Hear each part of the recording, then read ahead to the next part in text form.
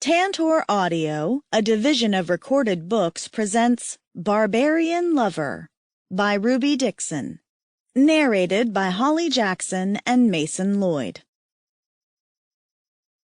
Part 1. Kira. 2 caves over, I hear the wet sounds of sex and a woman's whimper. "Oh God, yes, like that," moans Nora. "Spank me like that." A soft thwack echoes in my translator, and I groan and cover the hated thing with both my hands. I try to roll over on my side and push it into the pillow I've made out of scraps, but all that does is shove the translator harder into my ear canal, and it sends a shooting pain through my skull. So I flip onto my back and stare up at the rocky ceiling of the bachelorette cave. "Just like that, my big, strong, sexy beast," Nora cries again.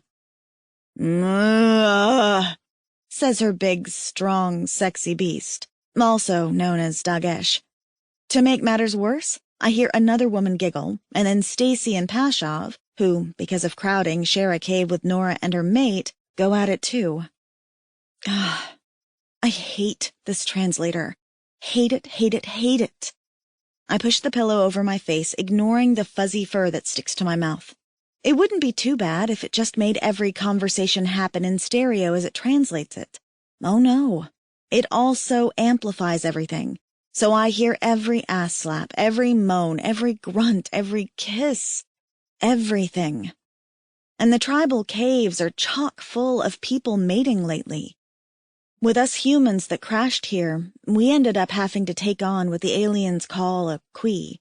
It's a symbiont that allows us to live on the planet without the atmosphere killing us. Of course, one of the side effects of the Qui is that it decides who and when you mate, and there's no going around it. Considering that the tribe of alien men, known as Saqui, outnumber the alien women 4 to 1, I'm not surprised that mating after mating has happened. Out of the 12 human survivors dumped here, 6 have mated. I'm not one of them. It's hard not to feel like a reject at times because my Qui is silent. When it finds you the perfect mate, it starts to vibrate. It's a bit like purring, but more song-like. The aliens call it resonating, and a male will only resonate to his female and vice versa. And despite the insta-mating, everyone that is hooked up is blissfully happy. Georgie adores her alien Vectal, who's the leader of the tribe. My friend Liz is fiercely protective of her mate Rahosh. Stacy and Marlene and even weepy, terrified Ariana love their men. And it's clear that Nora is into her mate, if the sounds of sexy spanking are any indication. All the leftover girls, aka the unmated ones, are piled into a cave together. I was lucky enough to get the nook in the corner with a curtain for privacy, not that it does much to muffle the sounds. I can still hear everything. And I can also hear when someone sneaks out to visit a guy, like Claire is currently doing. Claire's one of the tube girls, so I don't know her as well as some of the others. When we were captured by aliens, several were held in stasis in pods stuck into the wall, oblivious of their surroundings. The rest of us, Liz, Georgie, me, and a few others, were crammed into the dirty, crowded hold like animals and lived there for weeks. You bond when you're in a situation like that, and I miss them. I don't know Claire as well as I know them. I haven't bonded with her over weeks of hugging to share warmth and melting snow just to have something to drink. In a way, I almost resent the tube girls because they had it easy, while the rest of us were scraping by to survive. It's not their fault, and they're just as shocked and traumatized by the alien abduction as we are. We just had it worse for longer. I call a mental picture of Claire to mind. She's pretty, with a soft, downy cap of white blonde hair cut in a pixie style that frames her small face perfectly. She's extremely quiet and isn't prone to excessive weeping like Ariana is. And she didn't resonate. So why she sneaks out to fuck one of the aliens, I have no idea. I don't know which one it is either, but it concerns me. Has she been pressured? Led to believe that she has to give up her body in order to have safety? Are the single men here in the cave too direct and the girls afraid to turn them away? I make a mental note to talk to her in the morning. I feel responsible for all the girls here. I was the first one to be left out of the stasis pods, so I feel like I'm the most senior. I've turned into the den mother of our human girls, even though Georgie's our unofficial leader, and I worry about them being taken advantage of. The fact is, even though Vektal's people have taken us in with open arms, we are still strangers to their customs and their world. It doesn't hurt to be cautious. As the sound of more sex starts up again, I clamp the pillow against my translator to muffle sound and wait for everyone to fall asleep. I don't actually fall asleep until late, and so when I wake up, I'm bleary-eyed and yawning. The translator surgically attached to my ear aches from pressing on it all night, and I'm exhausted. I shuffle out of bed and go to sit near the fire pit in the center of the bachelorette cave. Megan's poking at the fire with a stick while Claire is toasting nuggets of raw meat. There's not a lot of vegetables on this ice planet, so our meals consist of meat, fish, and more meat. The only berries we know of are used for washing. There's a pounded gruel in storage that's saved for travel rations and herbs for teas. Other than that, it's meat, meat, meat. Sometimes raw, sometimes cooked, depending on your taste buds. Liz eats hers raw like the hunters do, but I can't bring myself to try it. I'm a wuss. I sit next to Claire and draw my legs up. Morning. Actually, I'm pretty sure it's early afternoon, Megan says. She examines the burning tip of her twig and then sticks it in the fire again. Megan is normally a pretty positive one, with encouraging words no matter how bleak the situation. But since we came to the alien caves, she's been withdrawn, quiet. I worry about her, too. Claire wordlessly offers me a stick and then a large stone plate covered in gobs of raw meat. I gingerly spear a few pieces for my breakfast and then hold them over the fire. You hungry, Meg? I ask. Megan ate hers raw, Claire whispers. Megan just gives me a thin smile. You've got a stronger stomach than me, I say. I'm no good at being the cheerleader. Tastes like nothing when it's cooked, Megan says, and jabs at the fire again. She's not wrong. With the Qui in our bodies, certain things about our physiology are changing. Smells are less strong, not a bad thing given that the cave is built around a hot spring that reeks of sulfur. Taste is also less strong. All the Qui eat their meat raw and their travel rations heavily spiced. Some humans have adapted. Some of us haven't. I push my kebab over the flames. Ihako came by this morning, Megan comments, poking at a coal with her stick. I'm not interested in Ihako, I say pointedly, and then nibble on a chunk of my breakfast. He's interested in you. She looks up at me. If you mated him, you'd get your own cave at least. I can feel my forehead setting in a frown. I didn't resonate to him. Doesn't mean you can't hook up. Megan is serious. I'm shocked. I'm not going to sleep with a guy just because it'd get me a cave. Besides, where would we go? There are no more caves. I gesture around us. People are sleeping in the storage rooms as it is. Megan shrugs. Might not be a bad thing to have a guy looking out for you here like Vektal does for Georgie. And Ihako's nice. I feel my face flushing with embarrassment. Ihako is nice, and handsome for an alien, and flirty, and I didn't resonate to him, so none of it matters. She thinks Vektal protects Georgie, but Georgie's pretty dang capable on her own. And it doesn't matter, because they resonated to each other. Now they're mates and stuck like glue, and Georgie's pregnant. Claire's silent at this exchange, but talking about men gives me the approach I need. I choke down another cooked chunk of tasteless meat and give Megan a meaningful look, asking her to leave for a few. She gets up and heads back to her bunk, bundling in the furs and turning to the wall. I'll have to deal with that too, I think. Soon. Instead, I touch Claire's arm. Can we talk? A wary look crosses her pixie face. She nods. I gesture at the translator jutting out of my ear. It's a bit like a conch shell made of metal that sticks out of the side of my head. I told you what this does, right? Again, Claire nods. Did I mention that it also allows me to hear a lot of stuff? More than your average person would? Like? Her voice is a mere whisper. I lean in. Like girls that aren't mated going to visit men at night?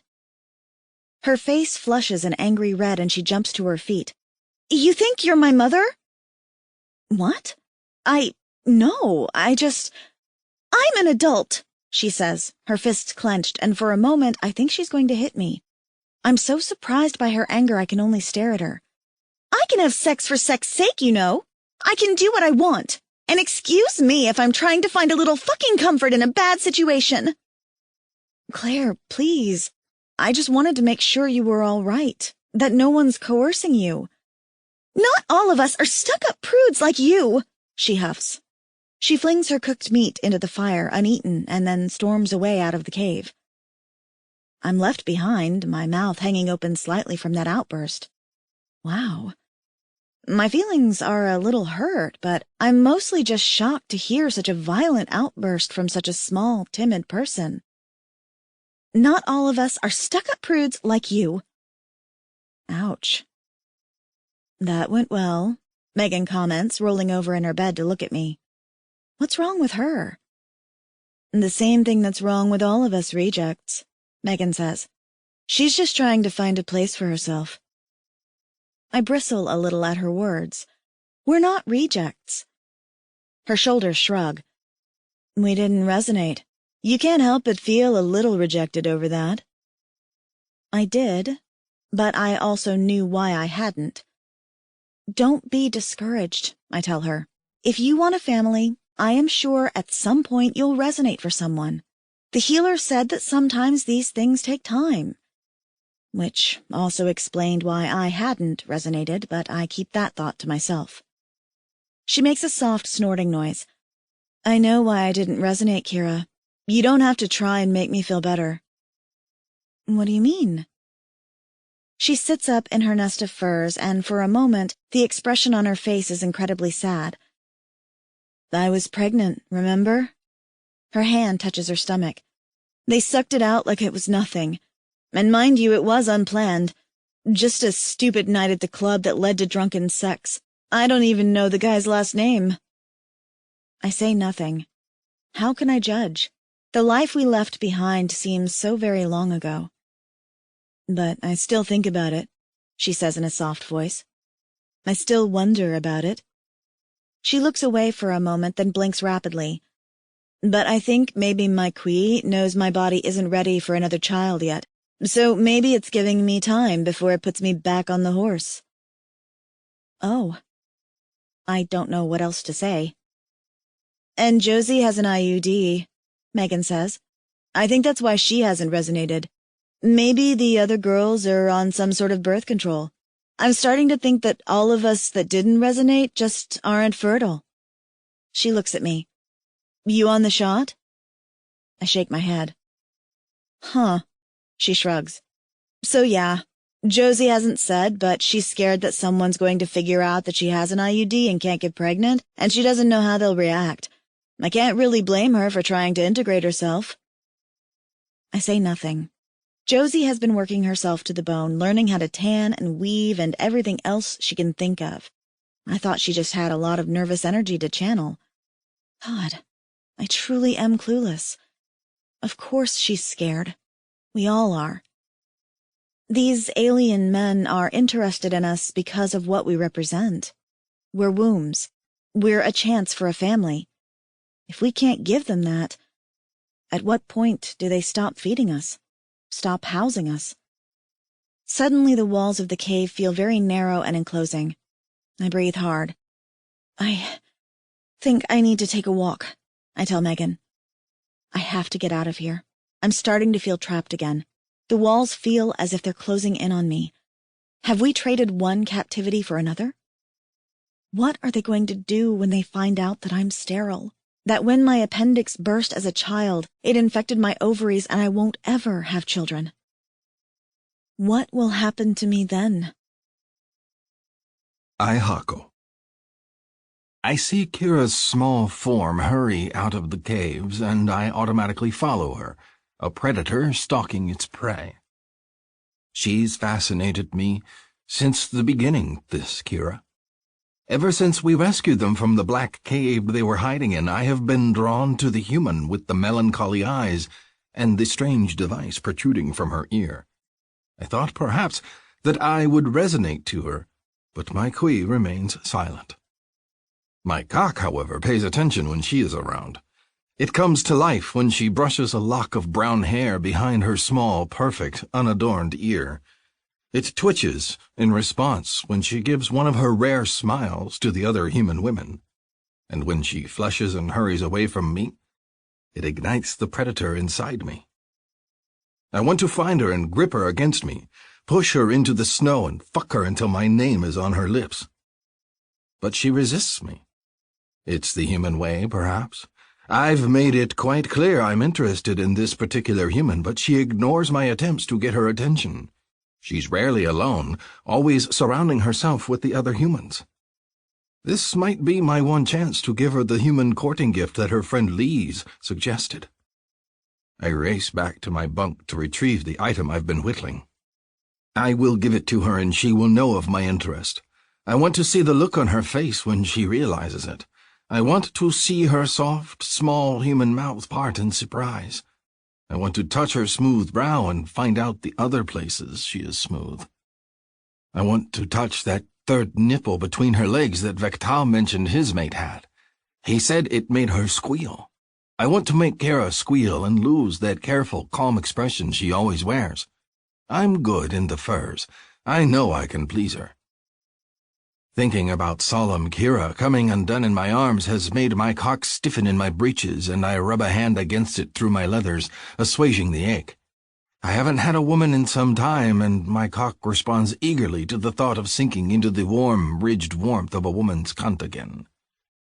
"There you are," purrs a voice. I stifle a groan of irritation as Asha saunters into my family's cave. My bunk is closest to the entrance, and it offers little privacy. Certainly not enough for what Asha intends. "I'm busy at the moment, Asha." My voice is blunt in the hopes she'll get the idea. I hide the gift for Kira in the waist of my leggings because the last thing I want is someone like Asha seeing what I have before my intended recipient does. "Hamalo's out showing one of the ugly human girls how to dye leather," she says, and then moves forward to put a hand on my chest. "Want to come back to my cave with me?" I remove her hand from my tunic. Once I had welcomed Asha's forward attentions. She'd been unmated and flirty, and I'd eagerly participated in bed sport with her. Until she resonated with unassuming Himalo, one of the tribe's tanners. Asha hadn't been pleased. At the time, she'd been moving between the beds of several unattached hunters, eager to frolic and enjoy herself. Resonating meant she had a mate and a family, and someone she didn't want. Their joining hadn't been the most joyous of occasions, but I had genuinely wished well for her. I am also relieved because Asha can be annoying when she wants her way. I am glad she is not my mate. But her kit died mere days out of the womb, and she and her mate fight, and now she seeks to recapture her old ways. Only I am not interested in another male's mate, and Asha is not the only young female in the tribe anymore. She clings to my arm. "Hako, wait. I am busy, Asha. Go seek your mate if you want sex." She huffs in irritation and smacks my arm with one hand. "I am not interested in him. We have no children together. Why should I be tied to him?" She follows me as I head out of the privacy of my parents' cave and into the main tribal area. "You enjoyed sharing furs with me before." "I'm interested in another," I tell her. Asha gasps and clings to my arm, tugging me backward to face her. "Not one of those humans." "Who else would it be?" I chuckle. "But they're so ugly." I roll my eyes. "Does it matter?" "I do not find them ugly. Different, yes. Intriguing? Definitely.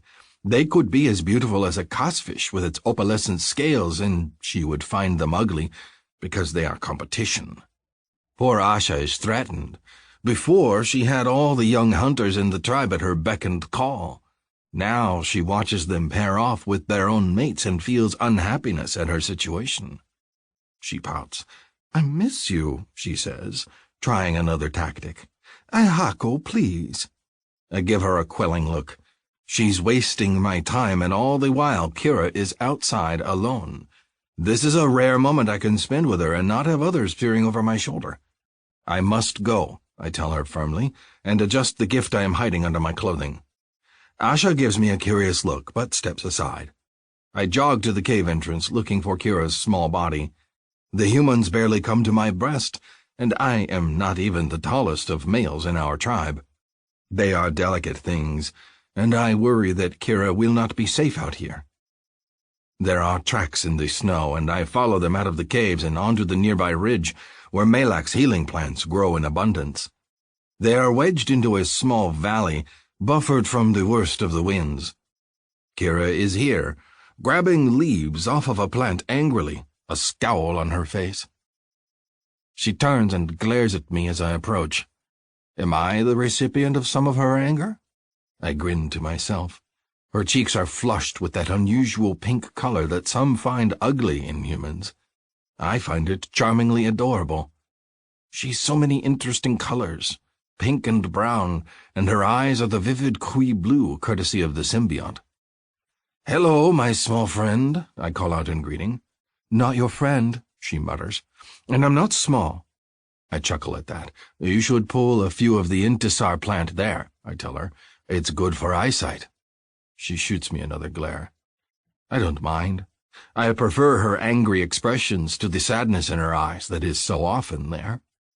"I don't need herbs for my eyesight," she tells me. "No?"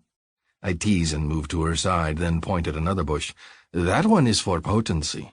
She gives me a shocked look, and the pink returns to her cheeks. "I do not need it, of course," I tell her. "My cock can stay erect for many hours without flagging. It is mostly for the elders or men that have been ill for a long time and wish to couple with their mates." The noise she makes is strangled. "I don't want to hear about your penis." She shoots me another vicious look. "Maybe you should go and talk to your friend about it more. She seems interested." "Are you jealous?" I ask, pleased. I've tried to make it clear to Kira that I am interested in courting her, but she's rebuffed me at every turn. Has she changed her mind?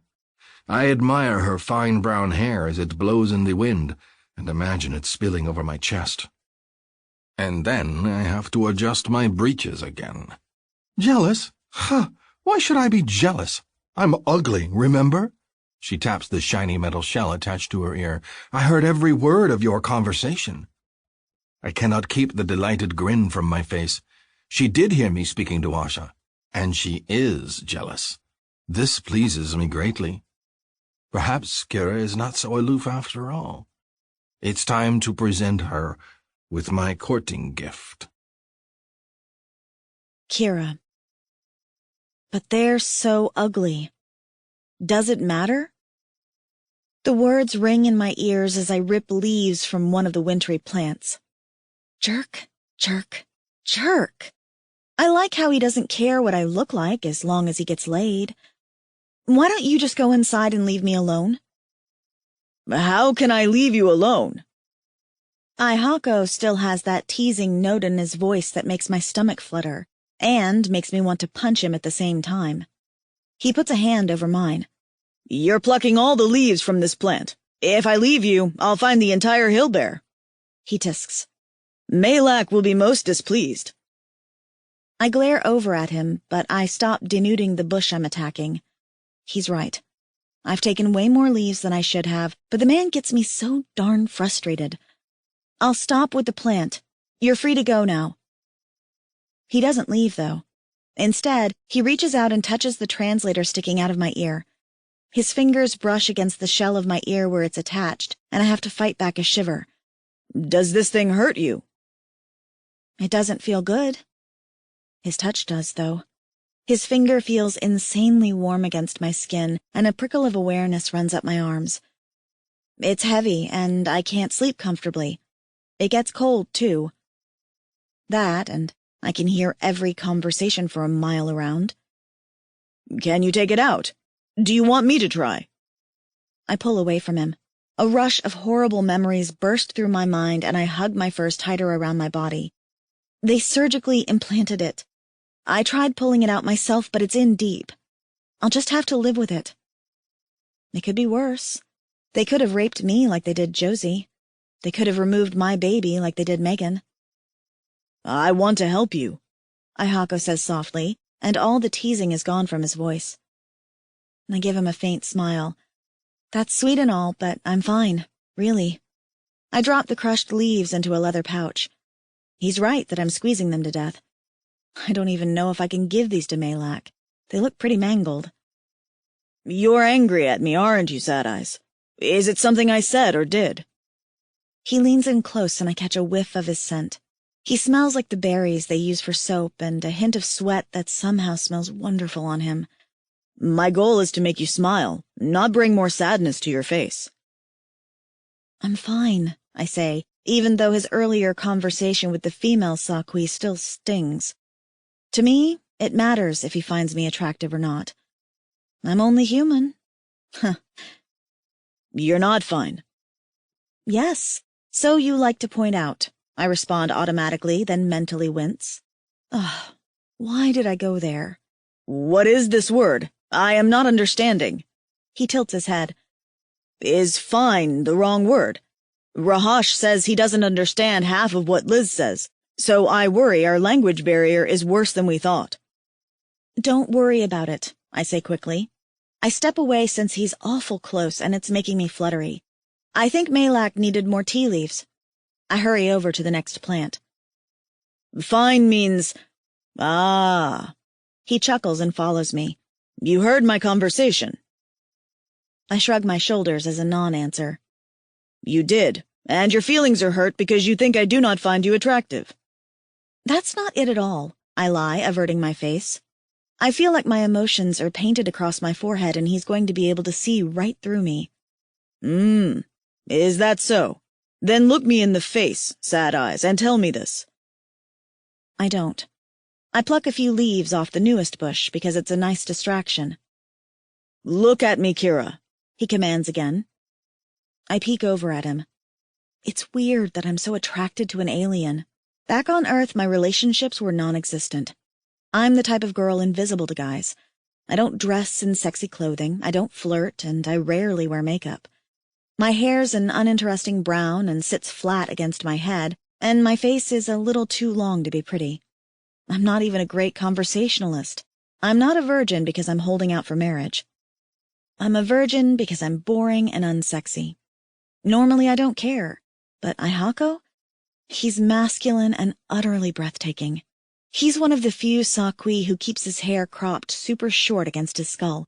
It's a short buzz against his scalp, which just draws attention to his big, handsome smile and the enormous horns that jet from his brow line. The plated, bumpy ridges down his face are also more prominent, and it makes his face, especially his nose, seem blunter than most. But he's got such an endearing smile that you can't help but find him handsome. He's tall and muscular, thickly built instead of lean like Liz's Rahash, and his entire body is a pale slate blue that I find intriguing. To say he rings my bell is an understatement, and I hate that I don't do the same for him. I look away again. I don't care if you think I'm ugly. I don't think that at all, he murmurs, and I feel the heat of his big body as he moves closer to me again. I simply did not correct Asha because I wanted to get rid of her, not continue a conversation. So, he thinks I'm pretty? A happy shiver races through me. I squelch that line of thinking. It doesn't matter if he finds me attractive. Leading him on is just a mistake, and I can't afford to get my heart caught up in matters. I'm sterile. There's no way he's ever going to resonate to me. He can flirt all he wants, but a relationship with me is a dead end. We're just friends, I say, when he leans in even closer. If we are just friends, why do you care so much? I don't, I protest again. I look over and his face is inches from mine. It makes that weird flutter start in my stomach once more. Why are you standing so close? That lopsided, too sexy grin curves his mouth. Because you keep backing away. He leans in. And I like the scent of you. Ihako, I say, my voice soft. I can't lead him on. He needs to know that flirting with me will get him nowhere. He should save his attentions for a woman that might someday be able to be his permanent mate. Listen. I stop because he's pulling something out from under his tunic. What are you doing? I am giving you a courting gift. He pulls something long and thick and wrapped in leather out of his tunic and holds it out to me. A gift? I take it from him, touched. We humans have so little, and I already feel like a big mooch with all the things that the kind Sakwi people have given us. Now he's giving me a gift? A courting gift, he emphasizes. I worked very hard on it. A courting gift? Is this a Sakwi thing? I see. I shouldn't take it, but I have to admit that I'm curious as to what it is. It fills my hand and is about a foot long and thick like a baseball bat. I unwrap it slowly, and then stare. Surely that's not... Is this your, penis? He nods proudly. It's a very good likeness. I worked hard to get it just right. Of course, the others think I'm mad for staring at my own cock for hours while I whittle. He shrugs. Do you not like it? It's a dildo. I stare at it in a mixture of horror and disbelief. It's made of bone, and I'm a little terrified as to what sort of creature comes with bones this thick. Oh, God, I'm blushing. It's really thick, though, and long. Surely these cannot be the actual dimensions of his penis. But there's no mistaking the heavy crown on the end and the veins tracing the length of his, equipment. It's definitely a penis. There are even ridges along the top, like the ridges on his brows and big muscular arms. And there are even balls attached, and something that looks suspiciously like a pinky finger above the cock.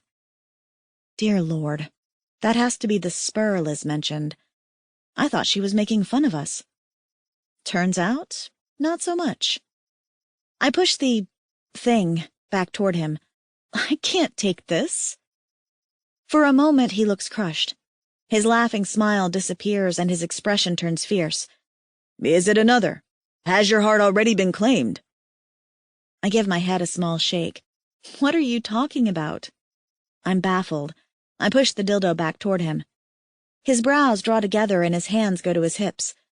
Is this not an appropriate courting gift? Humans don't do courting gifts. But Liz... He breaks off as realization crosses his face. I am going to kill her, I say grimly. Instead of being angry, Ihako throws back his big horned head and roars with laughter. He clutches his sides, incredibly amused. I'm glad one of us is having fun at this little joke. I have no idea what I'm supposed to do here. Take this back, I say, pushing it toward him. He raises a hand and shakes his head, still chuckling. No. It was meant for courting, and I do intend to court you, my sad-eyed human. Keep it. His eyebrows wiggle. Unless you would like to see the real thing. What? No, I sputter. I don't want to see your penis. Are you sure? It's quite a nice one. Look at how fine my gift is. He gestures at the bone dildo. I would give you much pleasure with it. I'm quite good in the furs. I don't want to hear about your sexual prowess, I hiss. I wrap the thing in the leathers again because I'll be damned if I'm going to wave a big dildo through the entire cavern, and he doesn't seem to be taking it back. No? He looks momentarily frustrated. How do human men court the women they like, then? Not with dildos. They give them flowers and chocolates and kisses and things. His arms cross over his chest. I thought you said they did not give gifts. Kisses are not gifts. What are they? I blink at him, stumped. He doesn't know what a kiss is? Is he joking? This is a trick, right? I say, gazing at him suspiciously. I'm supposed to tell you what a kiss is, and then you insist on demonstrating, and then the next thing I know, we're playing tonsil hockey together. His brows furrow as I speak, and it's clear he has no idea what I'm going on about. Tonsil... hockey? Stop it already. I'm exasperated by both him and Liz, since they seem to be conspiring against me. I can't believe Liz would tell you about dildos and not kissing. So, they're similar. A speculative gleam enters his eyes. I'm done with this conversation. I move away, edging closer to the bushes. You should go. Why is it so hard to believe that I wish to be with you, Kira? He moves closer to me, ever determined, and his big hand touches my shoulder. It takes everything I have not to lean into that small touch. I'm so starved for love and affection that I don't trust myself not to just fling my panties off simply because he represents some stability in this weird new life. Because we didn't resonate to each other, I say tired. And we won't, because my body won't produce children no matter how much I might want them, or the guy standing next to me. Can we not take what pleasure that our bodies offer us? He leans in closer, and I feel the heat of his body against mine even though I won't look at him. Can we not know the joy of touching another? And then what? I ask. What happens when you resonate to someone else, or I do? He shrugs, his big body utterly casual. Then life goes on, and we celebrate the new union. And no one has any hard feelings? I find that hard to believe, but I keep my thoughts to myself. No jealousy? No burning resentment? No envy that someone else gets your lover? He might be able to turn his feelings off with a switch, but I know I'm not built like that. I know that when I commit, I'm going to want to actually commit, to have a relationship, not just a fuck buddy, to be loved and love in return. Unfortunately for me, all Ihako can offer is a fuck buddy. Not interested, I lie, and give him my best serious Kira is serious face. So you might as well give up now. He sighs and gives his big head a small shake. We will talk again, Sad Eyes. I am not giving up on you, even if you have given up on yourself. He reaches out and brushes a finger over my cheek, then walks away. I'm left tingling from that small touch and full of aching need. Why me? Why must I be the unluckiest girl alive? Because I know the moment I give in to my wants and have a relationship with Ihako, that's the moment he's going to resonate to another woman. And I'll be left alone. Again. It's not until he's halfway down the ridge that I realize I still have the leather-wrapped dildo in my hands. Wait, I call. Take this back! He ignores me. I remain outside until I can't stand the cold any longer. Then, my fingers nippy with frost, my face chapped from the wind, and my bag full of herbs, I finally return to the caves. The dildo is shoved into my herb bag since I don't know what else to do with it, but it sticks out an obscene amount. Fact of the matter is, it's huge. There's no way any guy's dick is this big. Not that I'm an expert on dicks, of course. I thought briefly about burying it in the snow, but after all the time and effort Ihako put into it, it seems wrong. Plus, I might want to study it a bit more when I'm alone. I head inside and blow on my fingers to warm them. Gloves are a priority, as are snowshoes. Actually, we need a little bit of everything, if I'm being honest. Bras, panties, and I shudder to think what it's going to be like when I get my period again. I missed it last month, but I've never been regular. Thank goodness, because these people wear leather and it doesn't make a great pair of underpants. Our options are pretty limited, though, and beggars certainly can't be choosers. We're lucky to be warm and fed. The main cave is fairly quiet, though I wave at a few people that are hanging out in the central pool. During the day, a lot of the men go out and hunt for small game nearby, and the crafters work. Josie mentioned to me that Malak's husband Kashrem has a cave a short distance away that he uses for tanning since it smells so bad that even our blunted senses get offended. I head for the healer's cave and tap the wall outside since the leather curtain is drawn over the entrance. Malak? Kesa? She calls out. Come in, the translator intones in my ear. I enter and she's not alone. Megan's lying on the mat in front of the healer, and Malak's 3-fingered hands are spread wide over her belly. Her eyes are glowing fiercely, which I have learned happens when she's deep into her healing. In the corner, Malak's little girl Esha plays with a few bone toys. Oh, is this a bad time? I say it in English because we still don't know the alien language. It's okay, Megan says with a soft smile. I was just having Malak check me out and stuff, to see if, all my parts are working correctly or if the little green men damaged something. When they gave her the abortion? Oh, I hadn't even considered it. I sit down at the end of the mat while Malak gives me a shy smile and then continues her work, pressing her hands gently on Megan's stomach. The baby, she has to be 2 max, sees me and toddles over with a happy gurgle. No translation, the translator says. It's baby talk. I grin and hold my hands out for Esha, and she hops into my lap, fearless. Her small blue hand immediately goes to my brow and she rubs it, feeling the difference between her ridged brow and my own. I was picking herbs and thought I'd drop them off, I say by way of explanation. Has she been able to find anything wrong? Megan shrugs but doesn't get up. There's a bit of a language barrier, but so far she hasn't freaked out. That's good, I say, then stifle a laugh when Esha peels back my lip and examines my square teeth. Her own are sharp little fangs. Esha, Malak calls out and gives a small shake of her head. It's okay, I say, and bounce the baby a little. I don't mind. I like children.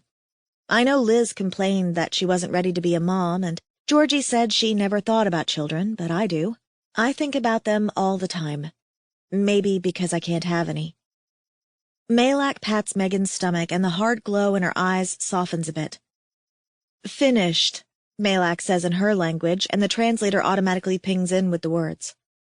She's done, I offer to Megan, who is looking at me, waiting. Am I okay? Megan asks Malak, sitting up. She puts a hand to her stomach and then moves her hands in a cradling motion indicating a baby. Is everything working properly? The healer nods and spouts a stream of the fluid alien language, gesturing at Megan's stomach and then looking at me. They all know I can translate. Your womb has been wounded recently, Malak says. There was a baby there once, but no longer. Your Qui is repairing the damage. It is almost done, and when it is, there should be no reason why you should not be able to carry a child like any other woman. Give it a turn of the little moon and see. I translate for Megan and wince when Esha's small, grabbing hands discover my translator and pull on it. I gently tug her little fingers free, feeling envious of the growing smile of relief on Megan's face. I'm so glad to hear that. She gestures at the healer who is looking at me. You want to get her to look at you? See if there's a reason why you're not resonating? I bite my lip and then shake my head. I know why I'm not.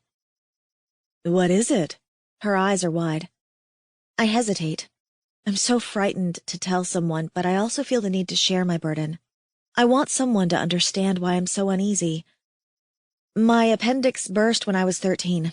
I nearly died, and I was in the hospital for a long time. It caused several of my organs to become infected, and when I was better, the doctors told me I'd be unable to have children. I shrug. I know I won't resonate because I'm not fertile. The look of sympathy in her eyes hurts. She glances at Malak, who is unable to understand our conversation. Maybe she can look. Maybe... I shake my head and snuggle Esha, watching out for the little horns jutting from her baby head. They're tucked flat against her skull for now, but they'll grow larger and more protruding later. It is what it is. I just worry they'll boot me out once they find out the truth. I won't say anything, Megan says fiercely. You have my word. Thank you. I give her a soft smile. She returns my smile, and then her expression changes and grows weird. A giggle escapes her throat. You got something you want to tell us? I'm confused about what she's referring to, and then Malak chuckles as well. Esha? I look down, and the baby's found my courting gift, and is examining it with great intensity. Oh, my lord, I murmur and take it from her, wrapping it with leather again. Ihako gave this to me. Uh-huh, Megan says, voice teasing. Blame Liz. She told him it was what human men do to court women. Ooh, a romance blossoming. She claps her hands. That's so awesome. I shake my head. It's not going anywhere. I'm never going to resonate. How do I know he won't resonate to you tomorrow, or to Josie or Claire? Then I'll be abandoned again. It's the story of my life. Every time I meet a guy, a rare enough occasion as it is, and we start to connect, I feel obligated to point out that I can't have children. And since I don't put out, their interest dies. I'm not a long-term girlfriend. I'm a short, not very fun sort of fling until they meet the one they want to spend the rest of their lives with. And it's never, ever me. This time, Megan's sympathetic look of pity bothers me. It is what it is. Here, I say, opening my pouch to turn the conversation. I brought you herbs, Malak. Things are quiet for several days. The humans keep themselves busy enough. Josie's decided that she wants to learn how to cook, and Tiffany's still working on trying to make Divesti wool into yarn of some kind. Megan is with Malak tending to the herb plants around the caves, and Harlow is scraping skins. Claire hides with her alien boyfriend and watches the small children when the parents are busy. Everyone's staying busy, including me. There's granulated salt from the Great Salt Lake a few days' travel away, and it's precious to everyone, so I'm trying to figure out how to salt or smoke meat to make it last longer.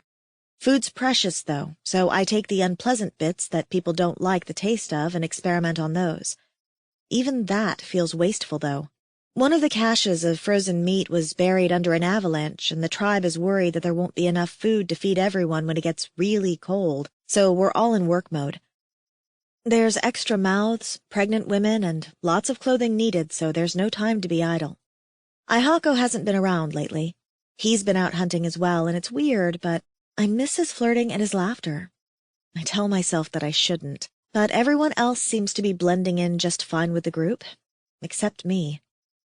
I feel weirdly lonely. Maybe it's because my closest friends all seem to have found love. I hate that I feel envy when I see Vektal feeding Georgie choice bits of meat, or the fact that Liz and Rahash prefer to stay out in the field because it means a lot of alone time for them. I'm even envious of Ariana because her mate Zolaya bends over backwards to make her smile. The only person I have is Ihako, and I chased him away.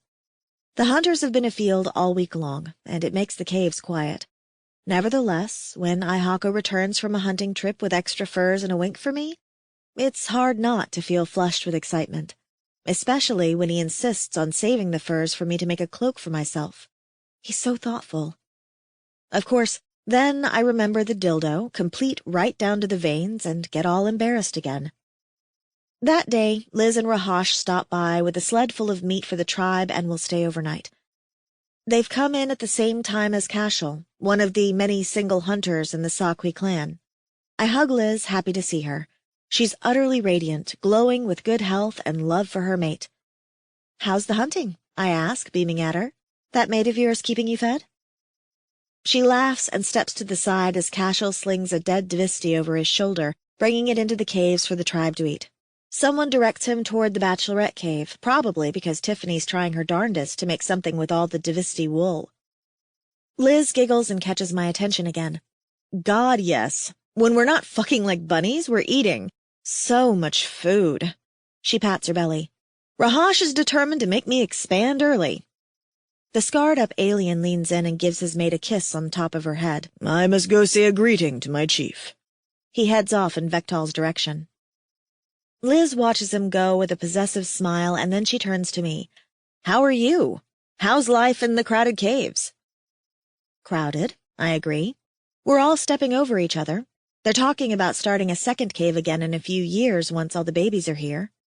"They are?" I nod. Apparently there was a second, smaller one nearby back in the day, but after the sickness, everyone moved into just the one. "So why not open it up again?" Liz slings her arm around my waist as we head toward the bachelorette caves to sit for a bit. "Because they're not sure if we have enough supplies to feed 2 caves," I tell her. It's been a topic of much conversation lately. The caves are a half a day's walk during good weather and impossible to get to during bad weather. They're afraid someone might starve in the winter. For now, we're going to stick here and see what happens. I'm torn on the thought of another cave. It might be nice to have a bit of privacy, but I also worry that it will turn into a send all the rejects over to this other place situation, and I don't want that to happen either. "I don't mind the crowding," I add after a moment. A high-pitched squeal echoes in the cavern. Liz and I share a look, and then we both race for the bachelorette cave, which is where the squeal came from. When we get there, Megan's got her arms wrapped around Cashel's neck.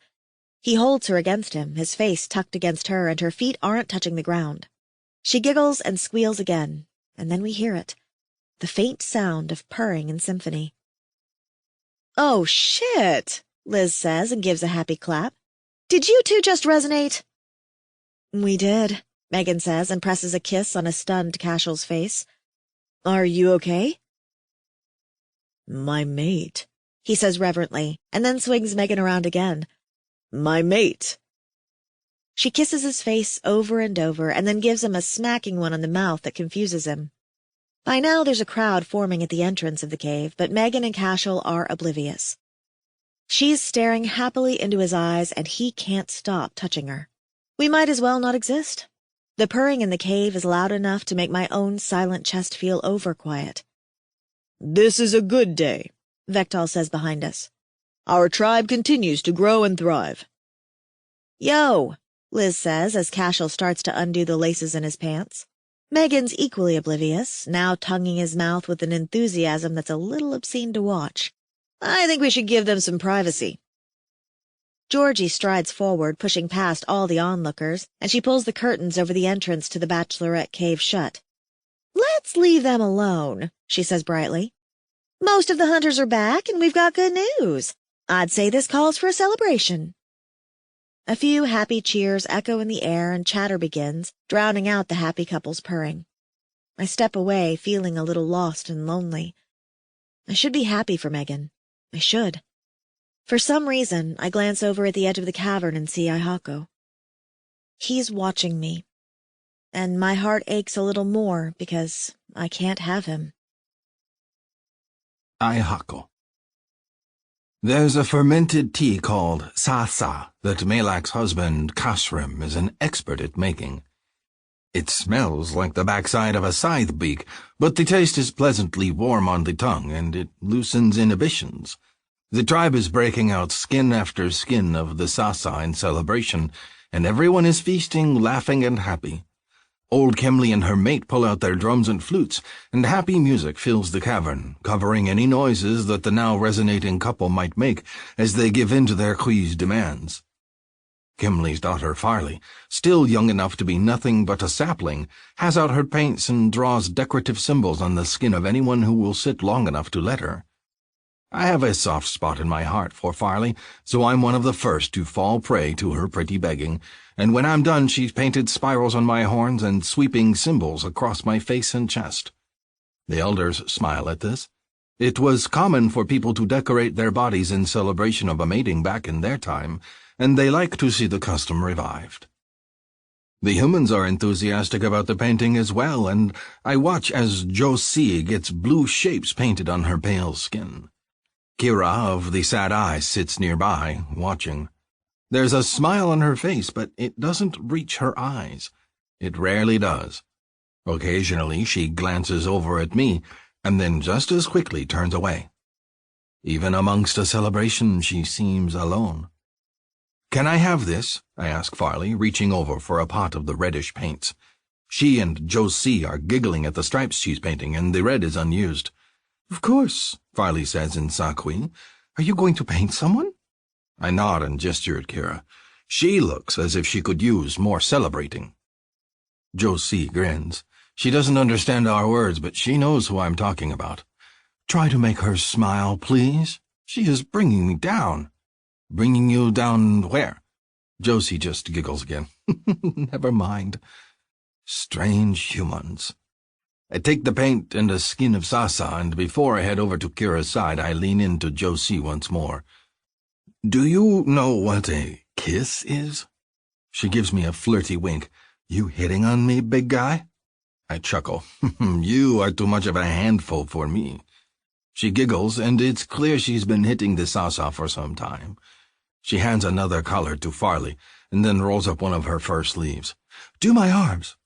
I wait as Farley gestures and then begins to paint colorful circles on Josie's skin. "A kiss," Josie says, musing. "I think Georgie and Vektal referred to them as mouth matings." "Ah, I have seen this for myself. Vectal plants his mouth on his mate when he thinks others are not looking, and they lock together. It even seems like he sticks his tongue in her mouth, which is interesting. I have tongued a cunt before, but never a mouth, and I'm eager to try it. I look over to Kira. She's moved away from the boisterous tribe, hiding in a corner to stay out of the way of the dancers that are beginning to move to the beat of the drums. Another kit on the way, and another happy resonance is always a cause for celebration. It doesn't matter that there's no place for the new couple to make their home. There is always room for one more, even if we have to sleep piled atop one another. I would not mind sleeping atop Kira. Asha saunters in front of me as I walk through the busy cavern. "Is that for me?" she asks when she sees the sa-sa skin in my hand. "No." I stalk past her and ignore the irritated sound she makes. I head straight for Kira, who has hidden herself into a corner. She sits on a stuffed pillow, and there is an empty one next to her. Good. The human gives me a frustrated look when I drop onto the pillow next to her. "I don't want company." "You never do, Sad Eyes." I offer her the skin of tea. "Lucky for you, I am not easily dissuaded." Kira sniffs the drink and wrinkles her funny, tiny human nose. "What is this?" "It is—" I cast about for the right word. "Burns in the belly and makes you feel good, yes?" "Alcoholic," she corrects. She sniffs it again and offers it to me. "You first." I take a healthy swig from the skin and grimace at the sharp taste, but the warmth floods through me a moment later. "Strong." She takes the skin back from me and sips it. I watch her small lips curve where mine were just a moment ago, and lust shoots through me. Kara is a difficult one to chase, but I am determined. She grimaces at the taste, but takes a second swig. "It's awful." "Drink more. It will start to taste better." She takes another healthy mouthful and then coughs, wiping at her mouth. "I think you're lying." "Perhaps a slight exaggeration," I say, and when she tries to offer it back to me, I decline. "Keep it. You need a bit of alcoholing." "Inebriating," she corrects. "Your language is confusing," I tell her, and dab my finger into the small red paint pot. "Your words are nonsense much of the time." "You're not wrong. We should probably learn your language.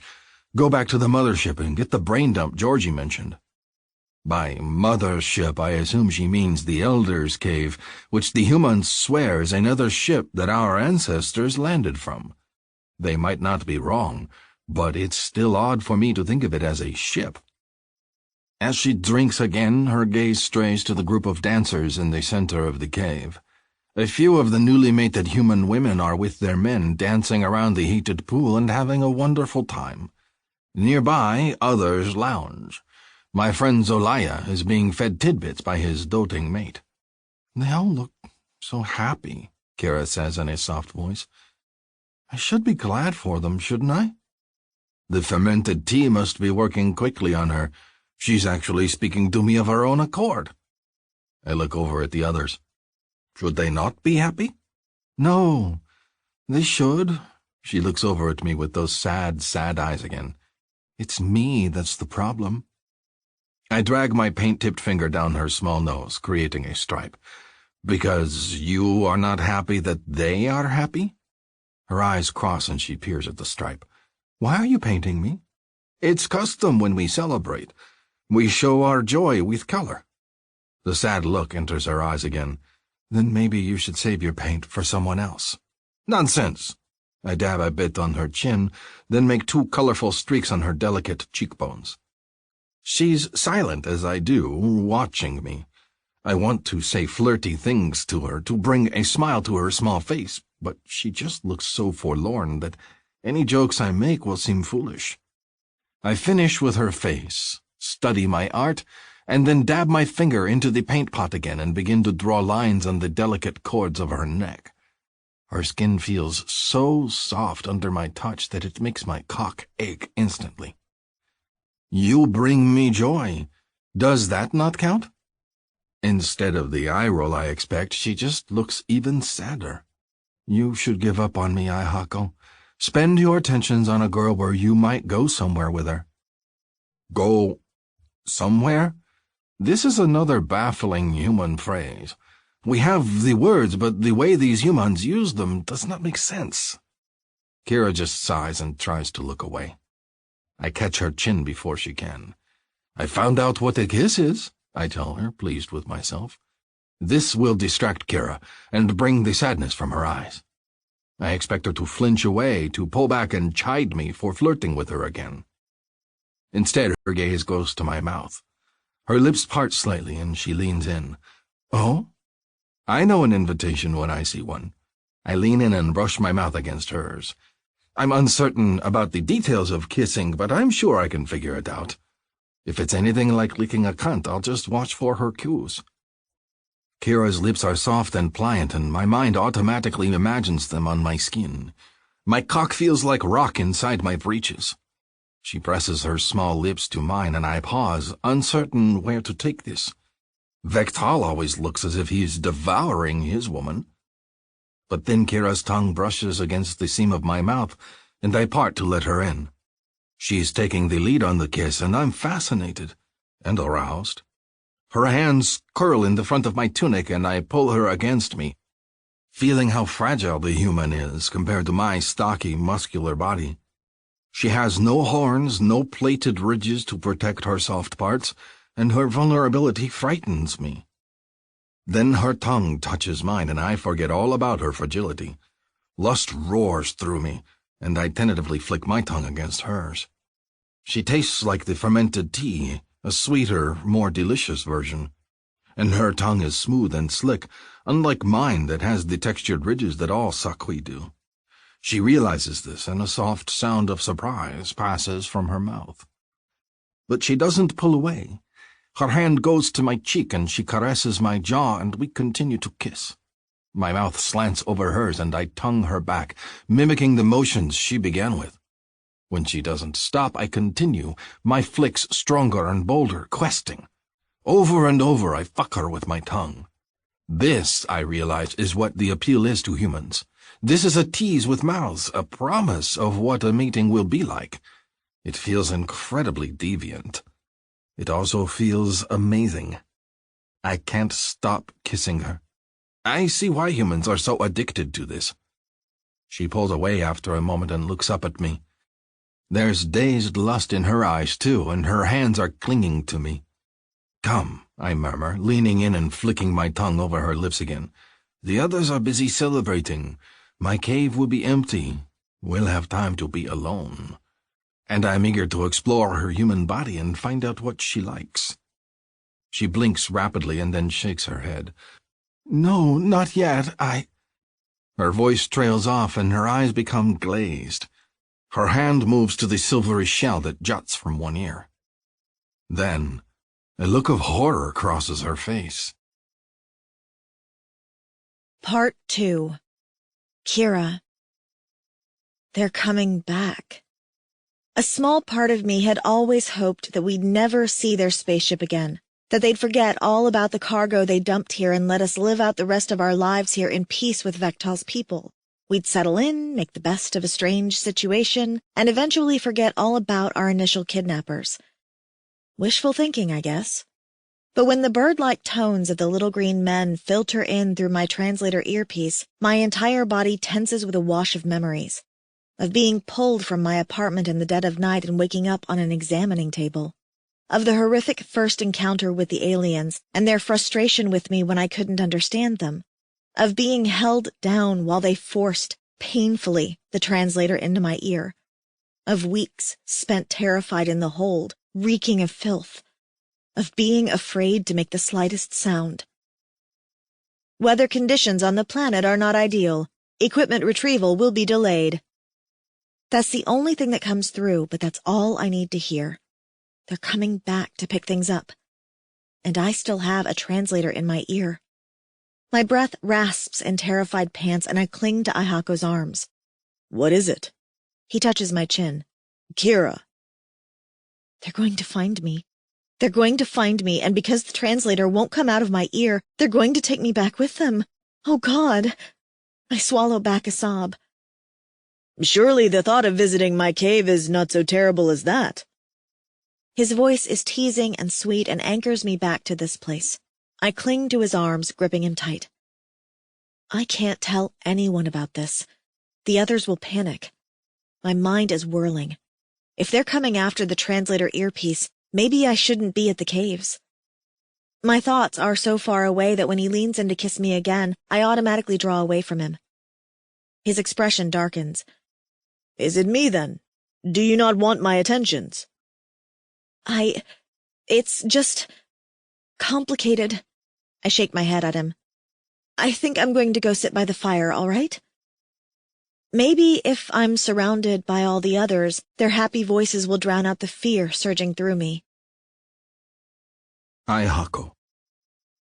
Something's wrong. I watch as Kira gets up and woodenly approaches the central fire pit. She has a wan smile on her face for the others, and even though she sits with them, I sense her thoughts are not in the cave, or with anyone in particular. She is distant, staring into the fire, and the troubled creases return to her brow. Perhaps it is me after all. Perhaps my attempts to court her unsettle her.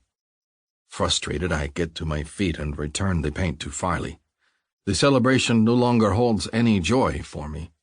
I watch Kira for a few moments more, and even though she smiles and talks to the others, it is clear to me that she is distracted and unhappy. Never before have I been turned down by a woman I have approached. I've shared furs with both women my age, and both were eager for my attentions until they found their own mates. My own mother refers to me as a charmer, yet this one small human with the sad eyes cannot wait to get away from me.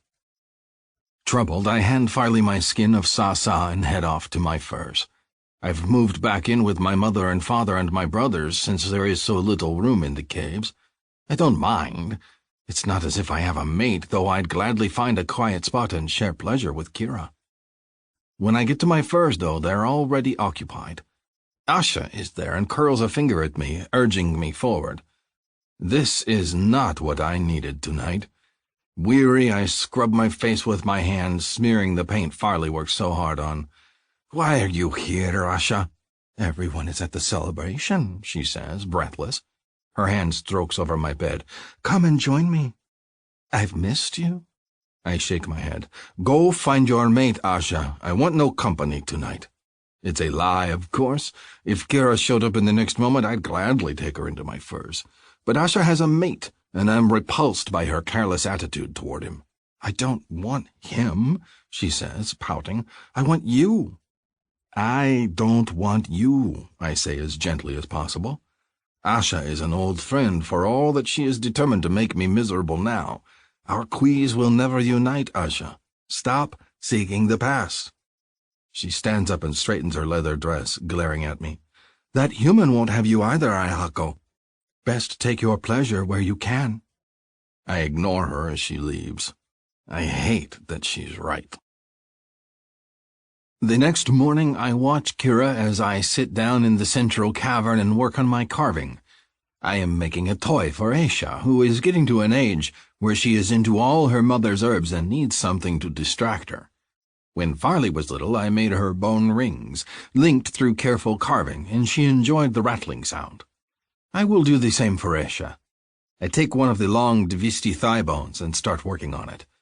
Making a rattling chain for a kit involves a lot of hollowing, and it allows me to sit quietly and watch the humans in the cavern. One in particular always has my attention.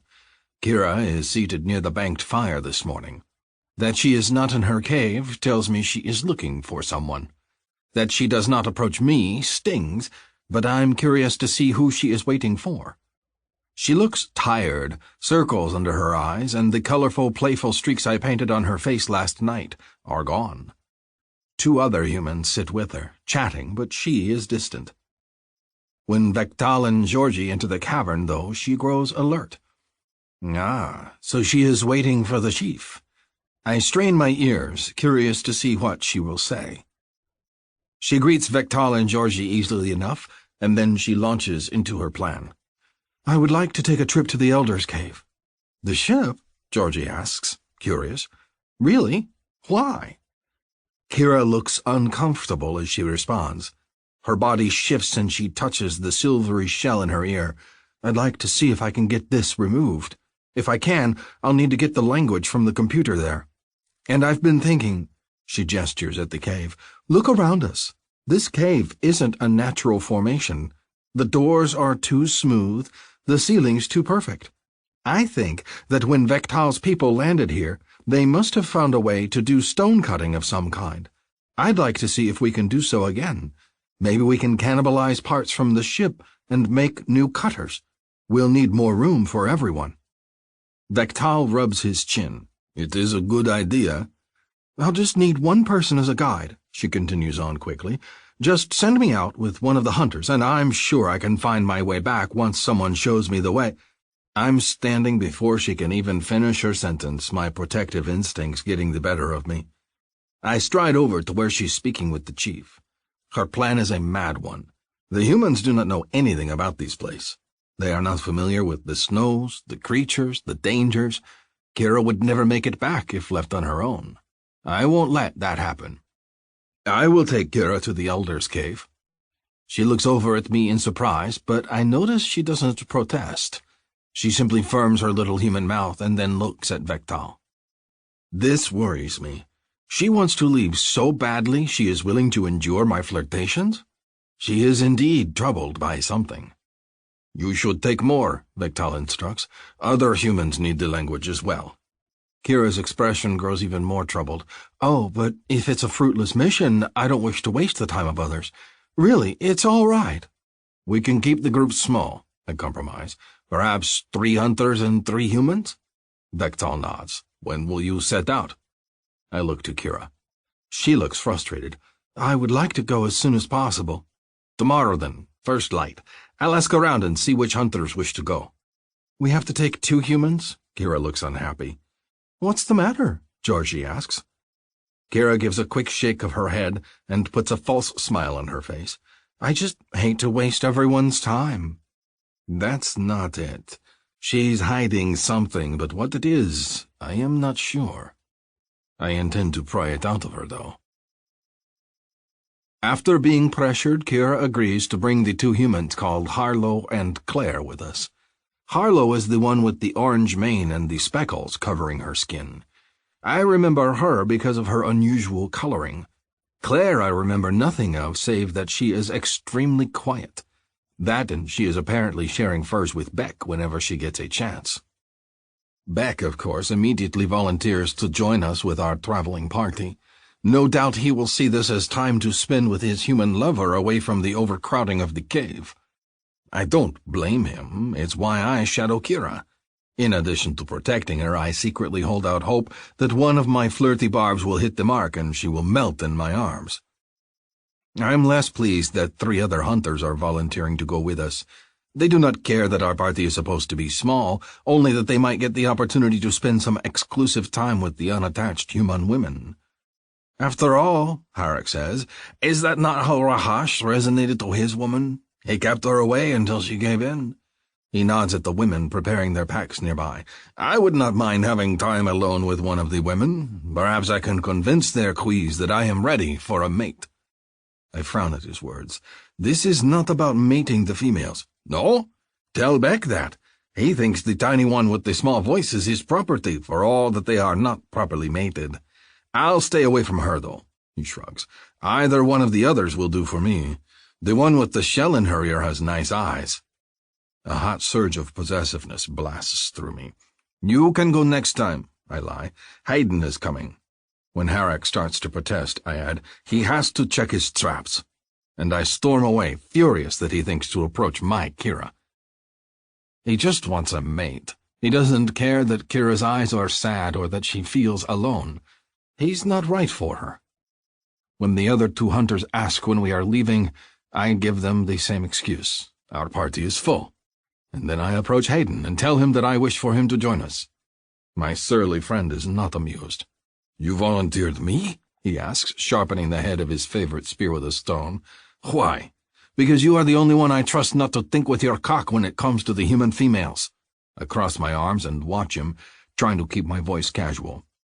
He grunts and glances up at me. You wish to keep them away from the one you picked out, you mean? I laugh because Hayden has always been able to see through me. Perhaps, but can you blame me? The look he gives me is sour. Which females are going? Is Josie?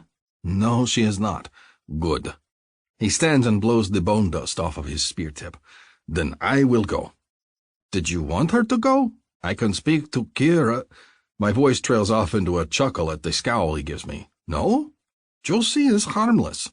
She talks incessantly, he says in a curt voice, placing a small, leather protective case over the tip of his spear, regardless of whether or not I am interested in hearing her words. Amusing. Perhaps if you spoke to her instead of ignoring her, she would realize what an unpleasant fellow you are. And perhaps I should tell Harik you changed your mind.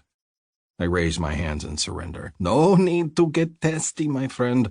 Will you join us? We leave in the morning. He gives me a quick nod. But if Josie shows up, you are going without me.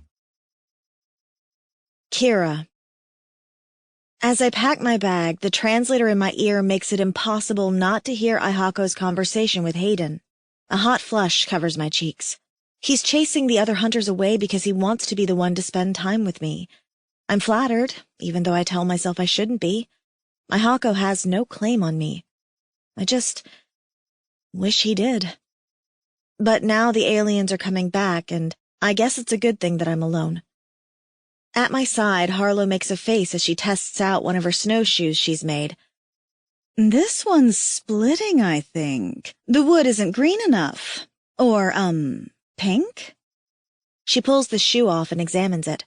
It's made from leather straps and the wood from the pink whippy eyelash trees clustered outside of the caves. I need a new branch. She gets to her feet and dusts off her soft leather pants. You guys want to come with me? We need to make a pair for Claire anyhow. I stand, abandoning my pack. The guilty part of me wants to continue to listen in on Aihako's conversation, but I shouldn't. I'll go with you. I already have shoes, but Claire rarely leaves the cave, so she does not. I'll stay inside, Claire says in her small voice, and she busily works on repacking her bag. A quick glance around shows Beck hovering nearby. I shrug on my fur cloak and a pair of mittens and then get bone-handled knives for myself and Harlow. We head out of the cave into the snow and walk a bit further down the path toward the thick copse of the pink, flippy trees. I hear footsteps crunching behind us and know that one of the hunters is shadowing us. They're always very careful to keep the humans watched. Not out of anything negative, but simply because we're clueless about this world. They don't want us to get hurt. Harlow studies the trees. I wish they had a lot of branches like the trees at home. That would make this so much easier. I nod, moving into the forest of trees. Some of them have a split branch at the top where it forks outward, but for the most part the trees are straight up into the air with just feathery fronds for leaves that jut out of the bark. They do look like one big eyelash covered by a lot of smaller ones. Let's just use saplings, then? It'll be less cutting. Our snowshoes are simple creations. They're one long piece of wood twisted into a teardrop shape and lashed together at the heel. Leather has been crisscrossed to make a mesh for the center, and they're strapped onto the foot. The good news is that they don't require a lot of construction, so we should be able to take care of them easily. Harlow and I pick out a likely tree. It's a little shorter than we'd like, but if we cut directly at the root, it should be long enough for Claire's light weight. Harlow picks out a nearby sapling, and we both get to work cutting at the stem. The weather's colder than usual today, with big fat snowflakes falling out of the gray skies. I worry that they're going to think the weather's not good enough for us to travel and delay our trip. I need to go. Soon. The sooner, the better. I dig at the snow with my mittens, searching for the root. The ground here, once I dig down far enough to find it, has a curious bluish tinge to it, and I swipe at it in surprise. Just another example of how this place is different from home, I suppose. I clear a bit more of the dirt away, noting ironically that I've dug almost 2 feet down in snow and we're on the hillside, which means it's less deep here than other places. A moment later, I uncover something whitish and I begin to dig at it. This plant doesn't have a taproot like I expected. It has a bulb. Like a turnip? Excited, I dig with my knife and my mittens, ignoring my original task in favor of this new one. By the time I've uncovered the plant in its entirety, I've found a root-like bulb about the size of a beach ball. It smells woodsy and is whitish in color, and when I heft it onto the snow, Harlow comes over to my side to take a look at it. Is that a potato? She asks excitedly. I don't know. Do you think it's edible? They only seem to eat meat around here. I'm willing to try it, she says with a laugh. I was a vegetarian before. This has been hard for me to adjust to. I'll bet. We saw off the woodsy stem for the snowshoes, and I carry the tuber itself inside, pleased. Maybe we can bring a few aspects of our human diet to these people and increase everyone's food. I like the thought of contributing instead of just constantly taking. That night, we eat slices of roasted root along with our raw meat. The root itself is declared edible by Kenley, an elder woman who is the tribe's expert on plants. She's confused why we would want to eat it, but everyone tries out the cooked slices, and I see hands reaching for seconds. I'm pleased and happy. I'm less pleased when Ihako pulls me aside. Do you want to delay the trip? It's growing colder by the hour. What? No, don't be ridiculous. It's fine. His brows draw together and he nods at the cave entrance. Come, I'll show you. I finish my bite of knot potato and head after him. A bitter breeze is coming in from the front of the cave, but I suppose it would just reinforce his decision to stay if I go get my cloak. So I suck it up, cross my arms over my chest, and follow him as he leads me outside into the night air. Another foot of snow has fallen since early this afternoon, and the air is definitely colder. Ihako takes a few steps out and then turns to look at me. The wind has changed patterns, he says, gesturing at the sky. It's now blowing from the east. Well, the word he says isn't east, but that's what the translator turns it into. It will hit the mountains and then turn back here, which means even more snow. So? I say, trying to sound nonchalant. It always snows. What does it matter? He steps back toward me. We're out of the warm light coming from inside the cave, and it's darker out here than I expected. I instinctively move closer to the cave wall to block the breeze, and I can't say I'm sad when Ihako moves in front of me, blocking even more of the chill wind. Humans are fragile, he says. I would not want you to hurt yourself on this journey. He reaches out and brushes a lock of hair from my face. You may be fierce in spirit, but your body is puny. Puny? I sputter, and then give his arm a light smack when I realize there's a playful grin on his face. He's teasing me. Your hands are already like ice, he says, taking my fingers in his. Even your Kui cannot keep up with this kind of cold. His grip radiates warmth, and he pulls my hand to his mouth and blows warm air on it. For some reason, this makes my nipples prick. His touch is tender and caring, and the teasing look he gives me is flirty and totally Ihako. We have to go very soon, I tell him in a soft voice. It's imperative. Something troubles you, he says, cupping my hand between his and rubbing my fingers to keep them warm. Will you share with me what it is? Oh, God, I really want to. I move closer to him and offer him my other hand so he can give it the same treatment, and he takes it, gently cupping it, and then rubbing his fingers on my cold ones to warm them. But if I tell him, will he try to mobilize the others to save me? Their spears and slings won't do much against aliens with the technology I've seen. So I come up with a lie, or a half-lie, anyhow. I just worry that the aliens are going to come back. I worry that each day here is going to be our last, that I'm going to wake up tomorrow and find myself back in the alien ship a captive again. I expect him to give me comforting words, to tell me that it isn't the case, that I'm safe with him. Instead, he gently blows on my hands again and says, No one can predict what will happen tomorrow, Kira. I might fall off of a cliff and break my neck. I might catch a Kui sickness. Or I might live to be old and grizzled like Kenley and her mate Boran. He shrugs his big shoulders. But I do know that living in fear of what might happen prevents us from enjoying what we have today. Oddly enough, his words make me feel better. I slide a little closer to him, sharing his warmth. I'm afraid I can't turn my mind off enough to live in the moment. I wish that I could. I can show you how, he murmurs. I stare at his mouth, fascinated by the flashes of sharp teeth behind those soft, smiling lips. I shouldn't kiss him. I shouldn't want to kiss him. My time here is limited. The bad aliens are coming back, and they're going to come straight for me because I'm still wearing this stupid earpiece. But I'm so ridiculously attracted to Ihako that it's insane. I want him to touch me. I want his kisses and his attention. I want to flirt back with him, even though every ounce of my being says that it's a bad idea. Damn it, I want flirting to be a good idea. Life can be sweet, even if you take it one day at a time, he murmurs, and his fingers go to my tangled hair, brushing it away from my face. I lean into his touch. I can't help myself. I've felt so isolated and alone since we were taken. I want to be able to relax in safety. I want someone to hold me close and tell me that everything's going to be all right. I'm afraid I might not have many days left, I confess to him. My hand covers his, and I hold it to my cheek. He's careful not to touch the hated translator piece jutting from my ear, but I'm all too conscious of it there.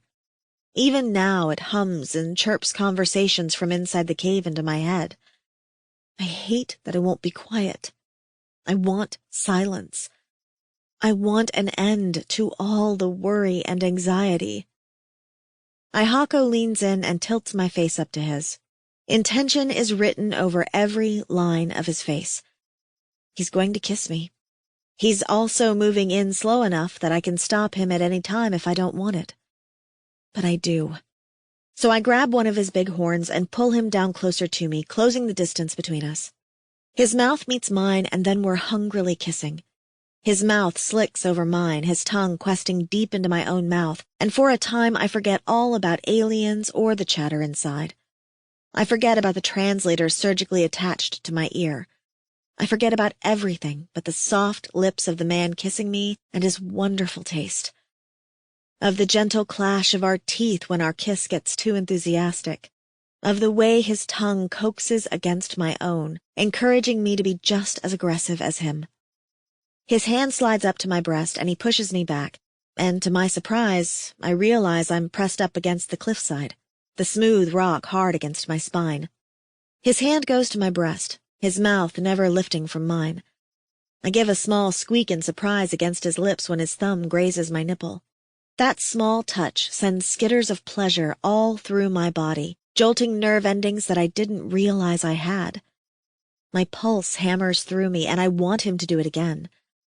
I break our kiss and stare up at him, panting. Is it too much?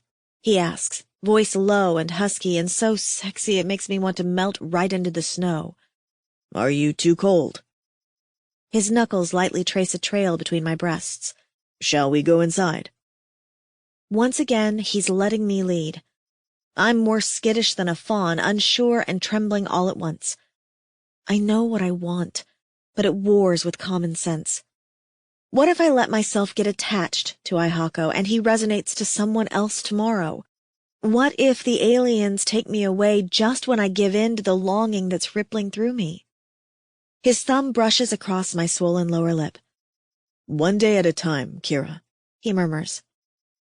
It's as if he can read my mind. Even if tomorrow goes to hell, we have today. Maybe I need to claim today for myself. Maybe I need to make a few memories to carry me through the bad things that are certain to be ahead. So I take his hand in mine and stare down at it. We're so different, he and I. My skin is the pinkish white of untanned human flesh. His is the blue of his people and suede-like in feeling. 3 big knuckles lead to 3 thick, strong fingers tipped with shiny bluish fingernails in blunt squares. My hand looks positively tiny against his, but I don't feel threatened with him. I feel safe. And so, I jump. Your hand is cold, I tell him in a low voice. For a moment, disappointment flickers across his normally laughing features. He starts to pull away, seeing my response as a decline of his attentions. But I grip his hand, not willing to let it go. Instead, I guide it under my soft leather shirt and place it against my warm stomach, my gaze meeting his. I'm letting him know that I want to go on, that I want more of this, more of him, that I'm living for today. A low groan rumbles through my translator and he leans forward, pressing his ridged forehead against my smooth one. You will undo all my good intentions, Kira. I didn't know you had good ones, I tell him, feeling breathless and a little flirty.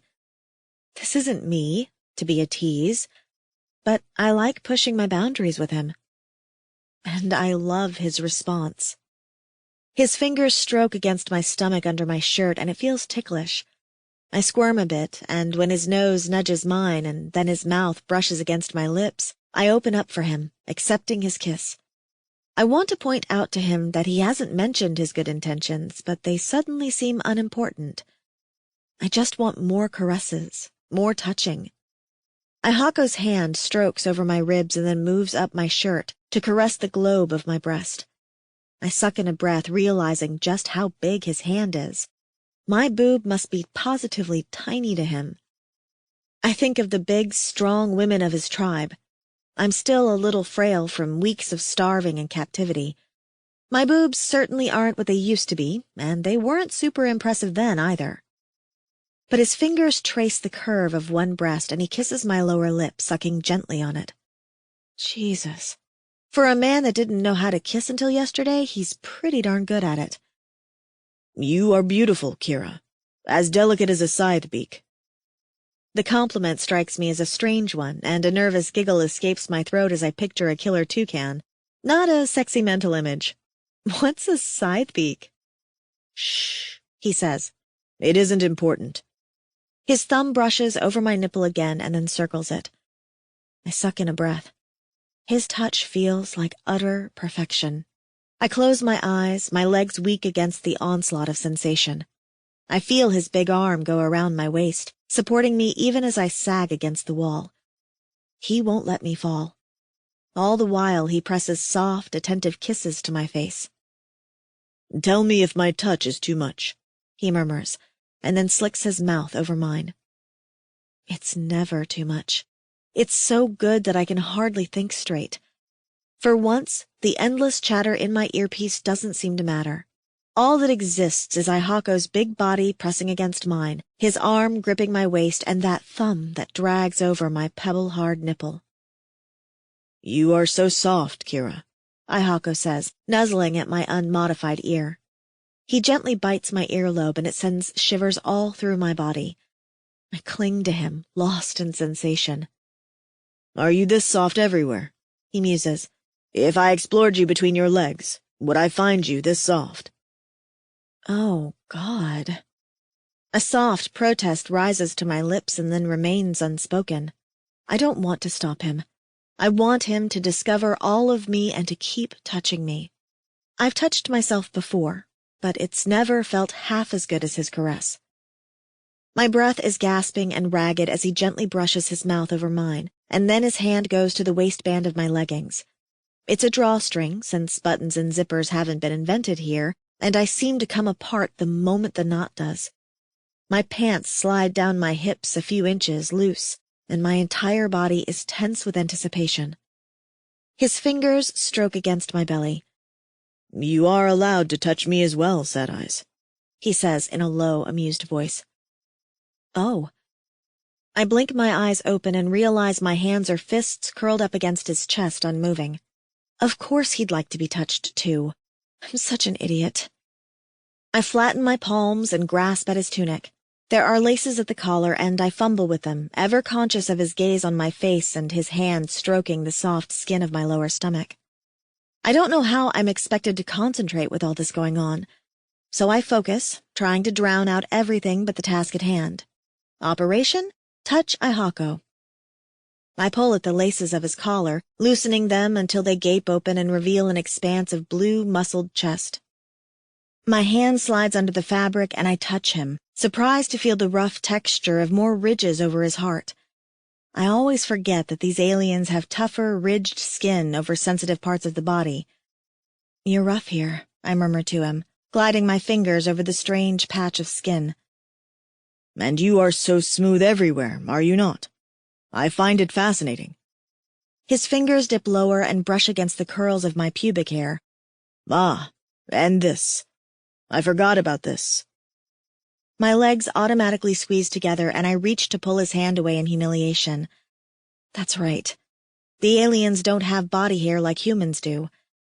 We must be gross to them. I can't think of a thing to say. Sorry about the bush? There's no razor here?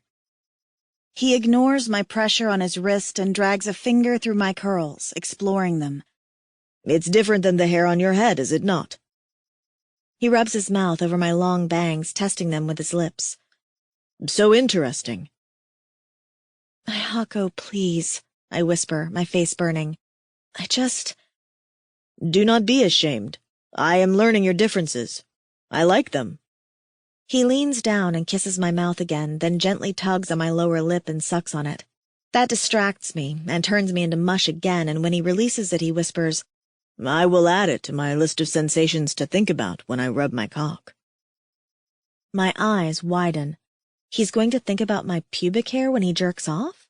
Why is that so filthily arousing? I inhale deeply and stare at his big, broad chest again. I could stop him, but I don't want to. Despite my embarrassment, I want his exploring hand to go further down, for him to get even more fodder for his spank bank. Which is terrible and naughty of me, but I can't seem to care at the moment. I slide my hand sideways into his collar, feeling along one thick pectoral. God, it's like a slab of rock. I brush against something hard and realize it's his nipple. Curious, I drag my fingers over it, exploring. I never thought of my own nipples as soft until I feel his. It's as rough as the platy skin over his heart. So odd. And now, you are adding to your sensations, are you not, Kira? He breathes, his eyes glowing hot. So you can think of me when you touch yourself in your bunk late at night. I can feel my face growing hot at the thought of doing such a thing. I want to protest that I wouldn't, but I'm afraid that'd be a lie. And he's arrogant enough to assume that I'd be thinking of him. Which is also not a lie. I bite my lip and pull my hands from his collar, then move to his waistline. I want to keep touching him, but the moment my hands leave the warmth of his clothing, the chill of the outdoors creeps in again. I move under the skirt of his short tunic and brush my fingers over his strong thighs. He wears knee-high boots, but there's bare skin under there that shocks me. It's like a Scotsman with a kilt, and I wonder if he's wearing anything under that kilt. And I wonder if I'm brave enough to find out. His breath hisses out when my fingers drag up one corded thigh muscle. Keep exploring me, Kira. I don't intend on stopping with you. And his mouth captures mine again just as his fingers move lower and touch my folds. He groans into my mouth and swallows my gasp of surprise at the touch. With his fingers there, I can feel so many things. I can feel how big his hand is, how thick and blunt his fingers are, how warm his skin is, how very, very wet I am between my legs. I have no panties on. There's no leather that makes a good alien panty, and so I've learned to go without, even though it feels shockingly bare. Right now, though, I'm glad for the lack of panties, because his fingers stroke through my wetness and he groans again. I bet this tastes like the sweetest nectar. I moan again, my fingers digging into his thigh at the thought of him tasting my juices. Hako's tongue flicks against mine even as his fingers explore my folds. They drag over my labia, find the entrance to my core that makes me gasp and stiffen, and then glide back up to my clitoris. When he touches that, my breath explodes. Ah, he says, and he sounds so pleased with himself. I have found your third nipple. My what? I should correct him. Really should. But his fingers are gliding over it like he did with my breast, and it feels so incredible that I cry out and cling to him, unable to do anything but lose myself to the sensation. His mouth captures mine once more, even as my leg hooks around his, and then I'm practically straddling his hand as he begins to play with my clit, his thumb rubbing it back and forth as I whimper and grind against him, full of desperate need.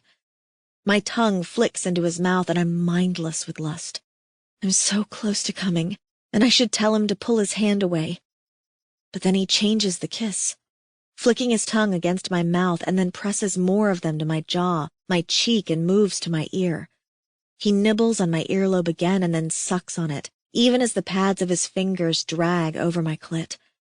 and I'm lost. With a low moan, I come. I come so damn hard my entire body quakes with the force of my orgasm. The world tilts, and there's nothing but the rasp of my breath and the feel of the hot, hard body pressed up against me, and the insistent rub of his fingers against my clit. A burst rockets through me, and I come, and instead of Ihako pulling away, he continues to stroke my clit, driving me into an even higher fever pitch. I don't know what to think. Every time I've touched myself, the moment I come, I stop. Job done. But he's still touching me, and I can't handle it. A loud cry escapes my throat as I come again, harder, sharper, and his mouth covers mine to muffle the sound. And I just keep coming. By the time the aftershocks finish rolling through my body, I'm twitching and sensitive, and I give a small little mew of protest when his fingers slide away from my clit. I look up at him, dazed, as Ihako kisses me on the nose one last time and then brings his wet fingers to his mouth. It's so cold outside they're already icing up, but he licks the frosty dew off of them and his throat rumbles with pleasure. And I just stare. What have we just done? Ihako. Kira's hands are clenching my ass so close to my tail that it's making me twitchy. I don't know if she realizes what she's holding. Judging from the glazed look in her eyes, I don't know if she's aware of much. And I'm smug at the thought. I like that I've made her utterly senseless. She's mine. Resonance or not, Kira is my female, my mate, and I'll challenge any male that thinks otherwise. I hold her possessively, watching the expressions moving over her small human face. The moment she comes to herself, though, the sad look returns to her eyes. I can't let that happen. So I nudge her with one more kiss and then whisper, "Are your hands warm enough?" She blinks at me, hazy, and then jumps away as if burned when she realizes she's holding my ass. Her face is cherry red, her nose from the cold and her cheeks from embarrassment. We shouldn't have done that. The possessive male side of me instantly becomes growly at the thought. Why shouldn't we? I watch as she hitches her pants back around her hips and ties her laces. Why should we not? Did you not enjoy yourself? Did I not make you shudder with pleasure? Her fingers press to my mouth to silence me, and she glances around to see if anyone else is watching. I find this amusing, considering that a moment ago she was keening her pleasure as she came. When she is satisfied that no one else is around, she looks up at me again, reproach in her eyes. Why shouldn't we do that? I question again. It felt good. Yes, but we're not attached. With my luck, you could mate someone tomorrow. Ah, I say, but this is tonight. And I lean in for another kiss and am frustrated when she turns her mouth aside. I'm a virgin, she says. I am not familiar with this word. I've never had sex with anyone. Her face is adorably red again. I wonder if it will stay like that if she grows embarrassed enough. And I should save myself for a mate, provided I ever get one. Her expression grows sad again. I'm confused by this logic. Why should you save yourself? Won't he want to be the only one to touch me? I snort. I should think he would rather you know what you are doing. What kind of male would hold your pleasure-seeking against you? Her eyebrow goes up, but a hint of a smile curves her mouth. She's softening toward me. That's not a very human way of thinking. I open my arms wide and gesture. Look at this male before you. Does he look very human to you? Kira gives me another half-smile and then shakes her head. She looks up at the sky, where a heavier snow starts to fall, coating us in the pale flakes. Do you think that will let up before tomorrow? I do not. She looks disappointed. We can delay the trip. A day or two will not matter. Again the panic crosses her face. She shakes her head. We can't. Kira, I say, putting my hand to her cheek. This isn't about pleasure or mating. This is about something else that is wrong, and she's going to tell me what it is. What is it that you are not sharing? She blinks up at me, and I can see the thoughts churning in her head. Something is bothering her, and she is terrified to share it. Her big eyes are so sad that it makes my chest ache. I would take the sadness from her if I could. If she will let me. She bites her lip. It's nothing. It is not nothing, and if you do not tell me, I shall go into that cavern and tell everyone what we just did together. Not that they would care, but I know shy Kira will be bothered at the thought. Her lips fall open, and for a moment I think she wants another kiss, but then her mouth snaps shut and she scowls at me. "You're not being fair, Aihako." "I am not," I say agreeably. "I will not be fair when it comes to her. She's mine." I touch her cheek. "But you will tell me what bothers you anyhow."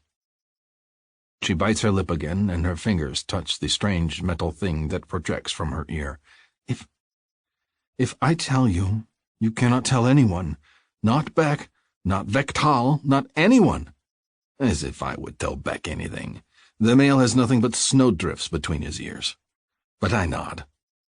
Her hands tense into fists, and then she crosses her arms over her chest. Not in anger, I realize, but hugging herself, protecting herself. "The others are coming back," she whispers. "The aliens. And I think they're going to be able to find me." Part 3. Aihako. "Tell me everything." She wrings her small human hands and then does just as I command. Her worries spill out, the things she hears from the strange shell in her ear, and her concern that they are coming back to get her. As she speaks, I see the stark terror on her face, and I ache that she has been hiding this inside her, that Kira feels it is a burden she must shoulder alone. She's not alone, though. She's mine. When she's done speaking, she wipes at the corners of her eyes, pushing away her tears before they can freeze to her cheeks. "Say something?" she asks me. "Can we remove the shell from your ear?" She shakes her head and touches it. "I've tried. It's attached to my ear, and sometimes I think I should just cut the whole darn ear off, but I worry there's a part that goes deeper into my head." She bites her lip. "I don't want to lobotomize myself." I don't know this word, but I understand what she is saying. She is wise not to fool with things she does not understand. "Then we must get it out of you." I stroke a hand over her hair. "I will still go with you, Kira, but we must tell the others. It is not right to bring them with us if it will put their life in danger to be around you." Her face crumples a little. "Do you think I'm putting them in danger? That's the last thing I want. I want to get away from the cave so no one's in danger but me." "If you think they are coming after you," I say, considering the alien device stuck to her head, "then it is best we are not near the others. Do you not agree?" "You're right. I should have said something earlier." Kira looks defeated. "There is no shame in fear," I tell her, and tip her chin up so she will look at me. "I have not abandoned you. Fear not." Worry creases her brow. "But it's not safe." "What in this world is safe?" I tease. "I could die tomorrow from a fall or bad food." "Don't say things like that." Kira's eyes shimmer with more tears. "You'd be safe if it wasn't for me." "I'd be lonely and sad if it weren't for you," I tell her. "Do you think you are not worth a little risk?" At her silence, I continue. "I do." The brave smile she gives me wobbles a little. "I'm scared." "Shall I come to you our first night and distract you until you are no longer scared?" She buries her face against my chest. Only her small chuckle tells me that her mood is lightened a little with sharing her burden. It's enough that she trusts me with this. Soon she'll trust me with all her secrets. Then she will no longer fight the thought of being my mate. But first I must help her rid our skies of those that would seek to take her from me. I mentally add more weapons to my travel supplies. Kira. The next morning. It's not easy to confess to Vektal and the others the truth about why I want to visit the Elder's spaceship. I feel ashamed, as if it's my fault. I see the worry on Georgie's face and the others, and I feel responsible. I've burst their happy bubble and brought fear back. Only Aihako's strong hand on my back keeps me from running away like a coward. I don't understand why he supports me through all this, but I'm grateful for it. So grateful. "Have you heard them again?" Georgie asks. Her voice is calm, but there's a furrow of worry on her brow. As I watch, Vektal tangles his hand in her curly hair as if to anchor her to him. I shake my head. It's better to be safe than sorry, though. I want this thing out of my ear and all traces of them gone. If the Elder's ship can do that, it's worth a try. And if it doesn't work? Georgie's voice is gentle, even though her question pierces me to my soul. I don't know what I'll do if I can't remove it. I can't come back and be a danger to others. I'll cross that bridge when I get there, I suppose. Bridge? Vektal asks. Figure of speech, love. Georgie pats his shoulder. It's nothing to worry about. Whatever happens, I won't bring them back here, I promise, I tell her. Even upon pain of death, or worse, my own recaptivity, I won't sell out the others. I just hope the aliens will leave well enough alone. She bites her lip and looks at her mate, the chief. Then Georgie looks back to me. I don't want to tell the others if we don't have to. I don't want to worry them over nothing. Ariana's no longer crying at the drop of a hat, and Claire isn't cringing when I talk to her. And Megan... I nod. Megan just mated with Cashel. She's radiating happiness. I can't take that from her. I'll tell the others that plans have changed and we no longer need them to go. I'm still going, Ihako says, stubborn. I will not let Kira leave my side. I shall keep her safe. He looks down at me, and I have to fight hard to keep the blush off my face, remembering what happened last night. I suspect Hayden will accompany me if I ask. He has no family to endanger. I can go by myself, I protest. I don't like the thought of putting others in jeopardy. Just point me at the ship. Ihako frowns fiercely at me, stunning me into silence. I will not allow it, he says. I will keep you safe. So protective, Vektal comments. Are you sure there is no resonance between the two of you? If hope was easy enough to waken my Kui, my chest would be thundering, my friend, Ihako says easily. I say nothing. I just sit there and blush. I'll, let Claire and Harlow know that plans have changed. At Georgie's worried look, I amend, Don't worry, I won't say the truth. I'll sugarcoat it. I wouldn't wish the knot of fear in my stomach on anyone else. We separate a few minutes later, and I head off to the human bachelorette cave to talk with Claire and Harlow. Claire's fine with not going, especially once I tell her Beck's no longer heading off with us. Harlow, however, is stubborn. She shakes her head and shoulders her bag, her manner unchanged. I'm going with you. I take her by the elbow and steer her to a corner of the room, where I'm sure Claire won't overhear us. Harlow, it's not that I don't want you to come along, it's that things might be a bit more dangerous than we originally anticipated. It's best to keep the party small. She stares at me with her bright blue glowing gaze, evidence of the Kui strong inside her. It looks odd against her red hair and pale freckled skin. The Elder's Cave. You said it's a spaceship, right? Well, yes, but it's several hundred years old and it doesn't fly anymore, I stammer. The computer inside it is still working, but I don't know that much else is. Then I'm going, Harlow says. You can't really stop me. I frown at her, frustrated by her pig-headedness. It might not be safe, I stress again. Because of the weather? Because of other things, I hedge. She considers for a moment and then shakes her head.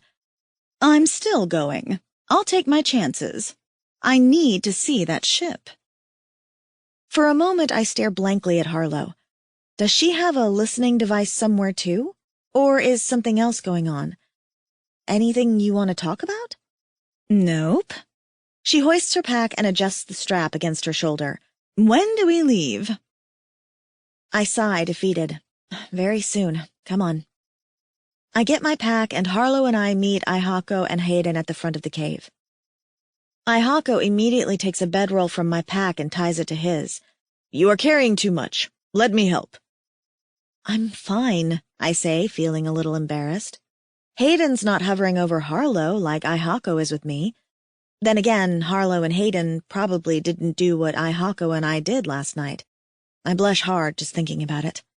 I know 22 is old to be a virgin, but I've never given it much thought until now. There's just never been much opportunity to have sex with someone. Now it seems like opportunity is knocking with a sexy alien, and the timing couldn't be worse. How can I even think about getting involved with someone? Of course, to him, it might just be playful, fun sex. Meaningless, except for a night between the covers. But that's not how I'm built. I can't just tumble into bed with a guy for fun and not think about it again. I need to make Ihako aware of this. Oh no. A terrible thought occurs to me. What if he's focusing so much attention on me simply because I'm available for fun? Maybe it's a cultural thing, and women that aren't tied down by a resonance mating should be wild and free with their bodies. There's nothing wrong with that, but that's not who I am. I feel guilty that I've let him on for this long. I need to talk to him. I touch his arm. Can we talk? We should hurry. We need to make good time before the weather gets worse. It's going to slow us as it is. I look at the others waiting on me and tap on Ihako's big shoulder. When he arches an eyebrow at me, I sigh in frustration and indicate he should bend down so I can whisper in his ear. It's not an easy task, considering he's 7 feet tall. When he finally does bend down, I lick my lips, suddenly nervous. I think I should go alone. Why? I thought we settled this. I don't want you to think, well, that things are different between us. He rears back and gives me a guarded look. Then he leans in again and pulls me close to him. How should I think things are between us, then? I wring my hands in a maidenly gesture, but damn it, I'm feeling a bit maidenly at the moment. It's just... I blow out a nervous breath. So, last night? What happened between us? I realize you're all fun and games and party time and not thinking about tomorrow, but that's not how I'm built. I can't form a casual relationship. I'm not set up that way. So I don't want you to think that I'm into just having sex for sex sake and nothing else out of it. I don't think I can do the things we, did. We did not do very much, he interrupts, a dry note of amusement in his voice.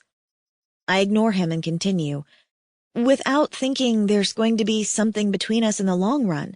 And I don't want you to think that you have to sign up for a relationship with me. Gosh, I'm getting all flustered now because he's just staring at me. I'm telling you that I'm the wrong kind of girl for fooling around with, and I don't want to lead you astray. The big alien gazes down at me in silence. Well, I ask.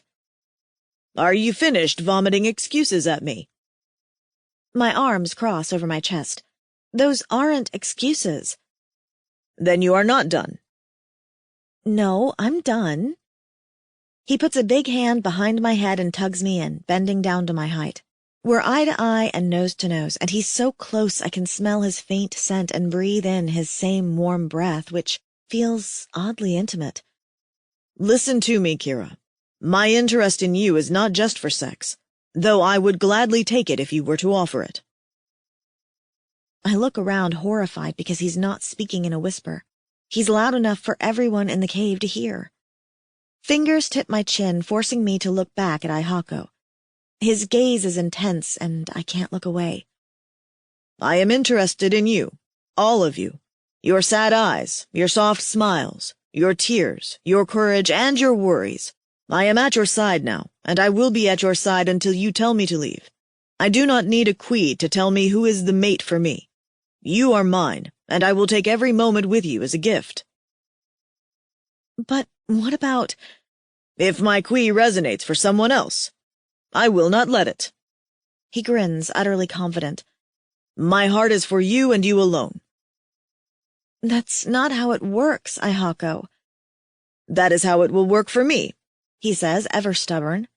And if your queen should resonate for another, I will send you to his arms with gladness for your happiness. Hot tears prick my eyes.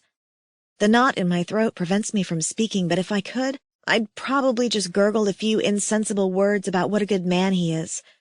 Because he's the best. You were mine the moment you landed on this planet, Kira, Ihako says. It does not take a queen to tell me that. Nor will I let anyone take you from me. So come, we shall remove this shell from your ear and free you from worry. And then you will fall into my arms and lick every inch of my skin to show me your appreciation. A choked giggle escapes me. There, that is better, Sad Eyes, Ihako says. He tenderly touches my cheek. Now we should go. We have a lot of ground to cover before it grows dark. If I thought Hayden and Ihako would set an easy pace for us because we're humans and a bit frailer than they're used to, I'm dead wrong. They make sure we're bundled well against the cold winds, check our snowshoes, and then set a breakneck pace through the ridges and valleys of the snow-covered land. I huff, my breath freezing against the furry scarf that covers the lower half of my face, and I'm walking so fast it feels like I'm jogging. In snowshoes. It's ridiculous, but even Harlow is walking faster than me, so I can't complain. I just do my best to keep up with the others. The height of the aliens, along with the different makeup of their broad spread feet, means they don't have to use the snowshoes like we puny humans do.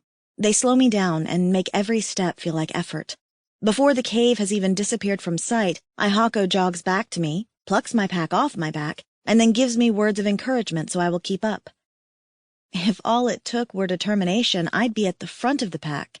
Instead, I'm at the back, and it just gets more difficult as the storms pick up and snow pours from the gray skies. I put my head down and march on, grimly determined to keep up with the others. Georgie said the ship was only a day or so away from the tribal caves, so it can't be that long of a journey. I just need to suck it up and keep moving. We pause after a few hours to eat. Hayden has killed a critter of some kind with his sling, and the two men cut raw bits off of it and offer them to us. I'm not used to eating my meat au naturel, but Liz has assured me before that it's fine. And again, Harlow is eating quietly, so I feel like I can't be the one to demand a fire. So I gag the warm, bloody bites of food down. It's fuel, I remind myself. Fuel that is desperately needed because I suspect my tank is going to be on empty before the day is over. Once food is eaten, we get to walking again. Ihako drops down beside me, and his steps seem impossibly slow. Are you well? I'm hanging in there, I assure him. I feel like a putz for being so slow, what with him carrying my bag and his, but I'm having a hard enough time as it is. He nods and gives me a quick squeeze over my fur-covered shoulders, and then paces ahead at his regular, fast gait. Hours pass, and my world becomes nothing more than placing my feet in the path that Harlow's snowshoes have trod ahead of mine. I'm no longer aware of the cold or the travel. I thought coming to the tribal caves the first time was exhausting, but now I'm remembering how much of the time we were carried, too weak to walk. I kinda wish someone was here to carry me now. The snow continues to pour forth from the skies, making it nearly impossible to see further than a few feet ahead. I don't know how the guys can tell where we're going, but we seem to be heading in a straight line. That's encouraging, I think. A hand touches my arm. Gira? I look up and realize that the scarf over my mouth has frosted to my face and my teeth are chattering. What? It's Ihako, his big face concerned. He pulls his hood back from his horns, and he looks no more bothered by the weather than if it's a rainstorm and not the snowpocalypse. Come, he says, pulling me against him and wrapping a supporting arm around my waist. We're near a cave. Come. I sag against him and more or less let him drag me the rest of the way to the cave. I didn't realize how tired I was until he broke me from my trance, and now it feels as if every ounce of strength has left my body. The translator feels like a block of ice against my ear, and I can't feel my toes. Or my fingers. My teeth are clacking like they're tap dancing, and all the while the snow just keeps pouring down. Maybe we should have waited after all. I don't have the energy to protest when Ihako slings me into his arms and carries me the rest of the way to the cave. At least there will be warmth there, and fire. Gosh, I love fire. But when we get to the cave, it's dark inside. There's no fire. Predators in the area, Hayden explains. It's a dangerous place to have a fire. We'll have to share body heat. I look over at Harlow, who is just as bundled in furs as I am. It's gonna be a cold night. Harlow, however, takes one look at me as Ihako gently sets me down and then drops her pack next to Hayden. She unrolls her bedroll and strips off her wet, snowy clothing and then inches against him like a big, furry worm in a blanket. Which means I'm with Ihako. I should have seen that coming, I guess. I stand there like a big snow cone as Ihako tugs my gloves off my frozen hands and then blows on my chilled fingers to warm them.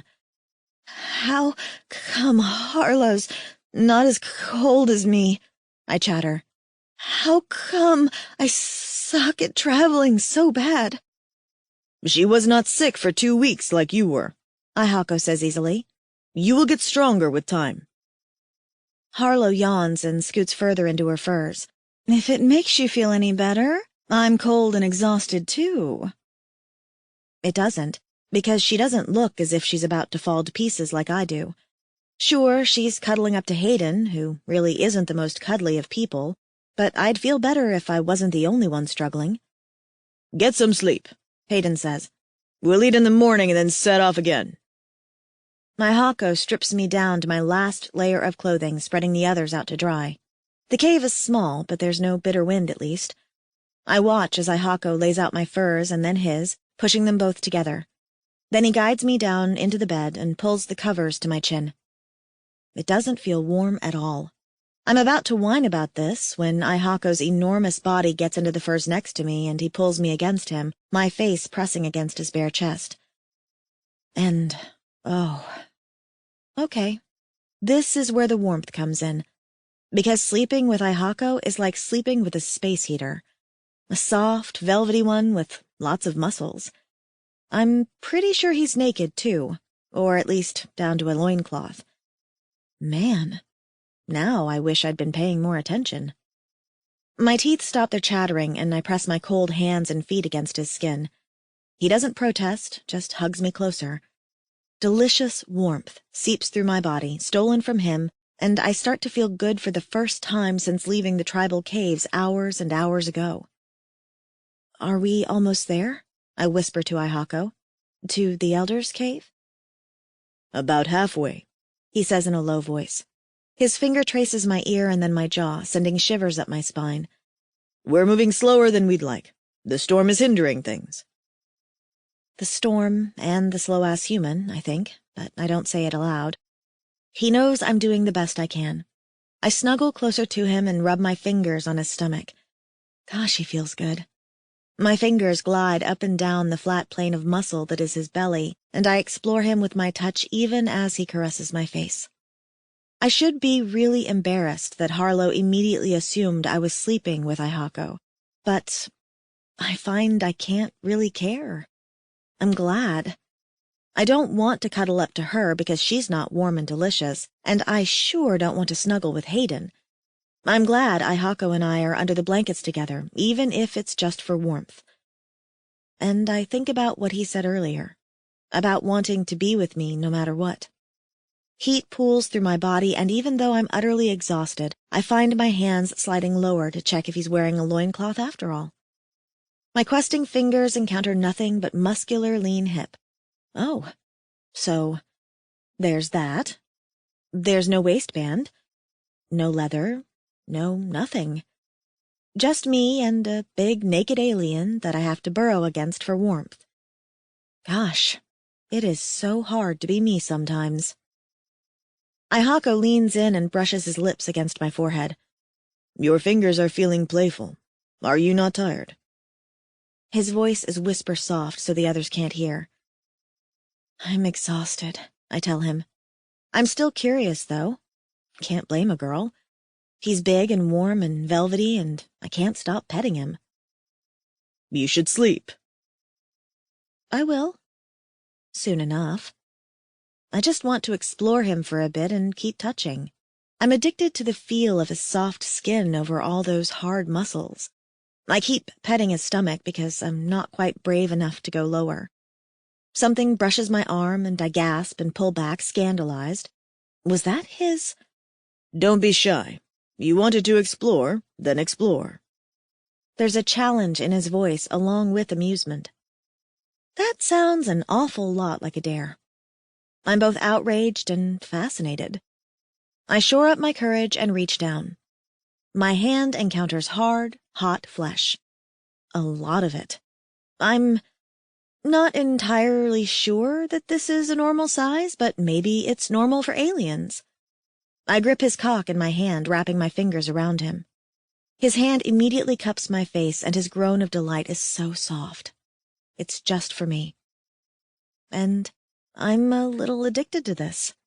to his responses. I release him and slide my fingers up and down his length, exploring him with touches. I can feel veins, and there's a thick set of ridges running along the top that reminds me of his brow. The head feels bigger than the rest, and my fingers encounter slickness there.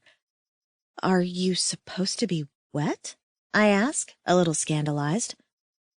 "My seed cannot seem to stay inside when you touch me," he murmurs, and his mouth traces my brows. "Your touch is too exciting."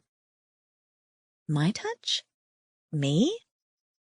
I don't think anyone has ever used the word exciting to describe me ever.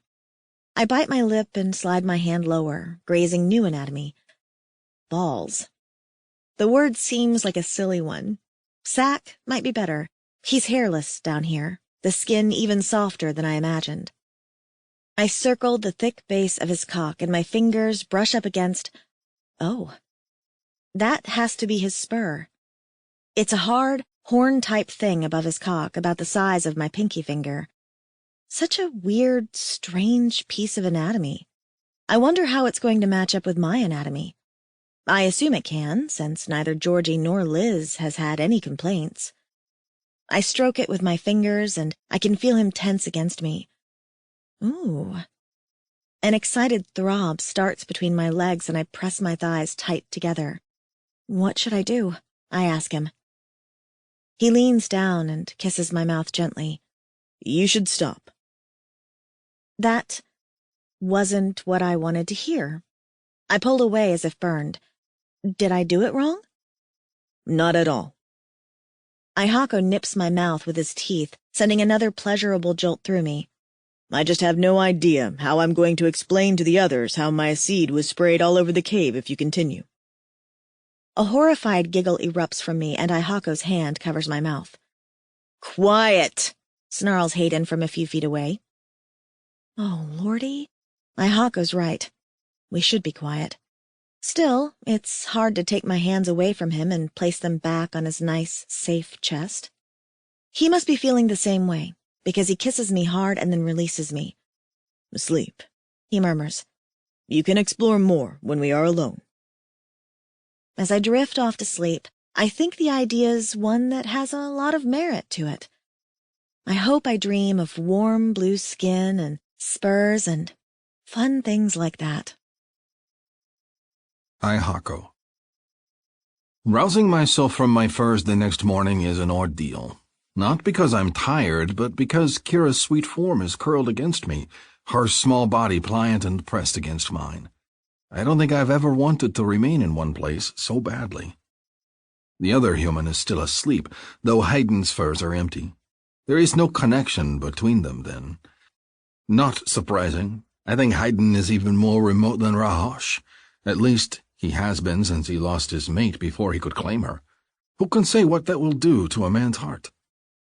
I ease myself from the furs without waking Kira, and dress quietly before heading out to the mouth of the cave. Hayden is nearby, staring at something on a snowy crest. I join him, and he points at the snow. "We're not alone," he says. My hackles rise at the sight of the footprints in the unspoiled, thick snow. They're not deep enough to be mine or Hayden's, and the shape and size is wrong for human feet. But it's clear that during the night we were visited by someone. Or something. I squat down next to him and touch the track. The snow is crusted, meaning that the track is several hours old. "I don't recognize this creature," I say to him, keeping my voice low so the humans will not hear it. "What has 3 toes like this?" The track itself is twice the size of my own foot, shaped into 3 long prongs for toes. I have 3 toes, but not like this. It's curious. It also makes me angry and fiercely protective, thinking of the fragile humans sleeping in the cave. To think something came this close makes me feel helpless. "Do you think it's the aliens that Kira mentioned?" Hayden glances up at me. "The tracks circle around our cave and disappear a short distance away, crossing a stream." I lick my thumb and test the wind. It's against us. If there's a scent trail to follow, it's long gone. Curse it. If it was the aliens, why did they not attack while we slept? Under the cover of the storm. Kira thinks they want their shell back from her. If that is what they truly want, why not take it? I rub my forehead at the base of my horns. I'm angry at myself, angry that someone came so close to our cave and threatened my woman, angry that I didn't set a watch and instead crawled into bed with her to share a few fleeting minutes of pleasure. Haydn shrugs and gets to his feet. He's not bothered. To him, this is just another hunt, another day. Sometimes I wish there was something that would take that deadness from his eyes, to wake him up and make him realize what is at stake here for me. He puts his hands on his hips and glances at the fresh snow, then at the sky. Whatever the reason we are followed, we should hurry and take the women to the Elder's cave before our new friend returns. He's not wrong. I nod and go to wake the women up. I debate telling them of the situation, not sure how they will react. Kira's frightened enough as it is. When I enter the cave, though, Kira is sitting up, a troubled look on her face. We're being followed? Her voice is soft. I look over at the other human's still sleeping form. She hasn't heard a thing. How did Kira catch my conversation with Haydn? As if guessing my thoughts, Kira touches the shell in her ear. This lets me hear pretty far. I heard you speaking with Haydn. Are we in danger? I considered downplaying the danger, but Kira deserves to know. I spread my hands. I don't know. Something came close to the cave and left, and we don't know what it was. But we had best hurry on to the Elder's cave. She nods and jumps to her feet. Kira. Yesterday's snowstorms have disappeared and left behind the weak, thready sunlight from the 2 tiny suns and an extra foot of fresh, powdery snow on the ground to trudge through. My heart sinks at the sight of it, but there's no time to sit around and hope it'll melt. We need to get to the Elder's cave, and soon. We break camp and set off at a fast pace. It seems even faster than yesterday's brisk hike, but maybe it's because I'm tired.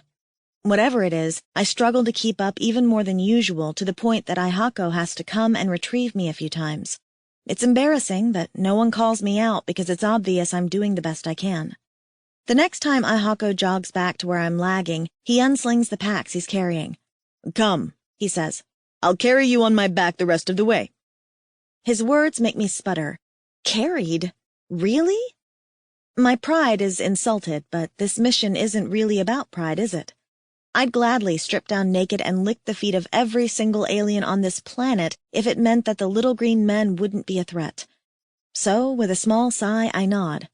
All right, let's do it. Be careful for my tail, he teases. No sooner does he say that than it bats me across the legs like a big, playful cat. I arch an eyebrow at him and just shake my head. Even in all this stress, it's hard to keep the grin off of Ihako's face. I wish I could be as easygoing as him. Even without the worries from all the alien abductions, I've always been a serious sort. I still have no idea what he sees in me.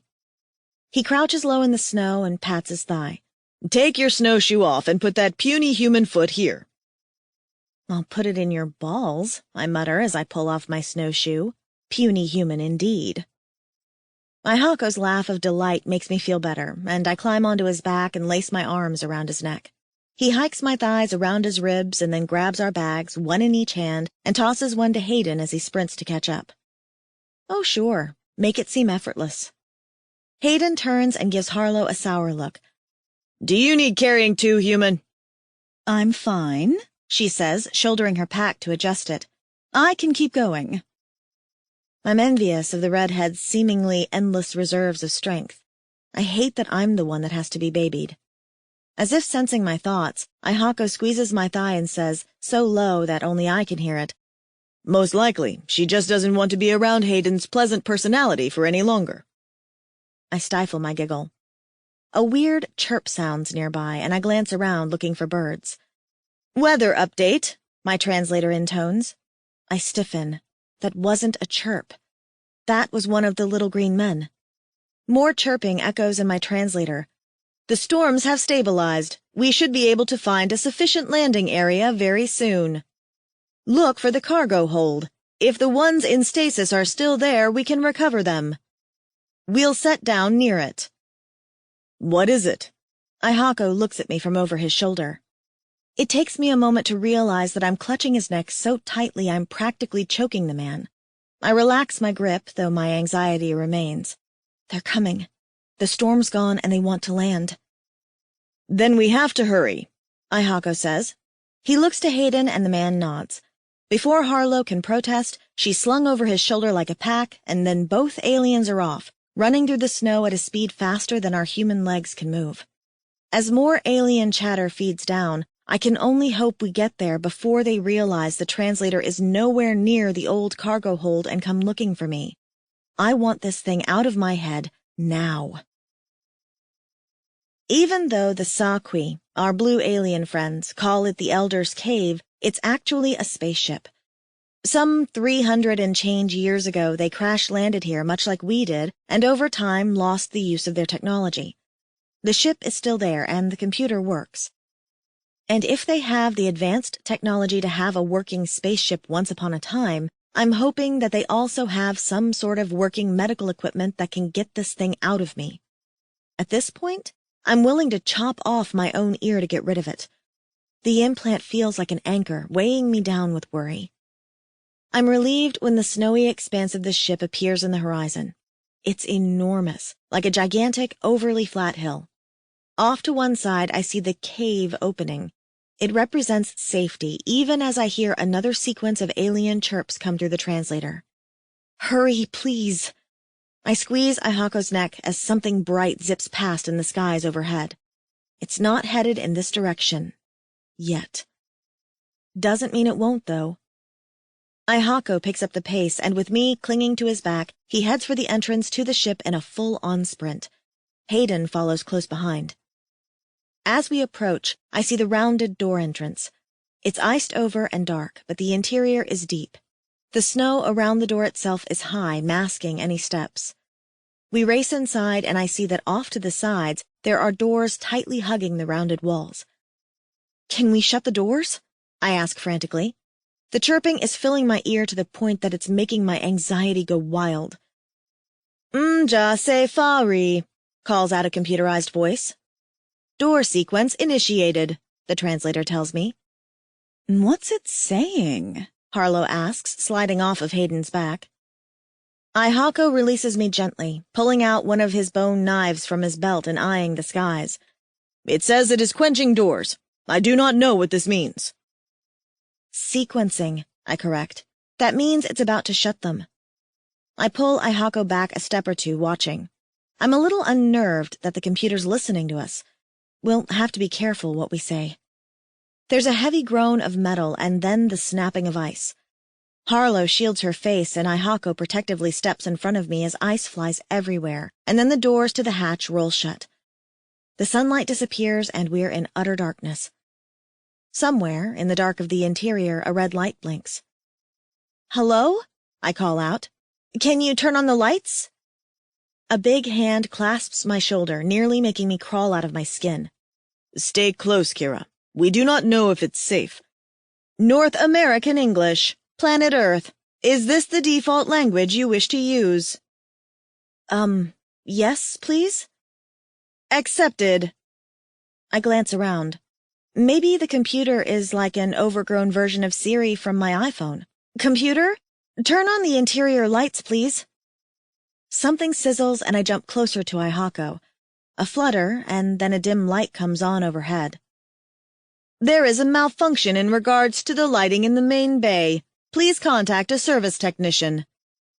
Computer, please turn off malfunctioning lighting and turn on all other lighting, I correct. I don't want anything catching fire. I rub my arms, mindful of the chill in here. Temperature control might be a bit too much to hope for. Are we safe with the doors shut? The doors can be opened upon request. Do you wish to initiate a lockdown sequence? Oh, I absolutely did. Yes, please. Would you prefer biometric passkeys or verbal authorization? Ihako looks at me in confusion in the dim lighting. I do not understand any of this. Harlow leans in. We want verbal authorization, a password. She's right. I nod. Something that'll be easy to remember. Any ideas? Her smile is thin. Earth? I glance over at Hayden and Ihako. They look uneasy, both of them gripping weapons. I'm not sure that if things get ugly, they'll remember where we came from. Maybe we'll just go with Georgie? Since she's Vectal's mate and all? Harlow shrugs. Works for me. Computer, I call out, please lock down all doors to the exterior. No one can enter or exit without the password of Georgie. Password Georgie accepted. I move to Ihako and squeeze his hand. If you guys need to leave for whatever reason, just say her name. He nods, still looking around with something akin to awe. Underneath the ice that coats the interior of the ship, there are lights and panels and instruments. This must seem very foreign to him. Heck, it's foreign to me, but I'm starting to get used to weird things at this point. Harlow takes a few steps forward and shrugs off her thick furry overcoat. You think it's okay for us to explore? I gesture at the air. Ask the computer? Right. She gives me a sheepish look. Computer, are there any other living things inside the ship other than us? Performing bioscan. Please wait. A low hum fills the room and a red beam flashes from one side of the cave-like hold to the next, scanning us. 4 life forms detected. 2 modified sock and 2 modified human. Modified human? I touch my chest where my key is wrapped around my heart. You mean us, correct? That is correct. Cool, Harlow says. I want to go have a look around, if that's okay with you guys. I shrug. I certainly can't stop her. She's her own person, and this isn't my ship. I have my own agenda here, and if Harlow doesn't want to talk about hers, that doesn't bother me. It must be personal. Ihako's big hands tug on my icy cloak, helping me take it off. Is it safe to build a fire? He asks. I don't know if we should. There might not be a vent for the smoke, and we might set off smoke detectors in the interior. I don't know how the ship will respond to that. Smoke detectors? Hayden asks, a frown on his face. Long story, I say. Another chirping sequence of flight commands comes through my translator, reminding me why I'm here. I clutch it and approach one of the frozen panels. Computer, do you have a medical bay somewhere on this ship? Medical bay is located on floor 2, section D. I look over at Ihako. That's where I'm going. He steps forward. Not alone. For some reason, I appreciate that. I smile at him, feeling shy. All right. Hayden moves toward the snowy portal that we entered through, now shut. Muddy, slushy footprints mar the flooring. I'll stay here and guard the door. I want to tell him that we're probably safe, but I don't know that we are. For all I know, the computer can think we're safe, and the aliens can show up with some new technology that will bust the doors open. So I nod and start forward. There's a dark hall off to one side, and Harlow disappears down it, her hand tracing along the wall as she explores. She's fearless. I envy that. Computer, I say, can you show me the quickest way to get to the medical bay? The track lighting on the edge of the floor flickers off to one side. There's a door there, and after a quick command to open it, it rolls back and exposes a different, dimly lit hall than the one Harlow went down. Exposed wires hang from a missing tile in the ceiling, and it leads on into darkness. This feels creepy. I touch the translator in my ear. It doesn't matter if it's creepy or not. I need to take action. Ihako's hand touches the small of my back, and that small gesture bolsters my courage. I plunge into the ship. Part 4. Kira. The ship is a lot bigger than I originally anticipated. It looked big on the outside, but moving through the empty halls makes me realize just how vast the interior is. The long hallways wind and twist, and I pass door after door, some of them rusted shut, others with flashing red lights on their panels. It's obvious that this ship has been in a crash, and it's also obvious that it's been cannibalized for parts at some point. There are panels removed and loose wiring here and there, and stacks of things set into corners. Old footprints cover the floor gratings from long-dried mud. There's a faint, musty smell in the air.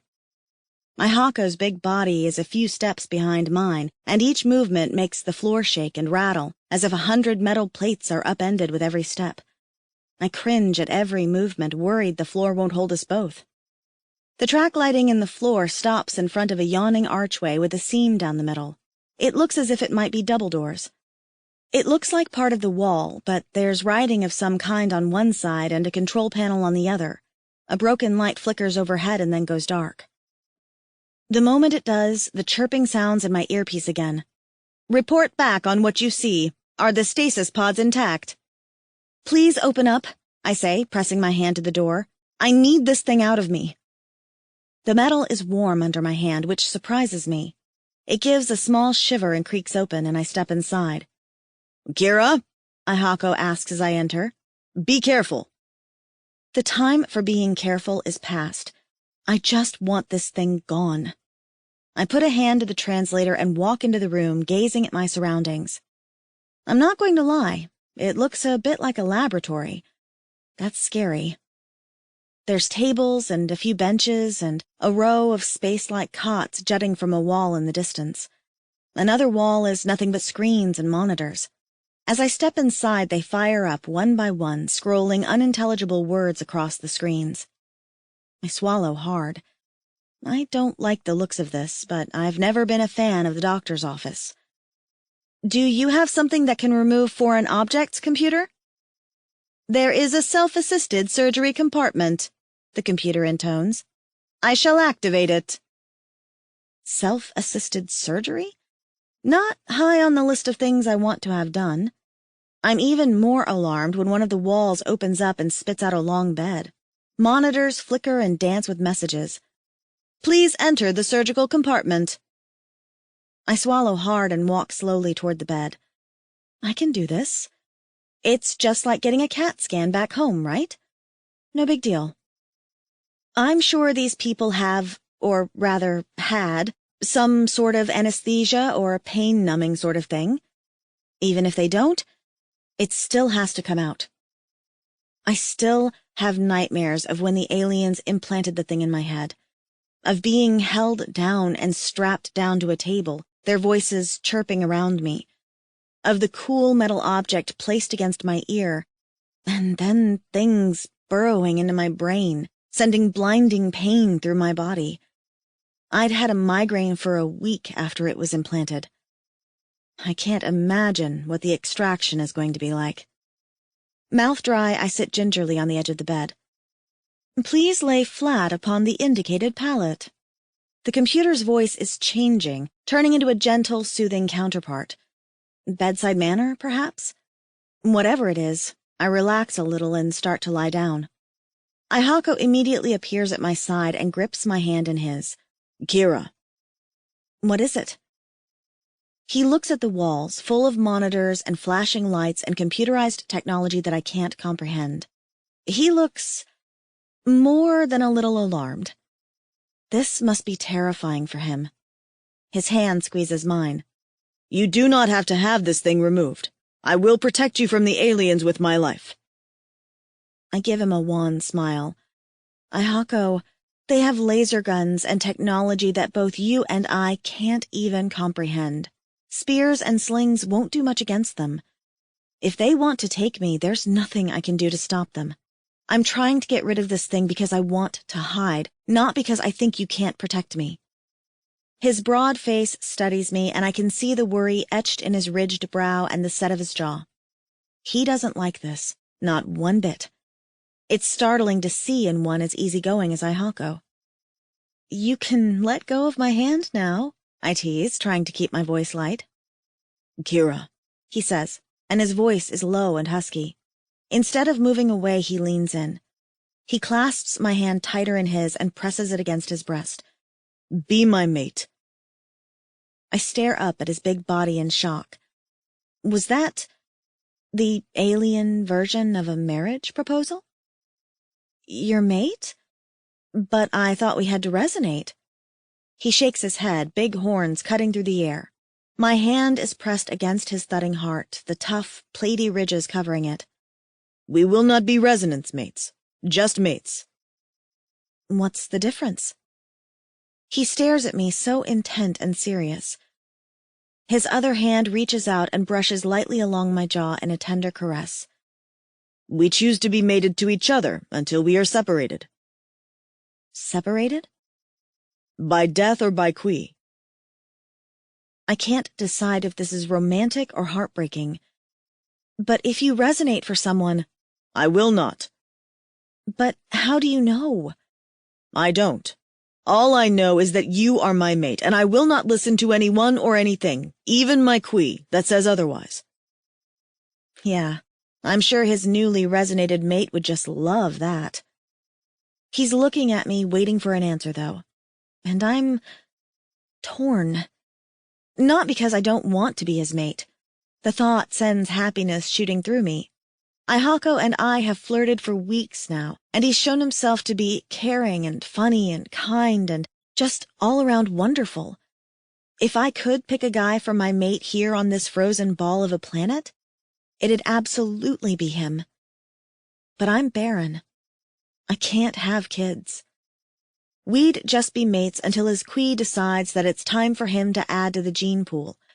Then he'll mate with Harlow or Claire or one of the other unmated humans, and I'll be left all alone. Again. And I don't know if I can take the abandonment. I'm not strong like Liz or Georgie. I'm weak and wimpy, and the thought of being put aside for a new mate hurts fiercely. And I've seen Ihako around the others. He comes from a good-sized family. He loves his mom and dad and his younger siblings. I'd be robbing him of everything but my company if I agreed to be his mate. I can't have children. I'll never resonate for him. If he pins his hopes on me someday resonating for him, he's in for a rude awakening. It's something he deserves to know before I make up my mind. I should tell him. I look up at his big, broad face. The words that come out are, "Do you want children?" Ihako blinks in surprise. I can tell the question wasn't one he expected, but it's worth asking. If he doesn't want children, I'll feel better as his mate. Maybe because at that point I'll know that I'll still have a place in his heart, even if his qui kicks in and decides he should be a daddy. But his words shatter that hope. Of course I want children. A slow smile curves his mouth. What man doesn't dream of a family of his own? I feel about as big as an ant. A tiny, smushed ant ground into the carpet. I let go of his hand. Okay, that's what I wanted to know. Thank you. He laughs and cups my face in his big hands. Kira, do not worry so. I have seen the qui resonate amongst those mated for many years. It is as if it can sense the love between two people and decides to unite them in every way. Yeah, right. More like the qui gives up and gives one last shake just to get a little something out of its host. I don't think it's as romantic as he thinks. And it wouldn't happen anyhow. I give him a thin smile. We'll talk about it when I get out, okay? Worry clouds his expressive gaze, and he leans in and gives me a quick, soft kiss. I will wait here. I slip from his grasp and lay flat on the pallet. I'm ready, I tell the computer. The bed immediately begins to recede into the wall with me on it, and I watch Ihako's worried face disappear from sight. Lights flick and then go dark. I suck in a breath because this isn't like a CAT scan after all, more like a slab in a morgue. What if the machine breaks down and won't let me back out? I start to breathe rapidly, full of anxiety. My hand touches the panel over my head. It's less than a full arm's length away, ditto the sides. Lights begin to flicker, and I watch the walls come to life with more writing and dancing charts. Probably my vital signs. How can we assist you today? The computer's smooth voice asks. I need a foreign object removed. I point at the translator in my ear. Please remain still. Our systems will scan you to make a health determination. I put my arm down and lie flat on the bed, careful not to move. I look around, wondering at the technology. I'm a lot smaller than the bed itself. I think even Ihako's brawny form could fit in here, which tells me that the Sa-Qui haven't changed much since the crash. There's a headrest, maybe in the case the patient has extremely large horns, but it's too big for my neck and I ignore it, tilting my head off to the side. Our sensors have noted 2 foreign bodies, the computer informs me pleasantly. Would you like for us to proceed with extraction of both? Two? I stammer, shocked. What do you mean? Our sensors indicate a non-organic compound attached to your human sensory organ. Further scans indicate that you have also acquired a parasite native to this planet. Oh, the Qui. I keep forgetting that Aihako's people crash-landed here and had to take the Qui same as we did. No wonder their computer views it as a foreign object. I want to keep the parasite and get rid of this thing. I tap the translator. The non-organic compound attached to my, ear. Please turn on your side so we may examine the object in greater detail. I roll over and immediately computerized arms sprout from the wall and begin to touch the translator. Things whir and chirp, and I have to bite down on my lip to keep from jerking every time something taps on the metal as it sends feedback screeching through my skull. Object identified, the computer informs me. Sensors indicate it is a stribda credav skipcree. The computer rattles off a sequence of unintelligible sounds. Would you like to proceed with extraction? I notice no one's offering anesthesia or Novocaine or any sort of medication to numb the pain. I lick my dry lips. Is it going to hurt? I mean, I still need to get it removed either way, but I want to know what I'm in for. Sensors indicate that the equipment is attached to sensitive neural tissue. It will take some time and effort to remove without damage, but the probability for successful extraction without requiring additional surgery is 97%. That sounds encouraging. Let's do it then. The table underneath me whirs and shivers, and a sleek metal cuff slides around my neck. What? I yelp, jerking as another cuff locks around one of my wrists and another on my ankles. Kira!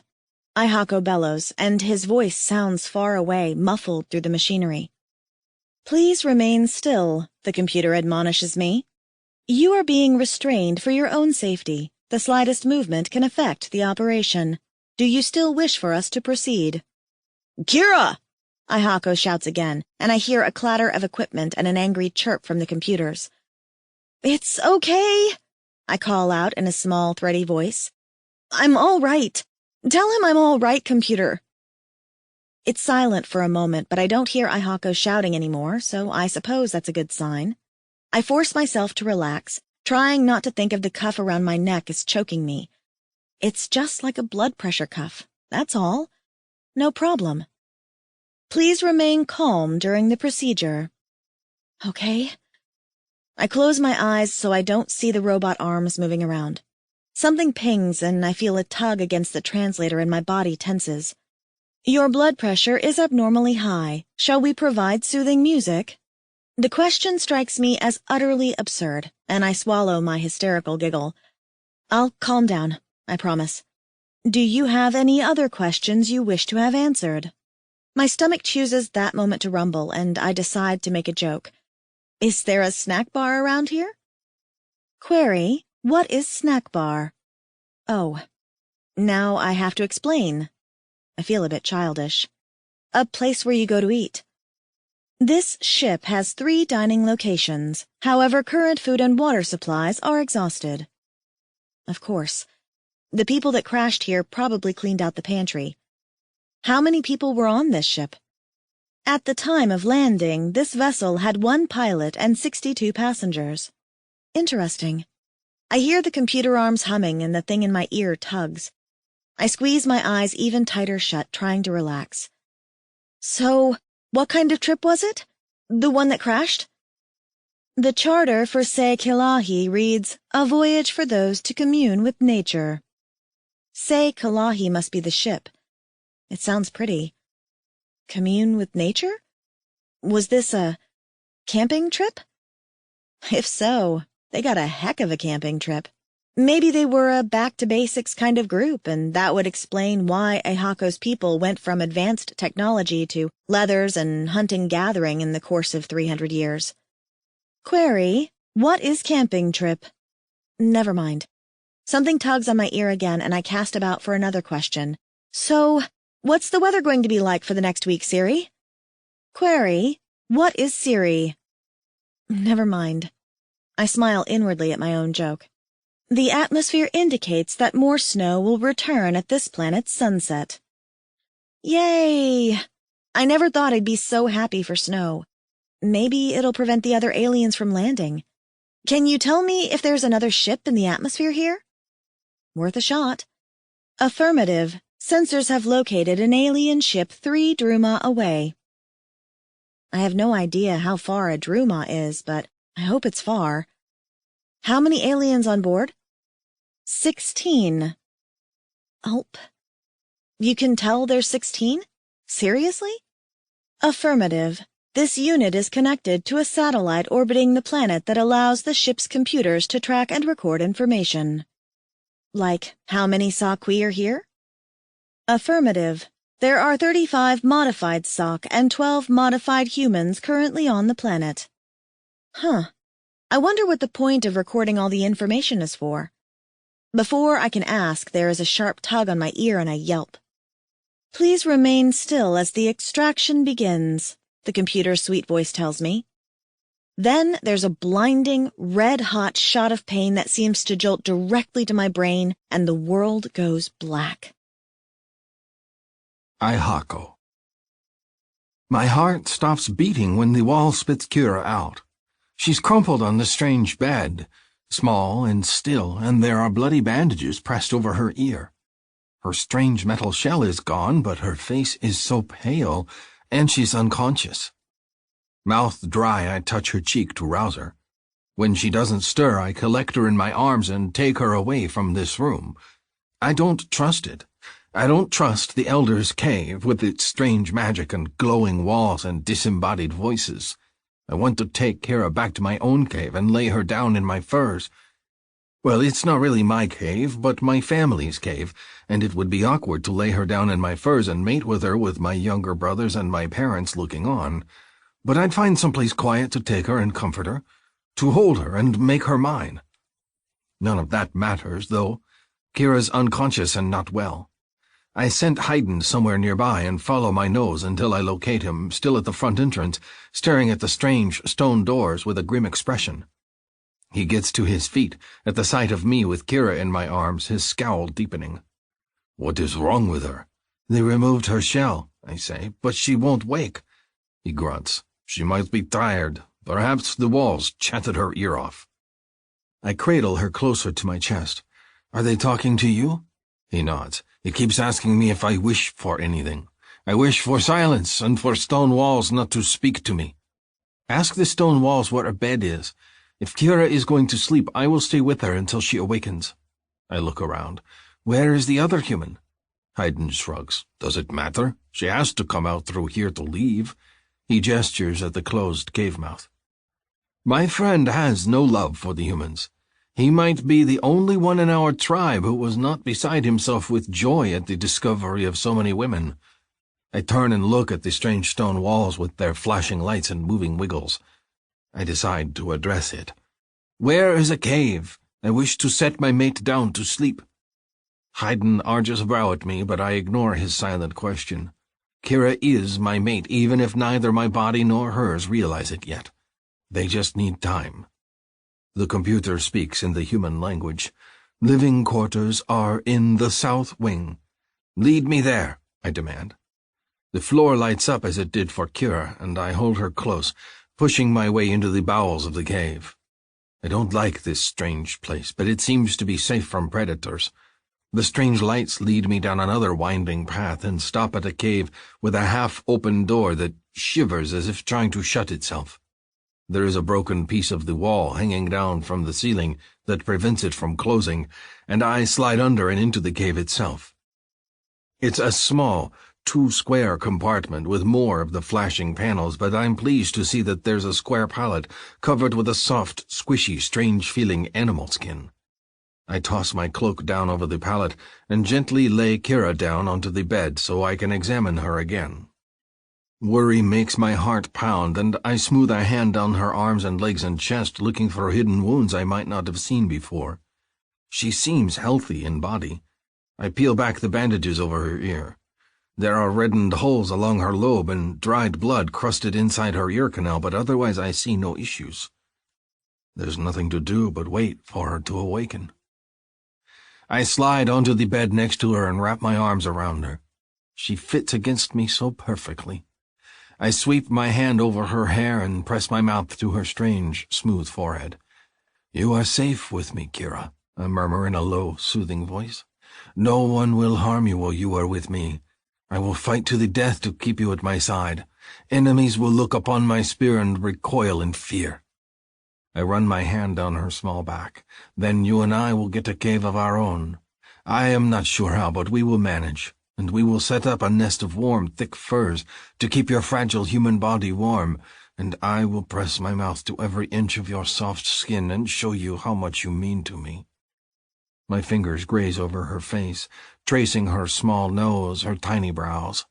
She is strange-looking compared to the women of my tribe, but I have a great appreciation for her flat brow, pale face, and sad eyes, and her small mouth that so rarely curves into a smile. I decide right then and there that I will act a fool around her if it will only bring a happy look to her face. I will do anything for her. I settle into the bed, describing in great detail how we shall set up our cave, how my mother will fuss over the thought of having a daughter, as she has only sons and none of them mated, of how my father will shake his head at my ways, but it won't matter because it is all for Kira. The biggest, warmest bed in all the caves, I decide. Divisti fur is the warmest, and I will line our nest with that, and then ask Kashram, that's Malak's mate, to create soft coverlets that are softer than a kit's bottom but warm enough to please you. It will cost me much, but Kashram's always been jealous of my carving, so I shall create him some new tools, I think. Perhaps a few baubles for his kits. I consider thoughtfully. I've always given away my carvings with ease, not concerned with getting anything in return. Now that I have a mate, I shall have to consider things more carefully, so I may provide all the things she wants. And we shall need furs for the entrance of our cave, I tell her, to muffle your shouts of pleasure when I take you every night. Perhaps that is my own male pride talking there. I do not think Kira is a shouter, not like Asha was. She will be the quiet type, the kind that comes with a widening of her eyes and a parting of the lips, and no more than that. I picture it, and my cock grows uncomfortably hard. Time to think of other things. I stroke my hand down Kira's arm. I imagine that the first brutal season with my people will be hard on the humans. You struggle right now, but I will do my best to ensure that you are always warm and well-fed. And when the snows are too high for even the hunters to go out, we shall stay in our furs all day long. Strange how badly I want the life I am envisioning. My heart thuds hard thinking of Kira warm and smiling up at me from a long night of vigorous mating. Kira with her belly rounded with my child. Kira nursing a tiny human Sakwi halfling with a pink tail and stunted horns. What would our child look like? Lost in pleasant thoughts, I continue to talk to my unconscious mate. Kira. My head feels like a cracked open melon. Pain pounds in my brain, and I remain completely still, hoping that the lack of movement makes the agony dissipate. As I do, I hear a soft, low voice. "I might have to stack the back of our cave with extra dung, so I can keep a fire going for you at all times. I'll just have to figure out something to disguise the smell. Maybe some of Malak's herbs. And I know you like your meat cooked, so there's that to consider. And when it gets too cold at night, we can heat some snow in a quillbeast bladder. You can preserve them a certain way and place them at your feet to keep your furs warm at night. Either way, I'll make sure you're happy and comfortable." Ihaka's big fingers trace my jaw. "But I'll take care of you." My headache fades a little at his soothing touch. I'm cradled against him with my face pressed to his chest and my hand nearby. His arms are wrapped around me, hugging me against him, and it feels like home. I keep my eyes closed, relaxing in the low thrum of his voice as he tells me all about his plans for our cave and how we'll weather the brutal season, the winter, together, and all the plans he has for us. I have to admit that hearing him talk about his plans for the two of us together fills me with an incredible amount of yearning and muted joy. Joy because setting up a cozy cave with him sounds incredibly wonderful, and I still can't believe someone as fun and sexy as him is interested in someone as quiet as me. yearning because he starts talking of kits and when I have his children. Which will never happen because I'm still barren. A small sigh escapes me. He wants me and a family, but he can only have one of those things. Kira. I feel his big body move under my cheek and my hand. Are you awake? I nod and lick my dry lips. Head hurts. The shell is gone, he says, keeping his voice low. I reach up and touch my ear. It sends a new round of blistering pain through my head, but I also feel lighter? I trace along my earlobe and feel the new holes there. It's really gone. Did you destroy it? He tenses against me. Should I? Please, I whisper. They might be able to track me with it. I'll take care of it, he says, getting up from the bed. But first you must drink. I nod and manage to pull myself into a sitting position. He pulls out his water skin and holds it to my mouth carefully so I can drink, and when I'm done, he helps me lie back down in bed and then gently tucks the blankets around me. My heart is brimming with affection for this giant, laughing man that can be so tender with me. I hate that I can't keep him, that I'm flawed and I'll never be what he wants in a woman, in a mate. I sigh softly and close my eyes again to relieve my pounding head. Rest, Sad Eyes, he tells me, and caresses me once more before heading toward the door. I shall handle everything. I close my eyes and hope he's right. When I wake up later, my headache is all but gone and my stomach is growling. I sit up in the bed, conscious of a big warmth curled around my backside. It's Ihako again, and he's returned while I've slept, and we're spooning. Gosh, it's hard to be me. Ihako's big hand goes around my waist, curling me against him. Kira. His sleepy murmur of my voice sounds like honey, and I can feel the rather prominent erection he's sporting, pushing against my backside. How is your head? I think I'm okay, I tell him. I need to find something to eat, though, and a bathroom. Bathroom? I nod sleepily, peering at the room we're in. It looks like a small private bunk of some kind, maybe someone's quarters. There's a faded poster on the opposite wall, and I can't make out what was on it. A few more wires hang from the ceiling, and there's a fine layer of dust over everything. The room has been stripped, right down to the bed, which is nothing but a mattress with our furs placed atop it. I swing my legs over the side of the bed and get to my feet, testing my strength. I seem to be fine, my surgery-induced migraine gone. If this is a private cabin, I'm sure there's a potty around here somewhere. By running my hands along a few interesting-looking seams in the walls, I manage to find what I'm looking for. It's a cubby with a strange-looking basin that's a little too high off the ground for human legs. Off to one side is what looks like a shower. God, I would love a shower. I manage to wiggle my way onto the alien toilet a moment before wondering if it's even functioning. Computer? Are the facilities working? Query, what is facilities? The toilets and the showers? I can reactivate them with stored snow. It will take 27 seconds to melt in heat. Would you like to proceed? Oh, yes. By the time I finish my business on the toilet, there's water pouring from the spout in the shower ceiling. At first, it drizzles a muddy color, but then runs clear, and I run my fingers under the water to test the heat. It's perfect. With a small sigh of pleasure, I strip off my leathers and toss them to the dusty floor, then move into the shower itself. Some things are eternal, I suppose, because it's almost exactly the same as a human shower, and I wipe my wet hair off my face with pure bliss. This is exactly what I need. Kira! Ihako knocks at the door. Are you well? I'm fine, I call. The door opens a moment later. Then you will not mind if I come and spend time with you. I squeal, covering my girl parts with my hands as he steps inside. What are you doing? He spreads his arms. Is it not obvious? You hide in here, so I will join you. I'm trying to shower. Shower? Bathe. I hate that the language that the Sa-Kui learned is 300 years old. A lot of our language has changed since then. Washing! His eyes gleam and he looks me up and down. My Hako's gaze is scorching.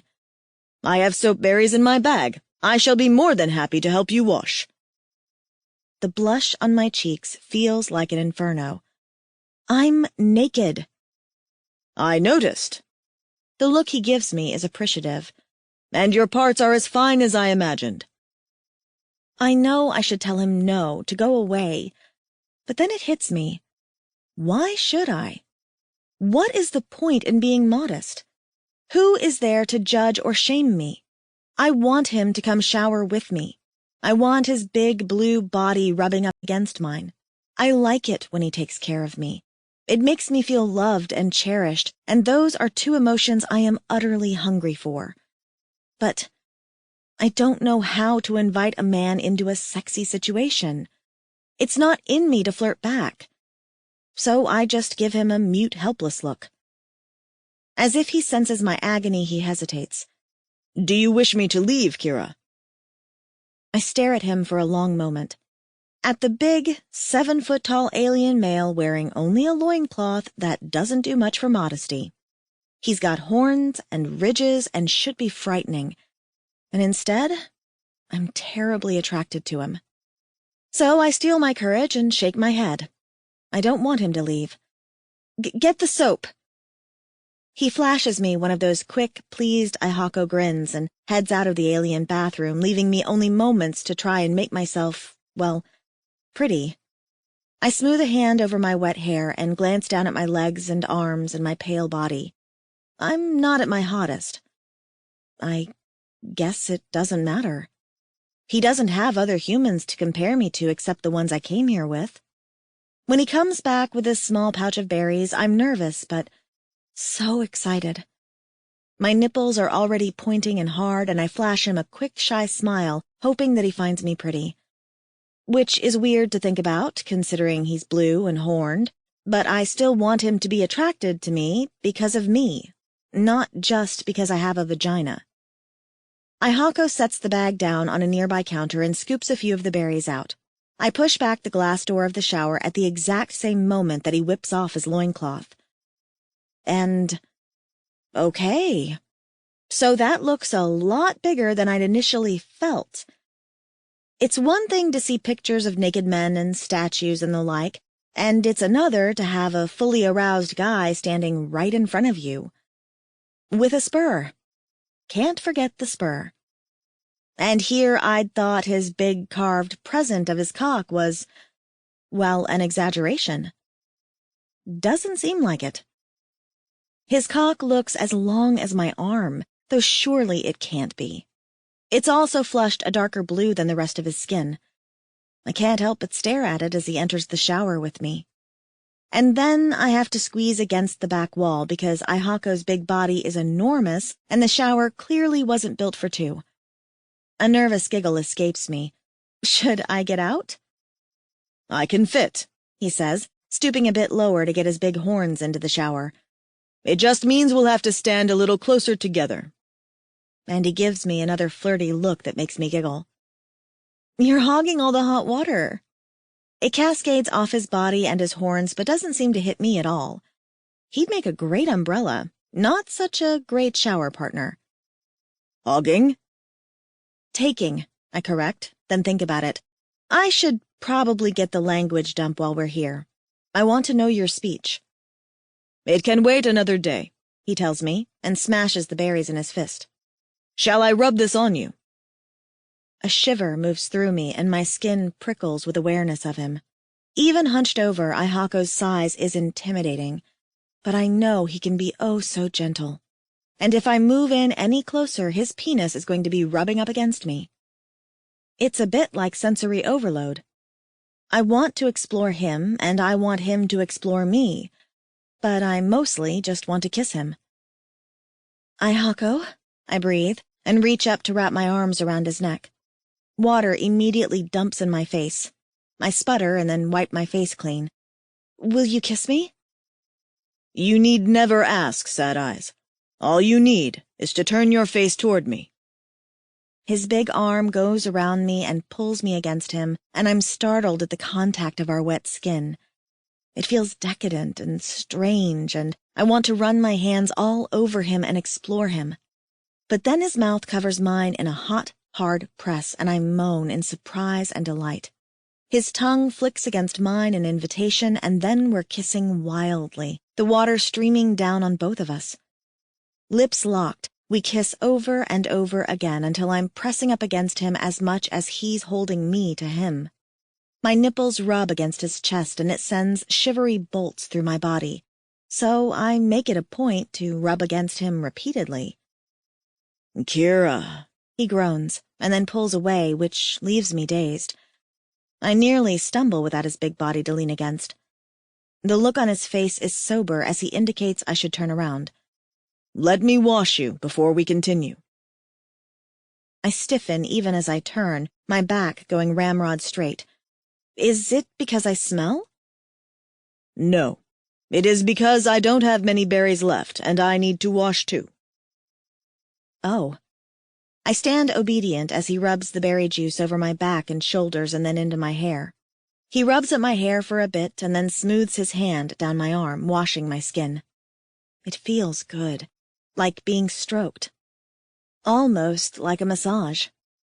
Then his hand comes forward and cups my breast, and I forget all about massaging. The breath explodes from me, and I gasp in shock and startled pleasure. "You are so delicate." His hand moves over my breast, then glides to the other. "Soft and delicate all over." I tilt my head back, and I'm surprised when Ihako's other arm goes around my waist, pulling me against him again. The feel of his cock against my back is like a stabbing spear, but he holds me against him and smooths his soapy hands all over my body, and I'm helpless to do anything but stand there and let him. It feels way too good. His mouth nuzzles at my neck, and he licks and then playfully nips at my skin, even as both of his hands move to cup my breasts. I moan with pleasure. I've touched my own breasts, but when he does it, the pleasure goes from simply good to off the charts. I press back against him, and my hands go to his arms. I'm desperate to show him that I want more of this lovely, exciting touching, but I don't know how to show him. Ihako, what do I do? I scratch my nails over the plaited ridges on his forearms. His low growl of pleasure surprises me. "Anywhere you touch me is a pleasure, just like it is for me when I touch you. And right now I intend on taking my pleasure from my mate." Ihako's passionate words are like a slap of cold water in the face. His mate. Oh no. I need to tell him. "Ihako," I say softly and turn around to face him. "No, Kira." He leans in and nips at my mouth to silence me. "I will hear no protests. You will be my mate. We need no key to bind us. You are mine and I am yours. Our keys will simply catch up later. It has happened in many a mating. You choose, and then eventually the key chooses." I shake my head. It won't ever choose me, Ihako. "You do not know that." "I do," I say, and before I can even think about keeping the words in, I spit them out. I'm barren. Part 5. Ihako. It takes me a moment to digest the word barren. The mental visual the translation gives me is that of scorched, fallow earth with no animals and no plants, no water, no anything. Then I realize what she is telling me. You cannot have kids? Tears pool in her sad eyes, and she nods. When I was very young, I got sick and nearly died. I was in the hospital for a long time, and when I finally healed, they told me that my reproductive system had been compromised by the illness and I'd never have children. The tears spill down her cheeks, and she swipes at them with quick, angry motions. That's why we can't be together. Because you want to have a family, and I have to tell you that if you choose me, you'll never have one. I won't ever resonate because I can't have children. I feel a sharp pang of regret, but it's quickly banished. Is this why she's so sad? Is this why she holds me at arm's length when it's clear she is desperate to be loved? That she craves affection the way I crave her smiles? I touch her chin and force her to look up at me. There's such misery and heartbreak in her eyes. She truly thinks I shall cast her aside now that I find she cannot create life in her belly. Is there anything else? A half-sob turns into a laugh, and she swipes at her tears again. I think that's plenty, don't you? What if I told you it did not matter to me if you could have kids or not? Her small brows furrow. But you said you wanted a family. I wouldn't deprive you of that. Do not worry on my behalf, Sad Eyes. There are no children without resonance, and now I do not have to worry about another male snatching you out of my grasp. I stroke her cheek gently. A few moons ago I had resigned myself to a lonely life of hunting, and the only companionship that of my hand. My crude words make a small, horrified laugh erupt from her, and I continue. Now I have met you, and I see a life ahead of me of laughter and caresses and loving. Does it matter to me that we will never resonate? It does not. Just to have you in my life is enough for me.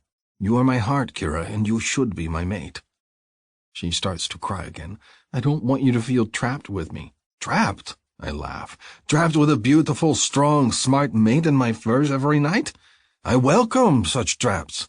But children, if we have no kits, then we shall always have our cave to ourselves, I tell her, pulling her against me. Her wet skin sticks to mine and creates a delicious friction between us. I can feel the small nubs of her nipples rub against my stomach, and it makes my cock jerk, desperate to be inside her, and we shall scandalize all of the others by being the loudest mated pair in the caves. A horrified little giggle escapes her, and I'm so relieved that I've made her smile that I squeeze her tight against me. If you're sure, she says softly, I was sure the moment I saw your face. She pulls back, surprised. You were? I nod.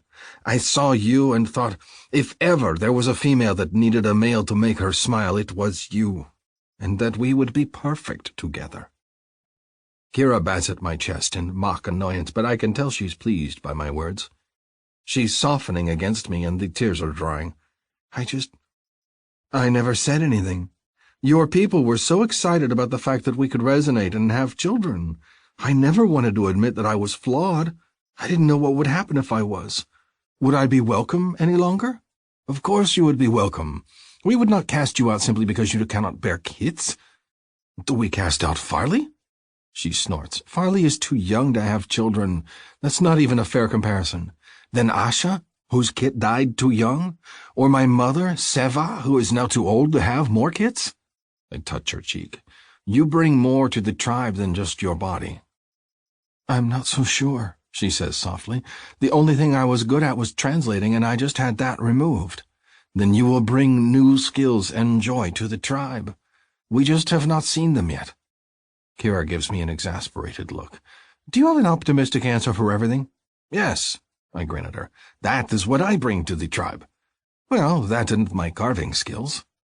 Another small giggle escapes her, muffled under the falling of the bathing waters. Yes, I still have the present you made for me. Ah, because it is such an impressive likeness? Her giggle turns into a snort, and she buries her face against my wet chest, her arms going around me. Because I wanted to compare the sizes. I figured it was exaggerated. Shall I show you just how accurate my carvings are? I slide my fingers down her wet back and then take her hand and place it on my aching cock. I hear her suck in a breath, but she doesn't pull away. Instead, she caresses me and explores. Be my mate, Kira. She looks up at me, hope in her eyes. But the aliens, more excuses? Let them do their best to separate us. They will fail. I touch her cheek again, and let us not predict doom for our future. Let us live for today, yes? I have always been a practical male. I have seen too much sorrow to let it guide my life like Haydn does. If it means I must smile one day and weep the next, then I shall enjoy the day of smiles all that much more. I want Kara to realize this, that life is sweetest when we take what it offers with no worries. She squeezes her fingers around the base of my cock and then gently glides her hand up, stroking me. Today, she says in a low voice, is a really, really nice day to be with my mate. My heart swells with affection. Yes, it is. The water changes temperature from a delicious heat to an ice cold, and Kira yelps at the same time I do. She rinses the berries from her hair and then quickly jumps out of the water, and I follow a moment later. "I guess we ran out of hot water," she says, her arms pressed against her chest as she shivers and gives a little hop. "Was that not supposed to happen?" "No," she laughs. "No one can bathe in that cold of water." I shrug. I don't understand anything about the elders. But as I watch Kira delicately pick up her leathers from the floor, quivering with cold, I decide there are other ways I can warm her. Ways that are as old as time. I scoop her up in my arms and ignore her startled squeal. "You are entirely too cold, my lovely mate. Let your male warm you up." Instead of the shy protests I expect, she wraps her arms around my neck and clings to me. My cock feels like aching stone. I've wanted this since I saw her. I carry her into the other room and gently lay her down on the bed. Kira looks up at me with trusting eyes, and my heart swells again with affection. This is my mate. It doesn't matter that our quees haven't chosen, or that she cannot bear kids. She is mine to claim, mine to pleasure. "You are beautiful," I tell her. She is. Her human limbs are dewy with water, her skin gleaming with smoothness. Her eyes, blue with quee, seem big and bright in her face, and her hair is slicked back against her skull, making her seem even more fragile than usual. Her chest heaves with nervousness, and each short breath makes her breasts jiggle enticingly. Her legs are curled together, but soon I shall lick her between them and taste her honey. Kira smiles up at me and reaches out for my hand. I lace my fingers with her smaller ones, noting again our differences. She has 4 small fingers and a thumb, where I have 3 and a thumb. Her toes are the same, 4 small toes next to a large one on a slender foot. My own foot is more than twice as large as hers, and my toes, 1 less than her, are more spread to balance my larger form. There are no plaited ridges on her body to protect it, only softness everywhere. I cannot deny that I find the thought of all this softness incredibly arousing. I free my hand from her grip and touch her chest, eager to feel that smooth skin. The valley between her breasts feels as soft as the underbelly of a quillbeast.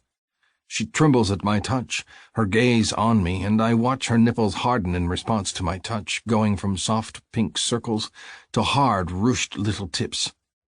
I don't touch them yet, though. I'm still exploring, still admiring my mate's body.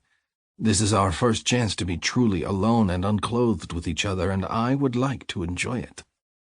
Her belly is flat, with a tiny dip for a navel that makes me want to kiss it. Her hips flare out slightly, rounded and inviting, and between her thighs is a thatch of dark hair that hides her honey-covered folds and her third nipple.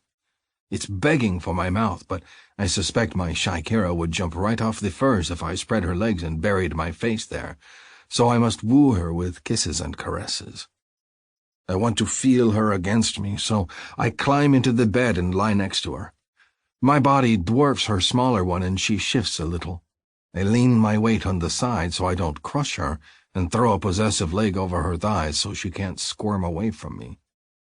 Then I lean in to kiss her, pulling her body close to mine.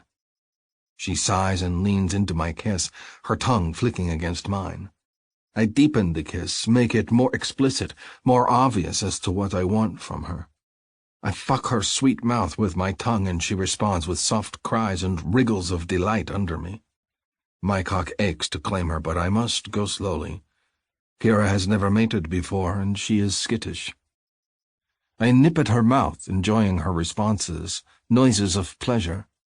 My mouth grazes to her jawline, and then I lick at her neck, which sends trembling through her entire body. She likes that. I lick the soft skin there and gently bite down on it, and her fingers dig into my shoulders. "Do you enjoy my mouth on your neck?" I murmur, "or shall I move it elsewhere?" "I like your mouth everywhere," she says in the softest, breathiest voice.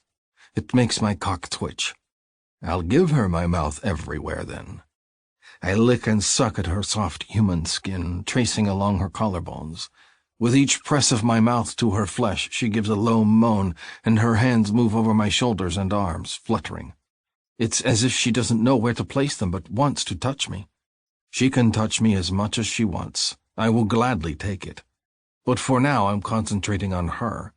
She's had so much worry on her mind lately, I want to make her come undone. Also, I want to make sure she has no doubts about being mine. I move down over her smooth breastbone and then graze my lips over one breast. The tip is pebbled with arousal, and I lick it enticingly, then wait for her reaction. "Oh," she breathes, her voice trembling. When I lift my head, she blushes and looks shy. "Show me what you want, Kira." Her cheeks are bright pink as she grabs my horns and pulls me back down to her breast again in a silent command. It didn't take much convincing, and I'm pleased that my mate is enjoying my attentions. She's so small and delicate, and I worry one as big and brutish as I am is going to be frightening to her. But the way she directs me makes me think I have been overthinking things, that she's as hungry for my touch as I am for hers. I capture her nipple in my mouth and flick at it with my tongue. She gasps when the ridges on my tongue drag against the tip, so I make sure to do that over and over again. "My Kira," I murmur, cupping her breast so I can better feed it to my mouth. "My sweet mate, you taste as good as I've imagined." She makes a soft little groan, and her hands skim down my arms again, her hips undulating on the bed under me. The scent of her arousal perfumes the air around us, and I rock my hips against the furs, my cock desperate to sheath into her warmth. Patience is difficult when your mate is under you for the first time. I want nothing more than to fling myself on top of her and bury deep inside her. I want to watch her lips part with awe as I stroke into her. Instead, I trail my mouth lower on her belly, my impatience getting the better of me. I drag my teeth against her skin, enjoying it when she shivers in response. My tongue circles her navel, and then I dip lower, to the curls between her legs that shield her folds from me. My mouth waters with anticipation. They say no taste is sweeter than that of a resonance mate on a male's tongue, but we are not resonating. We never will.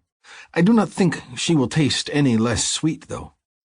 Her thighs press together and her hands slide over my horns. "Hako," she murmurs, "I don't know.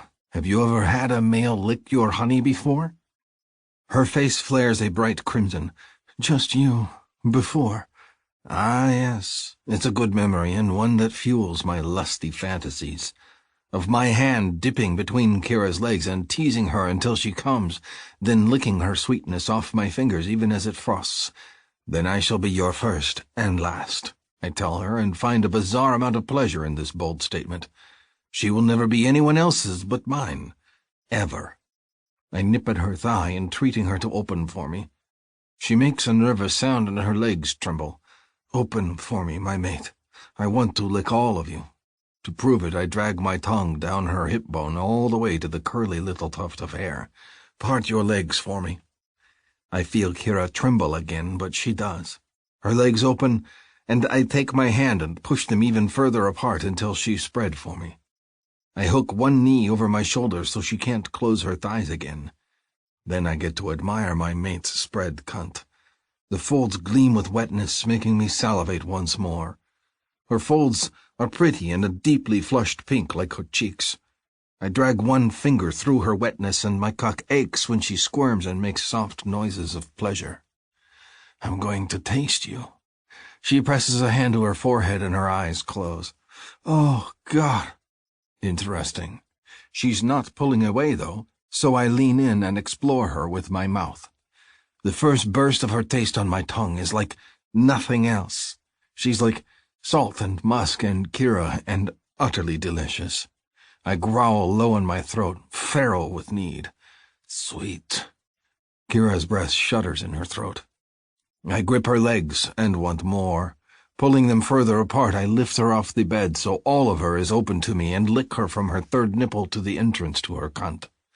A low moan escapes her, and I lick her fully again. This time I start at the pucker of her bottom and circle it, then drag my tongue all the way up through her folds to her third nipple. "Oh my God," she moans again. "You did not just do that." "I can do it again," I tell her. "I will gladly do so. Her taste is sweeter than anything I have ever had." I repeat the action, making sure to swirl my tongue around the entrance of her bottom, and then slowly move upward through her folds, coated with delicious honey, and swirl again around the hood of her little nipple. When I do that, she cries out and her hips jerk. "Aha." I repeat the motion, my tail lashing with my own excitement. I love making her respond to my touch, love that shy, contained Kira moans and cries when I lick her cunt. I could lick her for hours and never get my fill. I tease and nibble at the nipple between her legs, and she presses her hand to her forehead again and cries out. More, I tease and suck on the tiny bit of flesh. A cry escapes her throat, and I feel her body shudder underneath me, her trembling increasing.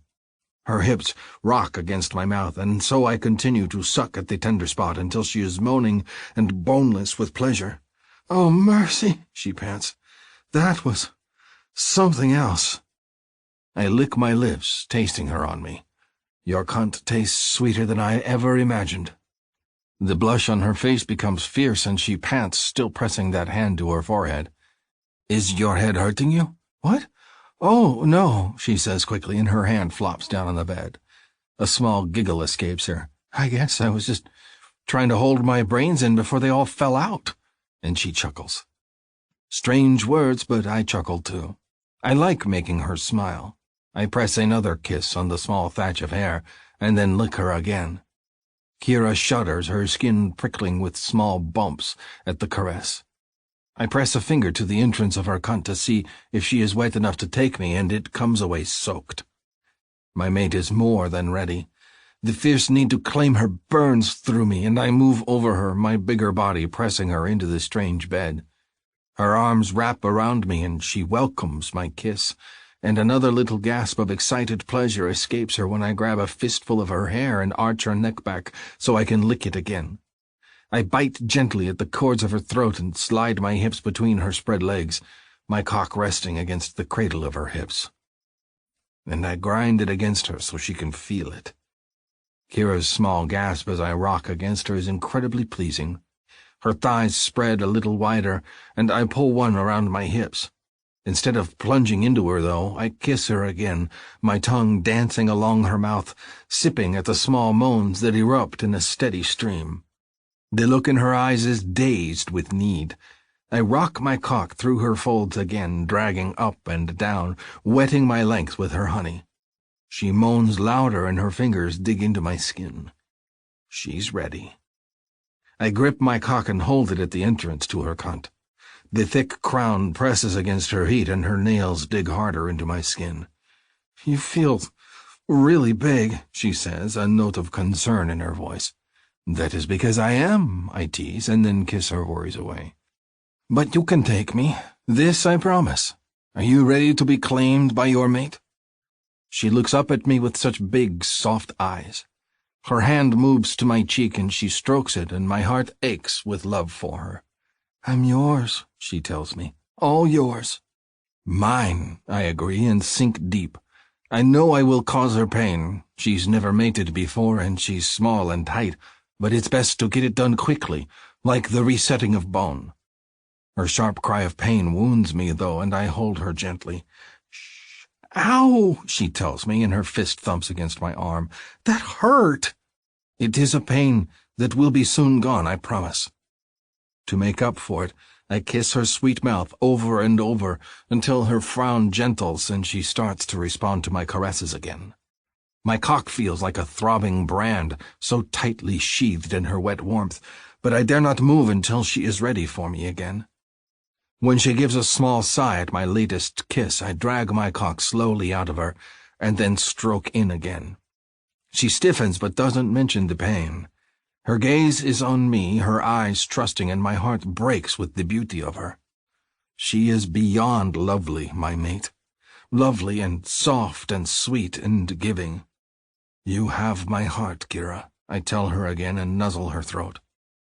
I stroke in again, careful to gauge her reaction, and when she remains relaxed against me, I shift my weight to one side and caress her breast, teasing the peak until the tip is hard and aching, and she is moaning and wiggling against me. "Everything feels so different with you inside me," she says, and she sounds breathless and full of wonder. "Still hurt?" "I don't think so." She bites her lip and looks up at me. "Do something and I'll let you know." "Do something? I will do everything to her." I knot my hand in her hair again, anchoring her against me, and stroke deep. She gasps. "That felt Her startled eyes flick to mine. Good. I can practically feel my chest puffing out with pride. Do it again? Her voice is small and timid, but she arches her back, pressing her body against me. I do, and she gasps again. Her cunt seems to tighten around me, and when she quivers, I feel it through every span of her body. I think I'm going to... Again. She bites down on her lip, her body tensing under mine. Good, I tell her, and stroke deep again. Her next gasp is followed by an intense dig of her nails into my arms and a definite clench of her cunt around my cock. Oh, God! Yes, she's definitely going to come again. Pleased at how responsive my mate is, I claim her mouth in a brutal kiss and begin to push into her in a steady rhythm, over and over again, slicking deep into her soft body. Ridges, she gasps against my mouth. I feel ridges.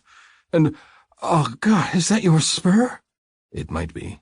I surge deep again and she jerks against me, her hand sliding between us to go to her cunt. It's too much, she says, shielding her folds from me. I can't handle it all. Then let it take you away, I tell her, grabbing her hand and pushing it back into the furs.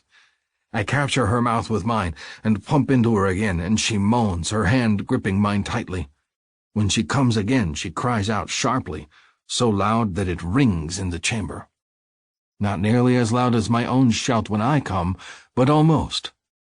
We are going to be a noisy pair, I think with pleasure, as I collapse onto the furs next to my gasping, panting mate.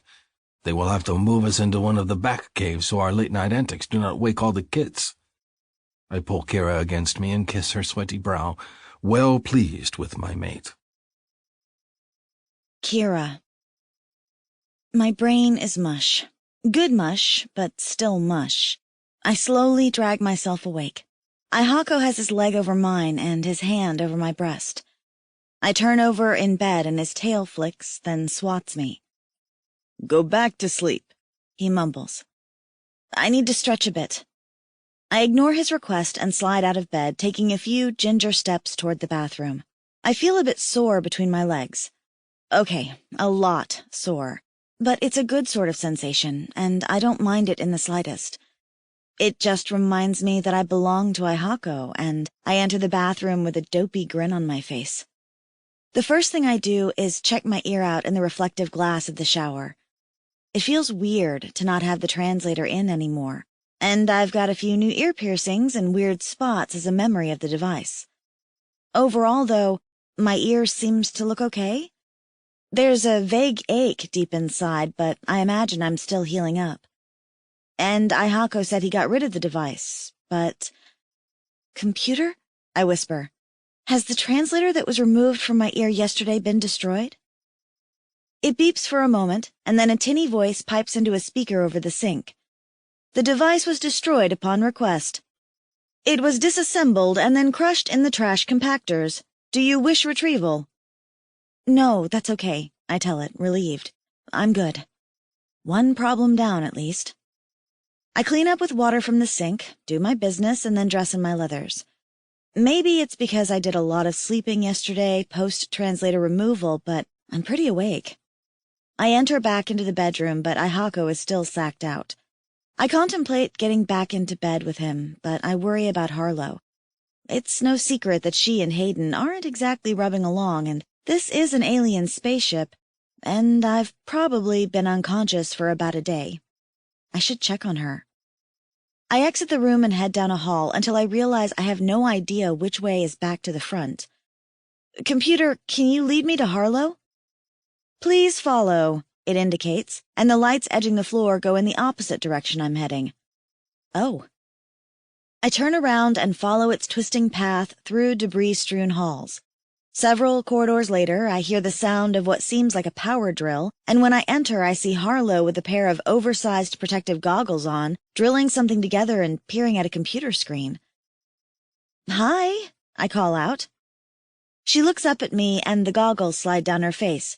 Oh, hey. She pushes at the goggles. These stupid things do not fit human heads very well. I stifle my laughter and approach, gazing at the bits and pieces she has strewn on a metal table. What is all this?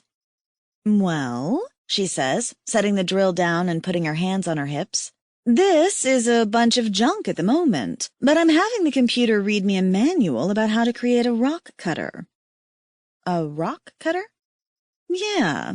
So, did you ever notice that the Bachelorette Cave has one wall that's rougher than all the others? Harlow peers at me and pushes back her wild red hair. Her freckles crinkle around her eyes as she swipes a hand over her forehead and leaves a greasy mark there. I don't think I ever did. Now I feel a little silly. It's unfinished? Yeah, and I always wondered about that. But most of the cave is super smooth. So I figured that when they left here, they probably cannibalized a lot of the computer parts to make rock cutters, and the computer told me I was right. I guess they just ran out of juice when they got to our cave. She shrugs.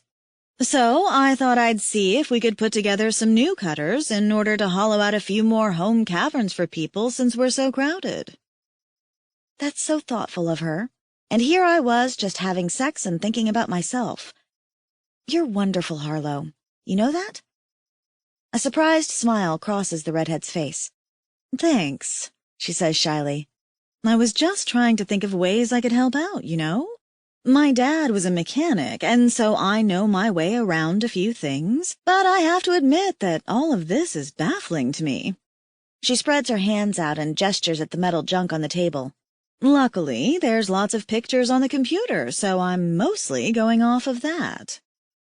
Smart, I say, examining the table. All of the pieces look like nothing I've ever seen before. Even the drill Harlow is using isn't exactly normal-looking. How's your ear? She asks, picking up a piece of metal and holding it up to get a better look at it. Better. Translator's all gone. I hesitate, then ask, You get what you came for? Harlow gives me a guarded look. More or less. I can take a hint. She's clearly still not talking about whatever it is she tagged along to find out. I understand that sort of thing, what with my infertility and all. Some things just aren't open for sharing with strangers, and I don't know Harlow as well as I know some of the others. There's always just been so many people around that we've never really gotten to bond. I feel guilty about that. You need help? I volunteer. I'm not sure how much help I'll be, but maybe another pair of hands can't hurt. You sure? She asks. This isn't a fun job, and I don't even know if it's going to work at the end of the day. I shrug. Ihako's still asleep and will be for a while, I imagine. Yeah, I heard you guys down the hall. So you and him are a thing? My face feels white-hot with embarrassment. It never occurred to me that someone might be able to hear us. He decided I'm his mate, I say, moving closer to the table, and I decided he was right. If you're happy, I'm happy, Harlow says, and runs her hand over a bunch of small pieces of copper-colored metal. I am happy, I tell her, and it is true. Other than the nagging worry about the little green men returning, I'm incredibly happy. My translator's gone, and I have Ihako. Big, flirty Ihako who treats me like I'm the best thing that's ever happened to him. Really, it's the other way around. He's the best thing that ever happened to me. I think even if I were offered a ride home back to Earth tomorrow, I'd decline, just so I could stay with my big alien mate. Maybe that makes me crazy. But what did I have back on Earth? No one that cared about me, an entry-level job in finance, and a mountain of student debt. Here I have an entire tribe of people, and Ihako. Let me know if you see a silvery-looking cross-shaped piece, Harlow says, picking through the bits, about the size of your pinky. I nod and start at the other end of the table. My fingers brush over the different kinds of metals, and there seem to be hundreds of pieces here. Harlow's set herself up with a daunting task, and I notice she hasn't had any help until now. Have you seen Hayden? Harlow snorts. He's guarding the entrance. I think it's just an excuse to get some alone time. He's not that good with people. I noticed. Ihako mentioned to me that Hayden has a sad past. I guess he can't really move past that. I find a cross-shaped piece and offer it to Harlow. This it? Yup, she says, plucking it out of my hand and taking it to another table. Let me solder this bad boy on, and we can move forward. The time with Harlow passes surprisingly fast. There's a schematic projected on one of the walls, and if it flickers every now and then, it's still better than consulting a paper version. Harlow's a genius with the metal parts, piecing things together and soldering, drilling, and basically making me feel like a useless hack. To pass the time, we talk about our old life back on Earth. Harlow's dad ran a car garage and fix-it shop in Minnesota, but passed away last year. No mother in the picture, and she'd recently sold the business and wasn't quite sure what to do with herself. Turns out that isn't an issue anymore, I suppose. The ironic thing, she tells me, I wanted to travel. I guess now I got my wish, right? I manage a wan smile at that. We talk about foods that we miss and things that we lack here, like regular shampoo and even porcelain plates. Instead of getting morose, though, Harlow grows thoughtful. I'm sure we can bring our knowledge to the tribe and maybe improve things.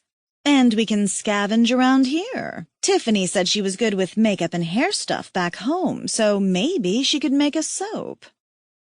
I like that Harlow doesn't dwell on the past. Instead, she's looking ahead to the future, to how we can improve our situation here versus mourning about what we've lost. It's a great attitude. When we take a break, we both decide to get the language dump from the computer. We take turns, and Harlow goes first, and I have to admit it's pretty scary when she slumps and goes unconscious after the laser beam hits her right in the eye. She's awake a few minutes later, and I hand her the water skin she brought. She sips it, rubs her forehead, and gives me a rueful look. I guess it could be worse. They could speak several languages, right? I laugh at her words, but it makes me think about the little green men. Should I learn that one, too? Just in case? I won't be able to speak it, but it'll be handy to know. When it's my turn, I call out, Computer, can I learn more than one language at once? I can insert up to 3 languages into your memory at once, the computer tells me. Which languages would you like to download? The Sock language, I tell it, the computer's name for Aihako's race. And I pause because I don't know the name of the race for the little green men. What are you thinking? Harlow asks me, curious. When I explain to her my idea, she nods. Maybe if we narrow it down to sentient races in or around this planet? Good idea. I'll need to narrow it down a bit more. I think for a moment and clear my throat. Computer, how many language speakers are there on this planet? The computer calculates for a moment, then answers. Sensors indicate there are 35 modified Sock, 12 modified humans, 3 Zt, and 1. The computer makes a weird chirping noise that sends shivers up my spine. It sounds just like the little green men. The Zt must be their guards. I rub my arms, uncomfortable. Maybe I should learn both languages. Huh. Harlow says next to me. What? I thought there were 34 in the tribe. She wrinkles her freckled nose. Did someone have a baby? It's too soon, I tell her, but I realize she's right. The numbers are off. I move to the table and mentally count out who lives in each cave, using pieces of the small scrap metal to represent the big blue aliens. When I'm done counting, I'm still 1 number short than the computer. How is it that we're missing an alien? I turn to Harlow, about to ask her that same question, when a searing sound cuts through the skies overhead. It reminds me of a jet plane, except there are none on this wintry planet. The other aliens have arrived. I turn back to the computer, grim determination on my face. Computer, please give me the languages for the Sock, the Zt, and the last one you mentioned. Again, the bird chirp that won't ever be pronounceable by human vocal cords. That's the one. Please hold steady while the information is transmitted into your memory. You may experience some discomfort. Blinding pain slashes through my head, and that's the last thing I remember for a good bit. Kira. When I wake up, Ihako's in my face, a concerned expression drawing his brows together. Are you well, Sad Eyes? I'm fine, I promise him as I sit up, his hand supporting my back. I was just getting some languages, installed. I look over at Harlow and press a hand to my aching forehead. How long have I been out for? About an hour, she says with a grimace. 3 languages might have been too much at once. My head throbs in response. I think you're right. With Ihako's help, I get to my feet, though I'm wobbly. I lean against Ihako, glad for his comforting presence. Any more signs of the little green men? Just the sound of the ship flying overhead, Harlow says. Her arms are crossed over her chest, and it's clear she's worried. Again? I look at Ihako with concern. I think the aliens know we're here. He rubs his mouth and considers. What do their feet look like? That's a weird question. Their feet? Hayden and I saw tracks in the snow on the way here. I gasp. You didn't say anything. There was no sense in worrying you when you were already beside yourself with fear. He touches my cheek and my anger fades. The tracks were unfamiliar to us. He spreads his fingers as if they're prongs. 3 large spiky toes. Does that match your aliens? I shake my head, trying to remember. The orangey aliens with the pebbled skin had 2 toes, and the little green men had small, wispy feet. So, now we have something else to worry about? One thing at a time, Ihako tells me. We should find Hayden. As we head out of the mechanic's bay, I turn to Harlow. You think there are still guns on the ship? She gives me a shocked look. Wasn't this a pleasure cruiser? Surely even those would have some sort of defense system. We need guns if we want them to listen to us. Now that's a phrase I never thought I'd say. Harlow looks worried at my suggestion. I don't know how to shoot a regular gun, much less an alien one. Yeah, but the aliens don't know that, I tell her. If it comes down to it, we might have to bluff our way out of things. If we look like we're armed and dangerous, then maybe they'll use a bit of caution when approaching us. She nods, though she doesn't look happy. I don't blame her. I'm not thrilled about it either, but we're low on options. All I know is that I'm not going back with them. Period. I rub my sore ear thinking of my memories from being a captive on the ship. Harlow doesn't have the same memories I do. Of the constant terror, the rapes, of being treated like you're less than an animal, that you don't matter. Liz had joked that her dad had treated his farm animals better than we'd been treated, and she wasn't wrong. To them, we were nothing more than cargo. Here on Nothoth, I matter. To Ihako and the others, I matter. So I clear my throat. Computer, show me what functioning weapons are still on board this ship. 2 hours later, I'm bossing everyone around and trying to get things done. Hayden's been no help, so I have him sitting on the bridge in charge of the single defense gun that the still somewhat functioning computer has. He has a bright red button he can push if things go to hell that will, hopefully, activate the single gun, provided it hasn't rusted over after all this time and the harsh weather. There are a handful of alien guns from the ship's security, but only one has any charge left. Harlow and I debate over who's going to handle it, but I win the argument. I'm going to be the negotiator in charge because I'm determined that things are going to work out. And if they don't, I want Harlow, Ihako, and Hayden to get away. The gun doesn't have a trigger like regular human guns. It's some sort of laser cannon that has a control panel that's voice-activated and reveals, no joke, a button. And here I thought a trigger was déclassé. I'd feel better with one. What's the status of the alien ship? I ask the computer as I practice aiming my laser cannon. Is it still in the atmosphere? Affirmative, the computer tells me. Would you like a visual? Yes, please. The room's screen lights up and shows me the mountains in the distance, the ones that look like purple ice. Hovering just over the peak of one is the flat disk of the alien's ship, a black smudge on the gray skies. Has it moved any in the last 6 hours? Negative. The sight of it is making me antsy. Can we call it toward us somehow? I don't want it getting back to the others. I can relay a communication signal. Would you like to do so? Not just yet, I tell it quickly, then look at Harlow. There's a few things I have to get done before we can proceed with our plan. Can you do me a favor? The redhead turns toward me, curious. What's up? Can you go see how Hayden's doing? Make sure he's not going to get trigger happy? She nods and heads out of the room. I immediately shut the door behind her and flip the lock. I turn around, resting my back against the door. Computer, I need a fail-safe. Query, what is fail-safe? I need a secondary plan. I lick my lips, thinking hard. A weapon I can smuggle on board the alien ship with me if I'm taken captive. After a moment I add, and I need a way to interface your computer to theirs. The computer screen flashes with a variety of options and I listen intently.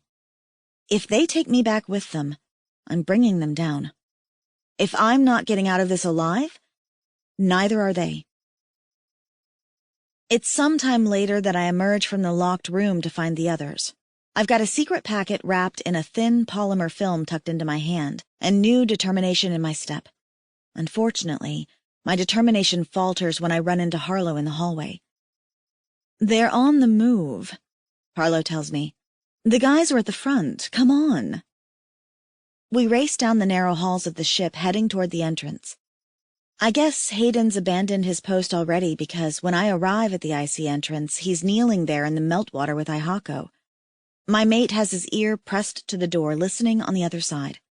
I want to point out that he's not going to be able to hear anything through the hull of the ship, but he gets to his feet the moment I arrive. Ihako, I say. What? Their ship has arrived, he tells me. He caresses my cheek and pulls me against him. You and Harlow must stay here. Hayden and I will go out and speak to them. I push away from him. No, this is something I need to do. Kira, he says, a warning tone in his voice. Let me protect you. You are my mate to take care of. That's sweet, Ihako. I reach up and pat his cheek. But you are my mate, and I'm going to take care of you. I flick off the switch that covers the trigger button on my laser cannon. Now, I'm going to go out and talk to those bastards. Talk? Harlow's laugh is nervous. You're kidding, right? Nope. I'm tired of running scared. My heart's racing a mile a minute, but inwardly I feel calm. This is it. For once and for all, I'm not going to be scared of these bastards anymore. Because if the worst-case scenario happens, there's no longer anything to fear. You are serious? Ihako's hand grips my arm. His voice is incredulous. Kira, this is dangerous. I know. I look up at him. So give me a kiss for luck and make it a really good one. He makes a strangled noise in his throat. I don't want to kiss you right now. I want to throttle you for being foolish. I shake my head. This isn't foolishness. I've got everything under control. I promise. The look on Ihako's face is pained and full of worry. I expect him to protest again, to tell me that I'm not the right girl for the job. Instead, he grabs me in a fierce bear hug and hauls me up to his face for a kiss. His lips brush against mine, surprisingly tender. His nose nuzzles mine. Then he closes his eyes and murmurs, I will protect you with my life. You know that, yes? I'm overwhelmed by his sweet words. Hot tears threaten, and I fling my arms around his neck and kiss him like he should be kissed, wild and utterly abandoned. This might be the last kiss I have with him, and I let him know how much I love him. My tongue slicks against his ridged one, and I kiss him so passionately and so fervently that Harlow clears her throat behind us. Right, I have a mission. I give Ihako one last peck. I love you, I whisper to him. Be safe, Sad Eyes, he tells me. Do not make me come out there to protect you. I won't. I force a smile to my face like everything's okay. Truth be told, I have a really bad feeling about this. I look at Harlow and the two hunters, both of whom are gripping their spears as if they'd do something against these aliens. They'll be slaughtered. I can't let that happen. I move toward Harlow and hug her. She seems surprised by my spontaneous gesture, and her arms go around me slowly. Whatever you do, stay inside the ship, I tell her in a low whisper. If I don't make it back, make sure Ihako and Hayden go back to the caves, all right? They can't come after me. I pull back and smile at her, pretending like nothing's wrong. Wide-eyed, she nods at me. I shoulder my laser cannon again and approach the door. I take a deep breath and then furtively slip the small packet into my mouth, fitting it between my gums and teeth. No one will know it's there, and I can barely feel it in my mouth. Perfect. Computer, give me a visual on the aliens, please. A wall panel off to my side lights up and displays the snowy wasteland outside. Only, instead of being uninhabited, there are 3 figures off in the distance heading in this direction. 2 of them have rounded, burnt-orange heads that I remember has hard, pebbled skin. The one in the middle is smaller, rail-thin. One of the little green men, accompanied by his bodyguards. I need to stop them before they come any closer. Open the door, I say resolutely, then look behind me at the 3. Stay inside, whatever happens, all right? This is madness, Hayden growls, clutching his spear. Ihako puts a hand on his chest. Let her do it. The door slides open, and I take one last look back at Ihako's broad blue face before I step outside. The air is crisp, the wind's high. It's a beautiful day on Knot Hoth, ironically enough. There's no snowstorms brewing, and I can see far enough in the distance that I can see the expressions on the aliens' faces as they see me. I hoist my laser cannon, aim, and fire at their feet. Hold it right there, I yell out in zzzt. I can't make the sounds of the bird-like little green men, but I can speak the other language well enough. We have guns trained on you, and we're prepared to shoot. A little bluffing never hurt anything. I just hope they buy it. If they don't, well, I'm toast. They pause, and I can see the slim green alien gesturing to the others. Guns down, I command. They don't obey, but they do remain in place. They confer for a moment, and then one of the basketball heads calls out, Why do you shoot? Because I know why you're here, I yell back. You want your cargo back, and we're not coming back. I keep my laser cannon trained on them. More conferring, then, You will be treated very well if you return with us, the basketball head translates. Oh, bullshit. I know they're full of crap. You can't take us off this planet. We've been infected with native symbionts and will die if we are removed. Your cargo is gone either way. Where are the girls that were in the stasis tubes? Nice to see we matter to them. Gone. Infected as well. More hushed whispers. Then the alien guard speaks, his tone angry. My masters are out a great deal of money with nothing to show for it. You have destroyed their property. A gasp escapes me. Property? They're not property. They're people. You can't just take them against their will. And what of the animal skin you are wearing? The alien growls at me. Did you ask its permission? That's different. I have a sinking feeling I'm losing this argument. The shipment my masters deposited here has been stolen from them, he says again. They are out a great deal of money and have many clients waiting for their purchases. My masters are honor-bound to return their property to them. I grip the laser cannon tighter, a sinking feeling in my stomach. The aliens stare at me with black, calculating eyes. I notice one of the orange ones keeps eyeing my gun. Your ship is very old, one comments. He takes a step forward, his own gun held casually in hand. Stop, or I'll shoot, I tell him, my voice wavering. I think you are lying, the one guard says, still approaching. The other 2 aliens watch him calmly, weapons in hand. I think your ship is not armed. I think we will take you, and then you will lead us to the others. You can't. We can't be removed from this planet, I say desperately. Look at my eyes! Our symbionts! You lie, it says and strides forward. I lift my laser cannon to fire again, just as the alien in the distance lifts his gun. Something hot zings my hand, and the gun goes flying out of my grip.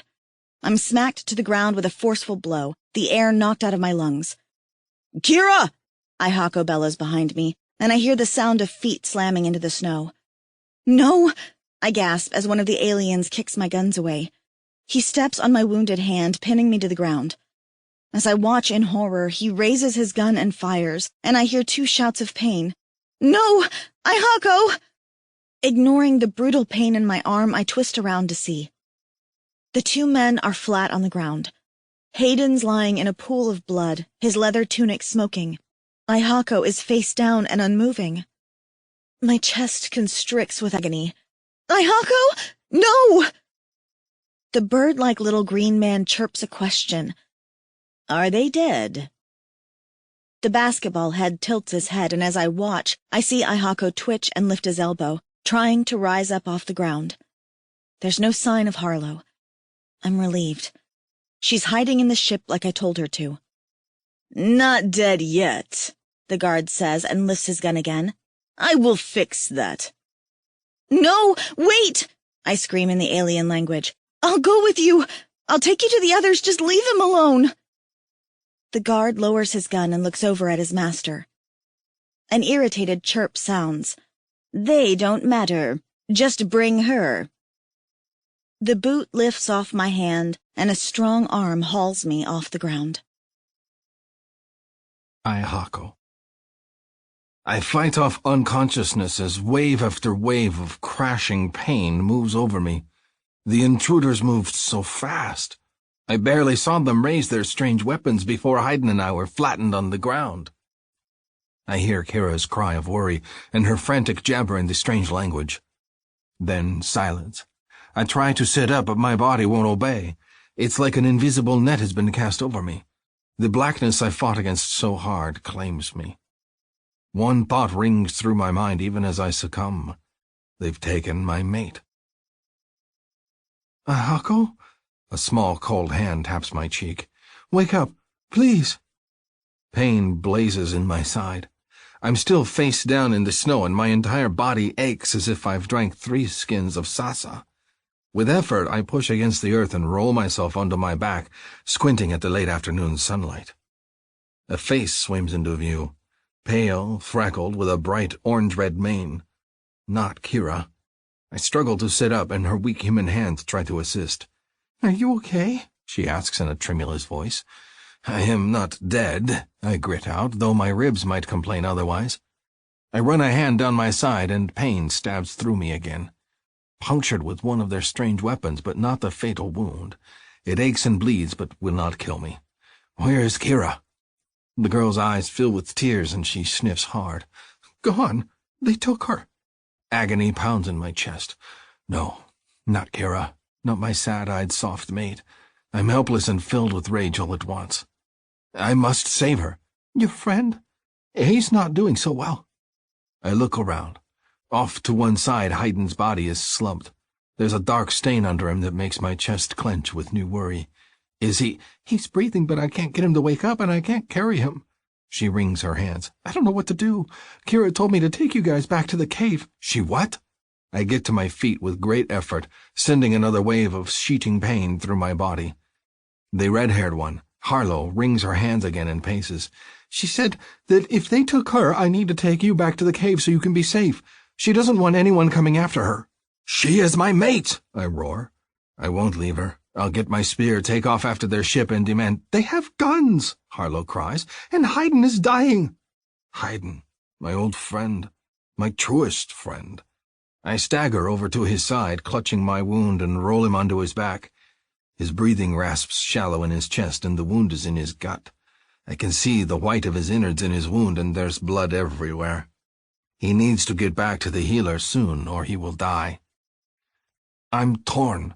I need to go after my mate, but it's clear that if I leave, Hayden will die. With a snarl of helpless fury, I turn to Harlow. Why are you just standing there? I don't know what to do. Get something to bind his wound, quickly, or get poles for a travois. With a travois, maybe even Harlow can take him back to the caves. I grab her arm before she darts off. I must go after Kira. Can you take him back to the tribal caves if I make you a travois? Her face is pale but resolute. She nods. Tell me the way and I will do it. My heart sinks. She doesn't know the way to the caves. One slight storm, one wrong turn, and she will drag Haydn into the wild where he will die. I press a hand to my forehead. The stink of blood is everywhere. We must do something soon or predators will come after it to investigate. I cannot go after Kira. Not if it means leaving these two helpless ones to die. I close my eyes. Forgive me, my mate. I will come for you as soon as I can. Then I turn to Harlow. Take a knife and cut 2 poles for a travois from the trees. I will find something to bind Haydn's wound. What about the ship? We can use it. I shake my head. I don't trust it. We'll take him back to the healer. Hurry. She nods and darts away. Kira. One of the basketball head guards hisses at me as he hauls me up the ramp to the alien ship. Walk faster! I'm walking as fast as I can, I mutter. Actually, that's not true.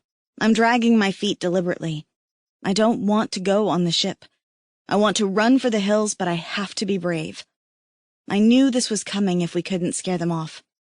And I have a plan B, the contents of which are still safely tucked inside my mouth between gums and cheek. I'm still terrified. Nothing's in my control anymore. These things would just as easily take back my dead body as they would my live one. And I don't know if Ihako is even alive or dead. I can't think about that right now. If I do, I'll totally break down. I have to think about my plan. They drag me into the hold of the ship despite my deliberately slow steps. Instead of flinging me down into another hold like they did before, I'm taken to a sterile white room and dumped onto a narrow whiteboard of a bed. Oh God, this looks like an operating room. The guard that has taken me as his personal hostage looms over me, fingering his weapon. A few moments later, the door opens and another one of the little green men comes in. He speaks, and his voice has a different timbre than the others. This is the infected one that was mentioned. It tilts its head toward me, curious. Yes, the guard says in his growling language. I try to chirp back to it, to let it know I understand its words. Its head tilts again. Is it trying to speak? It's stupid, the guard says and smacks my arm with the butt of his gun. Want me to kill it? I'm not infected, I say in the guttural language of the Zd. I have a symbiont, a creature living inside me, but it can't be removed without killing its host. A parasite? How very curious. I wonder that I can remove it anyhow. I should like to study this and see how long it can survive in an artificial environment, if at all. They want to kill me just to see what happens? These guys are dicks, as Liz would say. You can't do that, I say quickly. When they simply stare at me, I cast about for a logical explanation as to why they can't. I'm worth more alive than dead. The little green man tilts his head and then reaches out to touch my ear. Even though I want to slap his hand away, I have to force myself not to react. This is the one we implanted the translator in, yes? Her oral cavity shows markings of one, but I confess all these things look alike to me. I had a translator, I tell him. Where did it go? I had the ship remove it. The ship on the surface. The creature's head tilts again. If it weren't for the fact that my life was in danger, all the head tilting would be kind of hilarious. It is not functioning. It's not completely functioning. It doesn't fly, but I have a secret code, I bluff. I know the access codes to the computers. I can give you the ship if you return me to the surface and never come after me and the other women ever again. The thing chirps repeatedly, and somehow I know he's laughing. Why would I want an old ship that does not fly?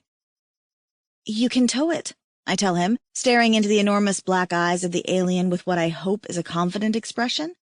I'm sure you have a way, and people always pay good money for... I struggled to find the alien word for antique and settle for very old and special things. The ship has lots of valuable equipment, plus all the valuables its passengers left behind when it was stranded several hundred years ago. The aliens exchange a look. "We can simply take it with us, along with you," the one alien says. "You know both of what you speak." "But if you take me from here, I will die. My dead body is of very limited use to you. Your employers won't pay as much for a dead girl as they would for a live one. I know this." I don't know this, I'm guessing. The black eyes of the little green man blink slowly. "We will discuss this." I look over at the computers blinking on the wall. Cool. You want me to just wait here? "Put her in one of the holding cells." The guardsman grabs me with a brutal hand, his rough skin tearing at my arm. I fight against him, but it's only play acting. It's what I think they expect me to do. In reality, a holding cell will work just as well as anything else for my plans. So I struggle and fight against the guard as he drags me down one of the narrow metallic halls of the alien ship and flings me into a dark hold. This time, there's no cage, just what looks like a storage room. Good. I skid to the floor and huddle against the wall, doing my best to look frightened. Granted, it's not that hard because I'm scared out of my mind, but I'm also thinking hard. The guardsman looks down at me and curls his thick lip. He says something that I have no translation for, but is probably an insult, and slaps a panel on the outside wall. The door closes and I'm alone in the dark. Panic flutters in my chest. I have to remind myself that this is good news. This is what I want. I need to be alone. Oh God, I need this to work. I run my tongue along my gums, searching for the small packet I pushed there. Still there. I pull it out and rub it against my tunic to dry it, then press it between my lips to hold on to it while I look for the air filters to this room. I'd noticed on the Elder's ship that it had had air vents much like my old apartment back on Earth did. That got me thinking about a game plan and what I could do against the little green men. They have more technology than I do. They have guns and they have the numbers, so I have to be sneaky and fearless. I find a vent near the edge of the floor and dig my fingernails into it until I locate what feels like a fastening of some kind, and then rip it off. I tear a few fingernails, but that is a small price to pay. With shaking hands, I peel the thin layer of plastic off of the packet and remove half of the contents. One part is a computer part, much like a USB drive that will allow the Elder's ship to access this ship, provided I can find a compatible slot to plug it into. The other part is a small square of filter that I've pulled from the Elder's ship. After hundreds of years of being in the atmosphere, it's filled with concentrated nalium. I know that there is an element in the atmosphere of Not-Hoth that makes it impossible for humans to survive for long. There are trace elements of it in the atmosphere, and within a week, we succumb to sickness, our bodies growing weak and our minds disoriented. Our Qui adapts us and allows us to live planet-side. Of course, planet-side, there's only trace amounts of nalium in the air. But after hundreds of years, the ship's filters are full of the element.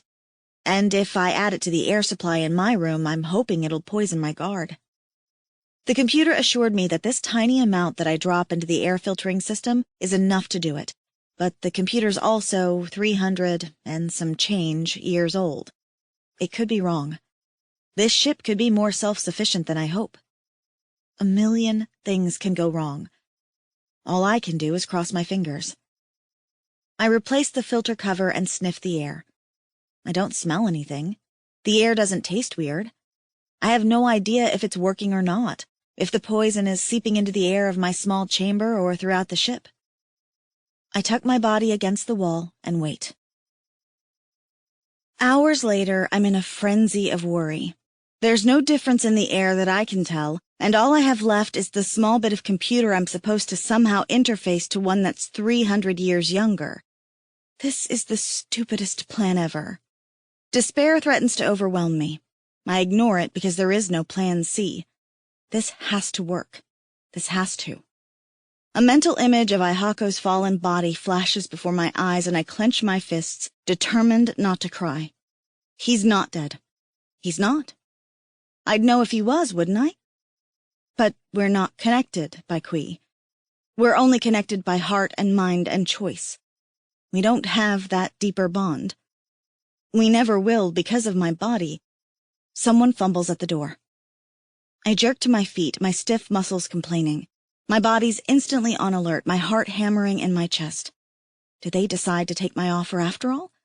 The broken ship for our freedom? Then again, what is to stop them from taking the ship and us? Or taking the ship and then coming back and snaring us at a later date? If they're into slavery, it's not as if they're upstanding people anyhow. They can't be trusted.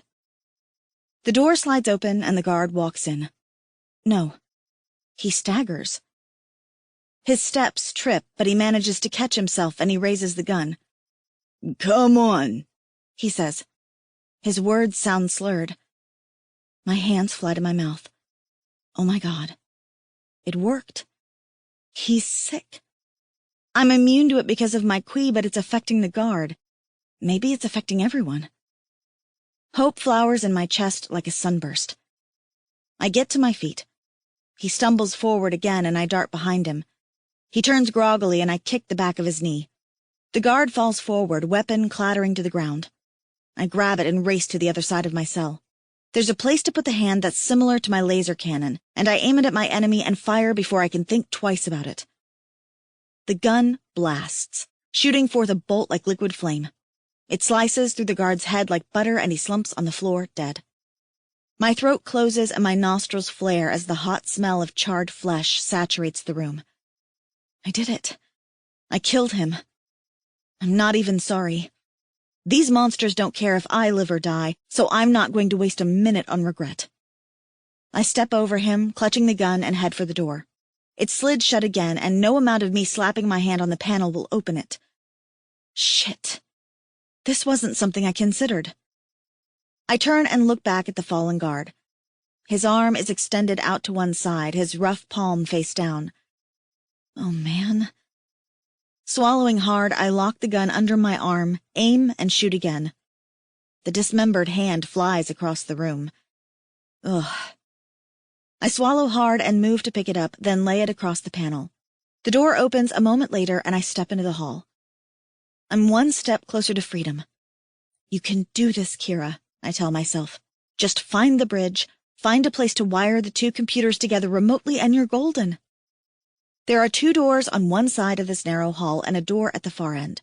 I have no idea where I'm going, which means checking every door. I move quietly toward the first one, slap the dead guy's hand on the panel, and hoist my gun ready to fire as the door slides open. It's a small room that looks like a storage closet. Of course it is. Breathing a little easier, I pick up my extra hand and move down to the next door. This door leads to a cargo bay that makes me shudder with bad memories. It reminds me too much of my first time here. It's also oddly empty. That makes me incredibly uneasy. Where are all the aliens? The door at the end of the hall leads to another hall shaped like a T.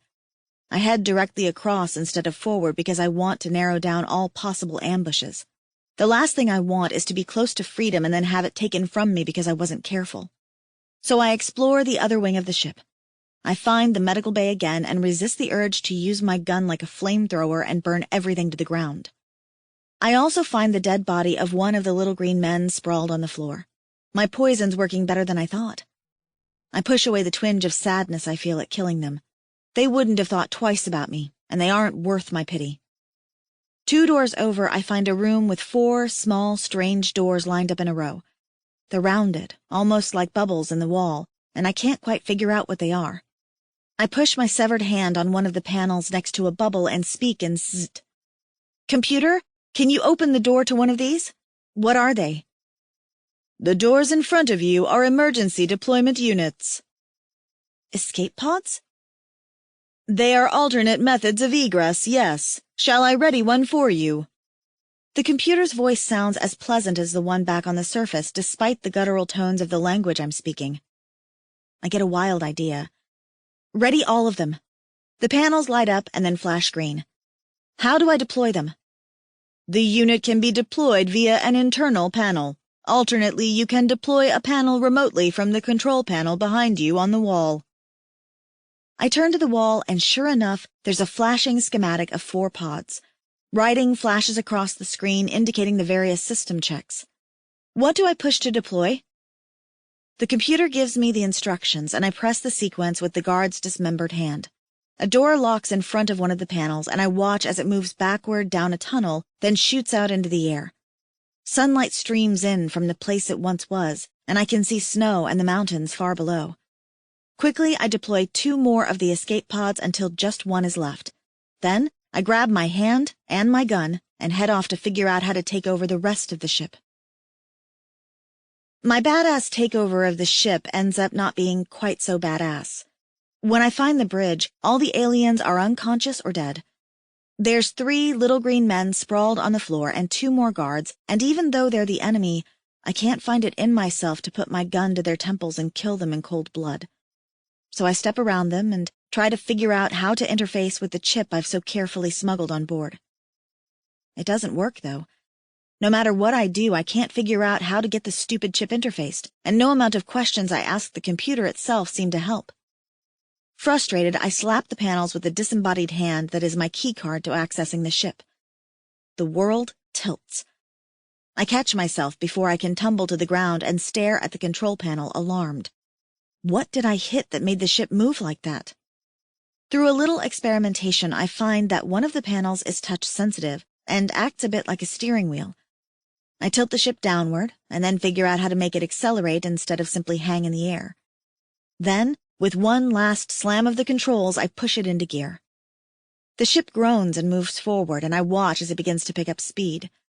It doesn't move much at first, then slowly it begins to descend, heading on a crash course for one of the faraway mountain peaks. That done, I get my gun and hightail it back to the last remaining pod. I slide into the seat even as I hear the wind whistling and searing. It sounds like an airplane crashing, except I'm in the plane still. I slam the panel shut around me, hating that it feels like I'm trapped in a test tube. I push the alien's hand on the panel. Release! Go! Go! Where do you wish to go? The computer asks. Please input coordinates. As if there were any question where I want to go. Take me back to the surface. Back to my mate and my new people. Please enter in coordinates or access manual controls. Give me the manual controls, I guess. 2 joysticks spit out from the control panel and I grab them. The moment I do, the pod detaches and slings backward in high speed, and my ears pop a bajillion times as the pod flings itself into the atmosphere, then hovers, waiting. I watch as the alien ship tilts even more, listing to one side as it heads for the mountain. I wince, waiting for the collision. It doesn't seem like it's moving that fast, but boom! The mountain and the ship explode in a fiery inferno. I sigh heavily and a weight feels as if it's been lifted from my shoulders. Those aliens won't bother us again. Also, damn, I'm kind of a badass for taking down the bad guys. Who knew that little shy Kira had it in her, huh? Harlow. I need 2 poles for a travois. Okay, I can do this. Ihako's instructions ring through my mind over and over.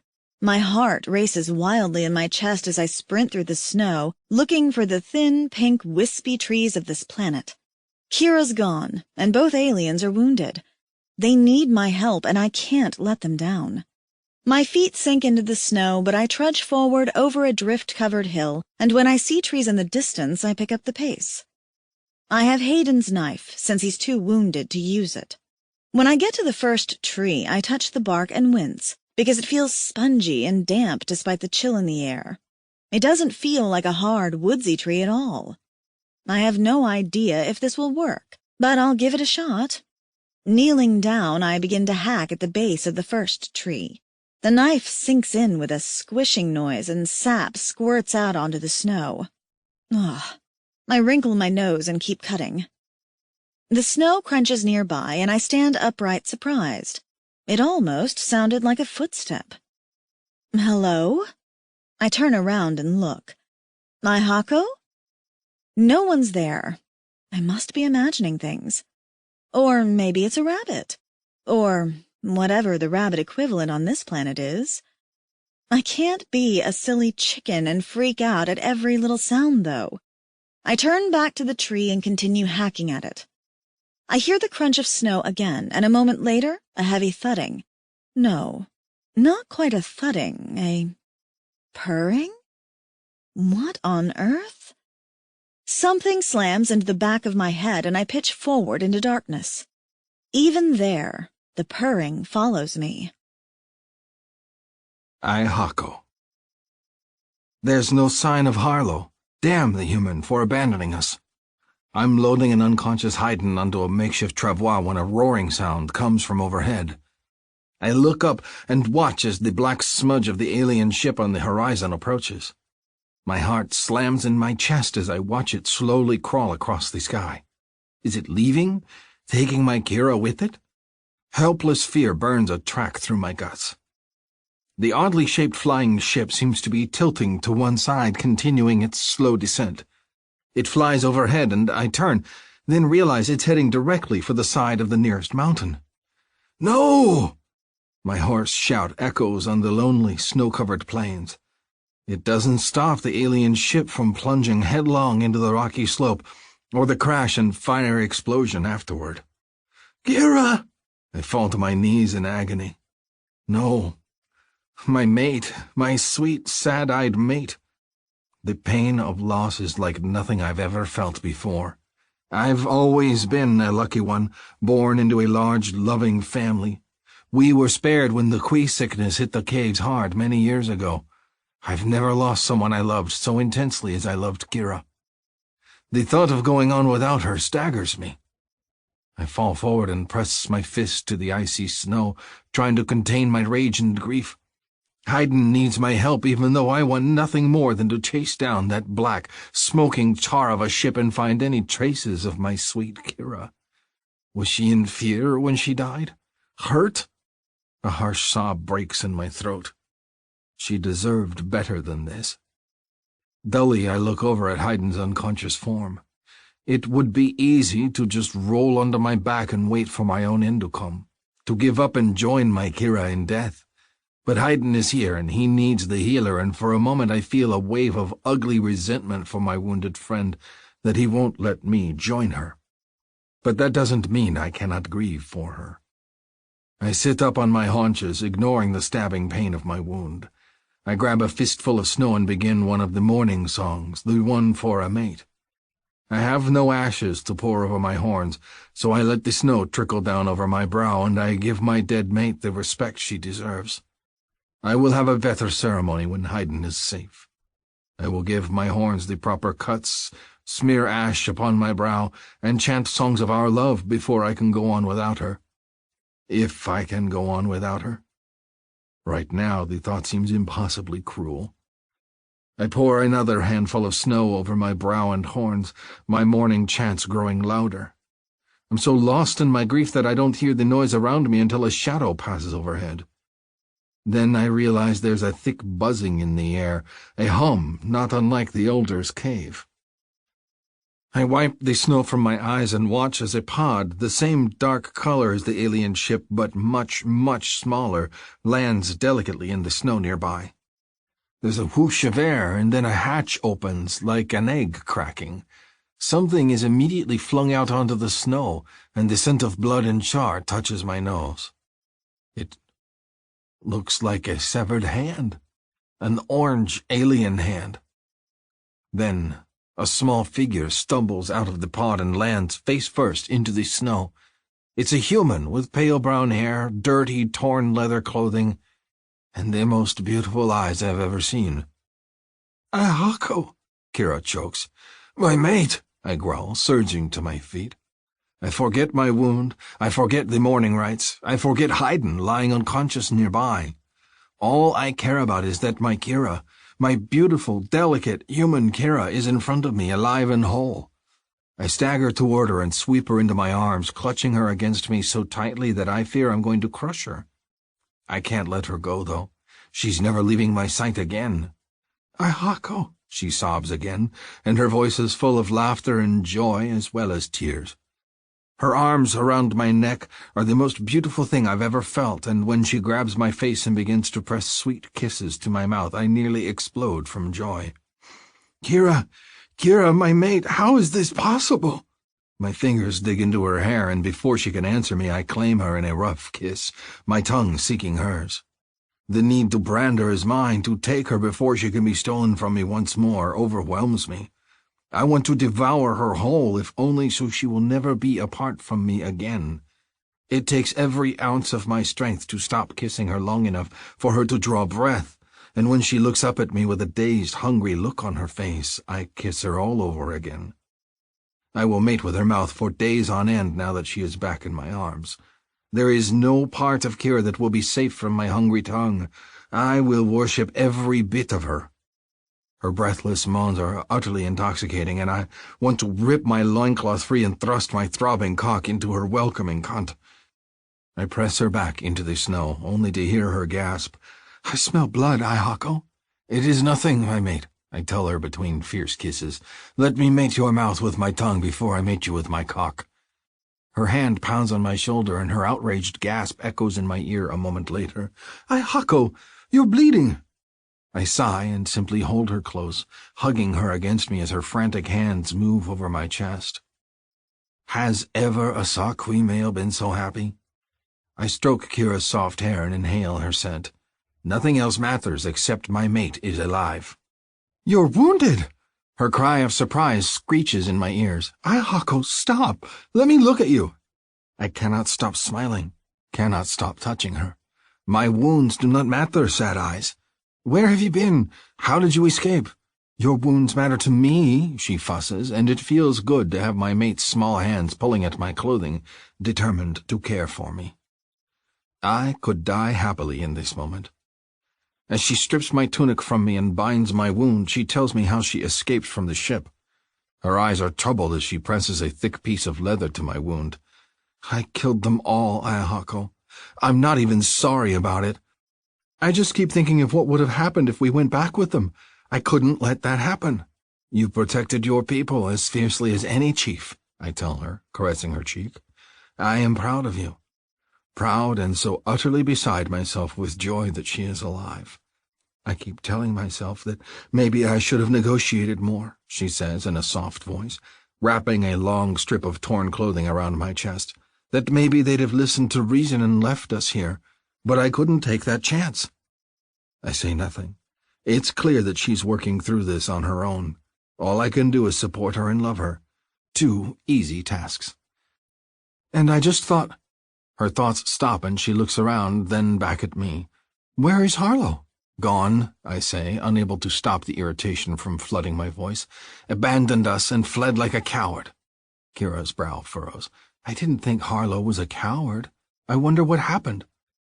"She left to get poles for the travois and never returned.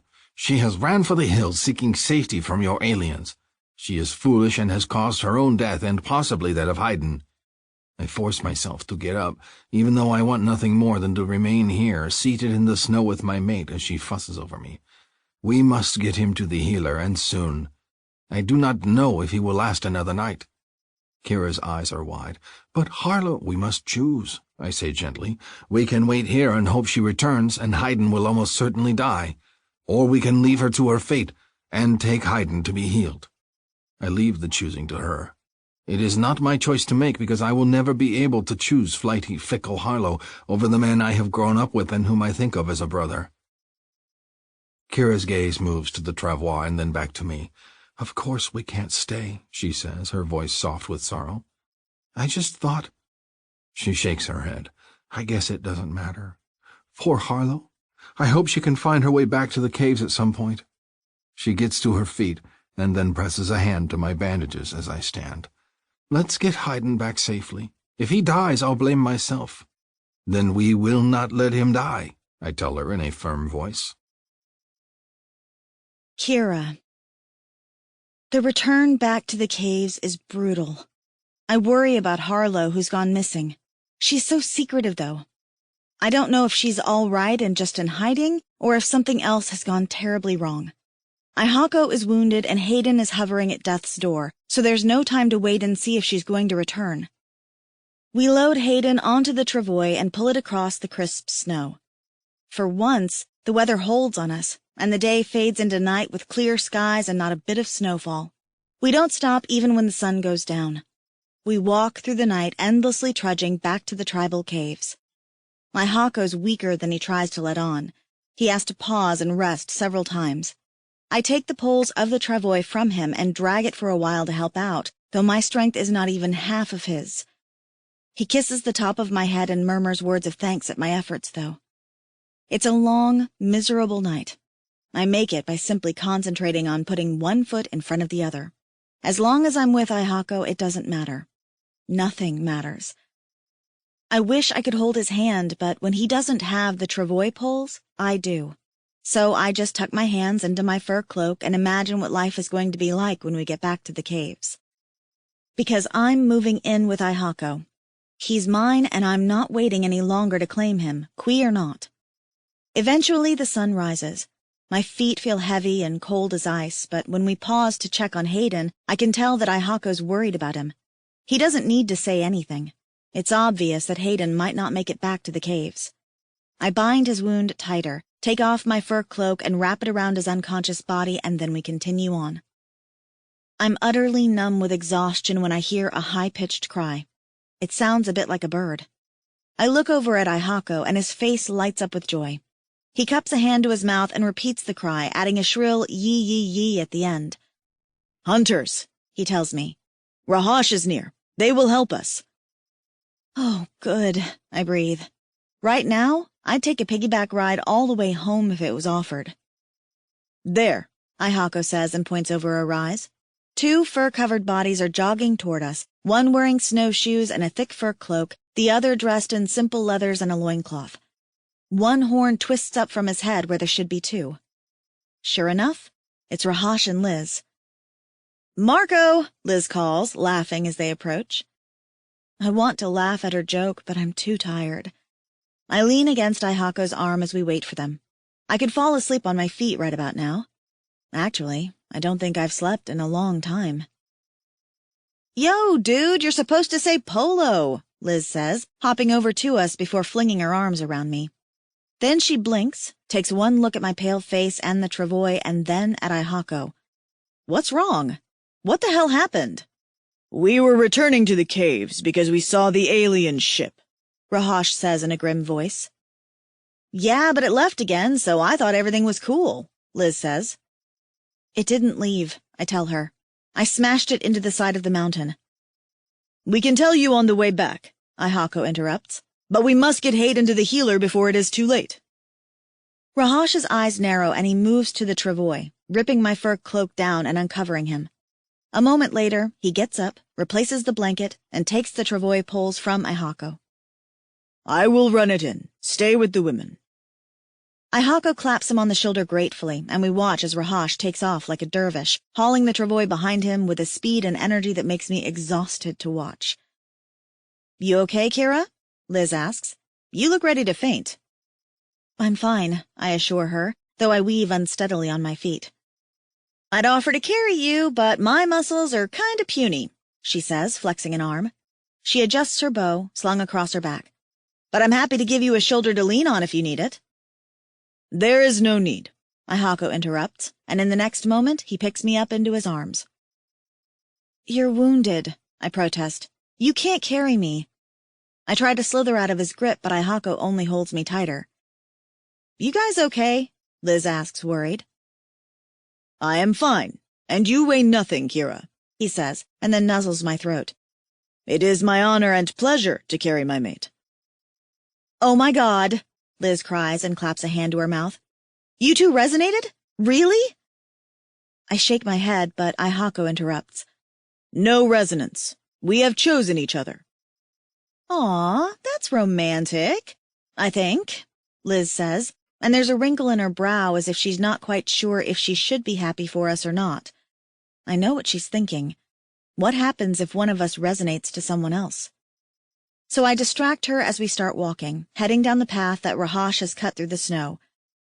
"You haven't seen Harlow, have you?" I ask her. "She was part of our group and ran off, and we can't find her anywhere." "Geez, I feel like I'm missing a big chunk of story here," Liz says. "Someone want to fill me in between alien plane crashes, wounds, and a missing person?" We do, and it takes a bit of telling. By the time the story is finished, we're striding into the mouth of the cave, me in Ihako's arms, and worried tribesmates swarm around us. I can practically feel the love and worry in the air, and it's a good feeling. For the first time, I don't feel like a lonely outsider. Maybe it's because when Ihako sets me down, he refuses to let go of my hand and keeps me at his side. I like that. Rahash returns a few moments later and puts an arm around Liz's waist, possessive. He nods at Ihako. Hayden is with the healer. I am glad you ran into us when you did. You need the healer too, I point out. You have a wound. Hush, Ihako says and presses a kiss atop my head. My mother will pack it with herbs, and that will hold me until the healer is ready. Come, we should tell her she has a daughter. She has always wanted one. Liz giggles evilly. Oh boy, meeting the in-laws. Have fun with that. I cast a look back at her, but I don't protest when Ihako leads me deeper into the caves. His wound is first and foremost in my mind, not whether or not his mother likes me. Are you sure you're okay? I ask, squeezing his hand. I will be fine. I don't wish to distract Melak from the healing she is doing on Hayden. He needs all her attention. His brows furrow with worry, and he casts a look at the healer's cave. If he doesn't live. He will, I reassure him, and when he hesitates, I gently steer him back toward his own cave. Tend to yourself first, then you can see how he is doing. He nods and tugs me along. I pass by Tiffany and Josie, who have worried looks on their faces. The loss of Harlow is one I'm not ready to talk about yet. I'm not even sure if I can grieve. It just doesn't feel real yet. How can we have possibly lost a human? There are too few of us as it is. My son! An elderly woman cries, and I see Seva emerge from her cave holding out her arms for a hug. What is this I hear about a wound? It is nothing, Mother, Ihako says, and his usual grin resurfaces. You worry too much. And you do not worry enough, she fusses, embracing him. My hand slips from his as he steps into his mother's arms, and I remain behind, feeling a bit timid. I've talked with Seva plenty of times before. It's a small cave, and I like her.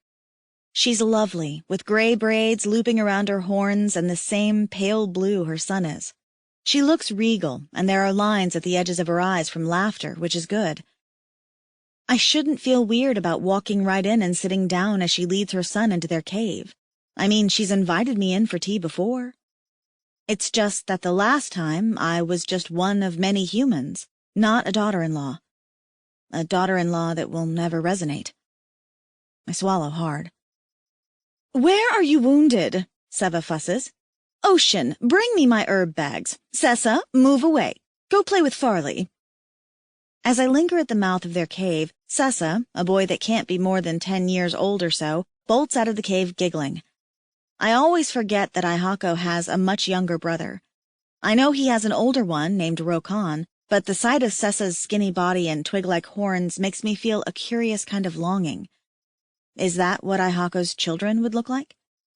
A tail flicks at the edge of my vision, and as I watch, Asha saunters into Seva's cave as if she owns it. I watch as the flirty female moves toward Ihako and puts an arm around his back. To his credit, Ihako flinches away and looks for me. Kira?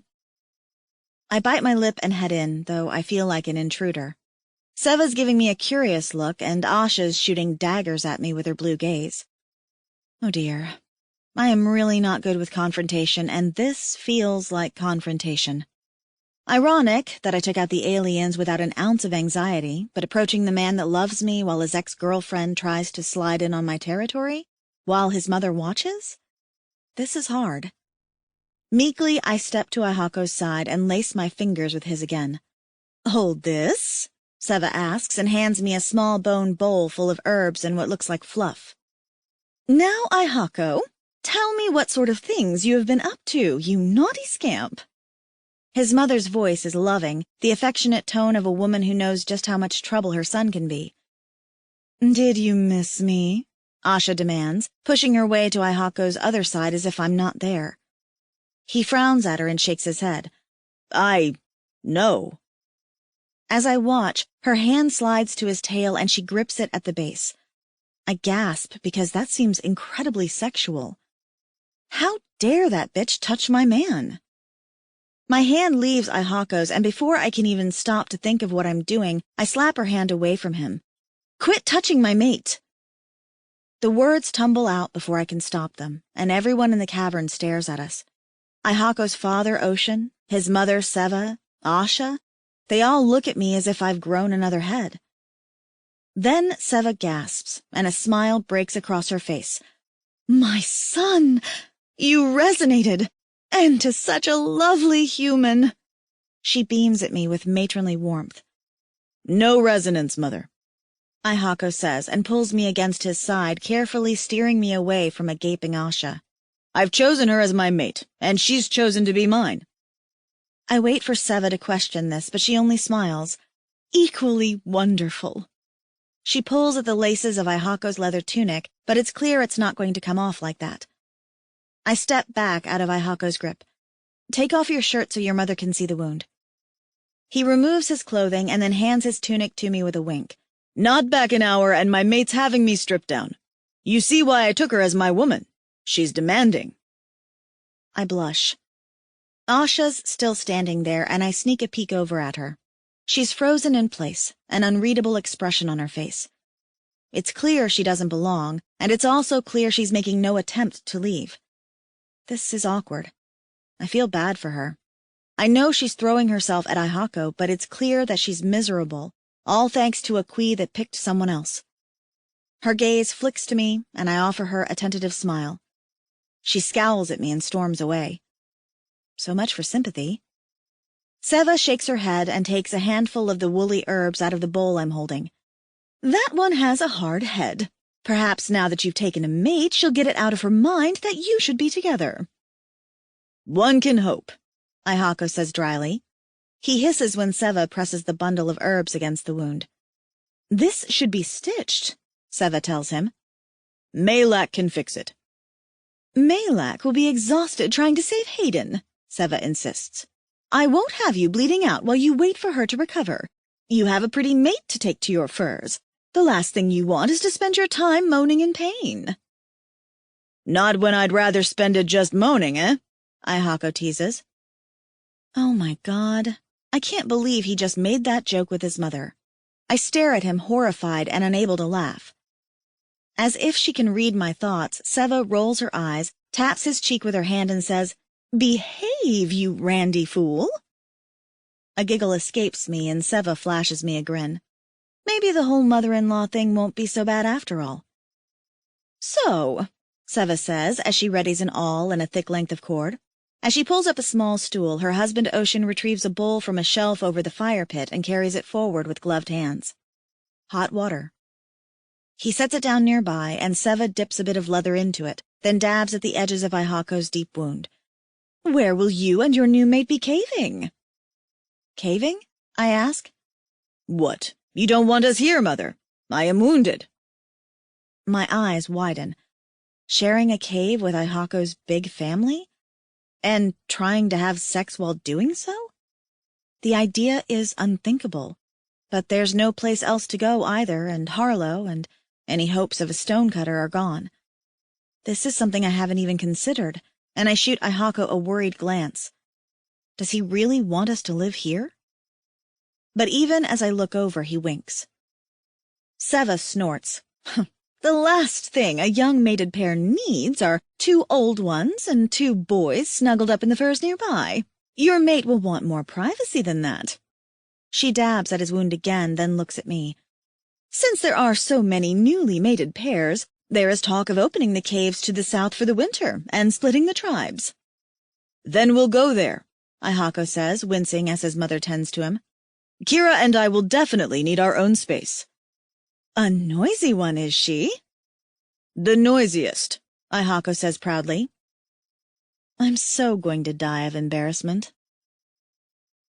I must drift off to sleep at some point because the next thing I know, Aihako is kissing my brow and tucking me into bed.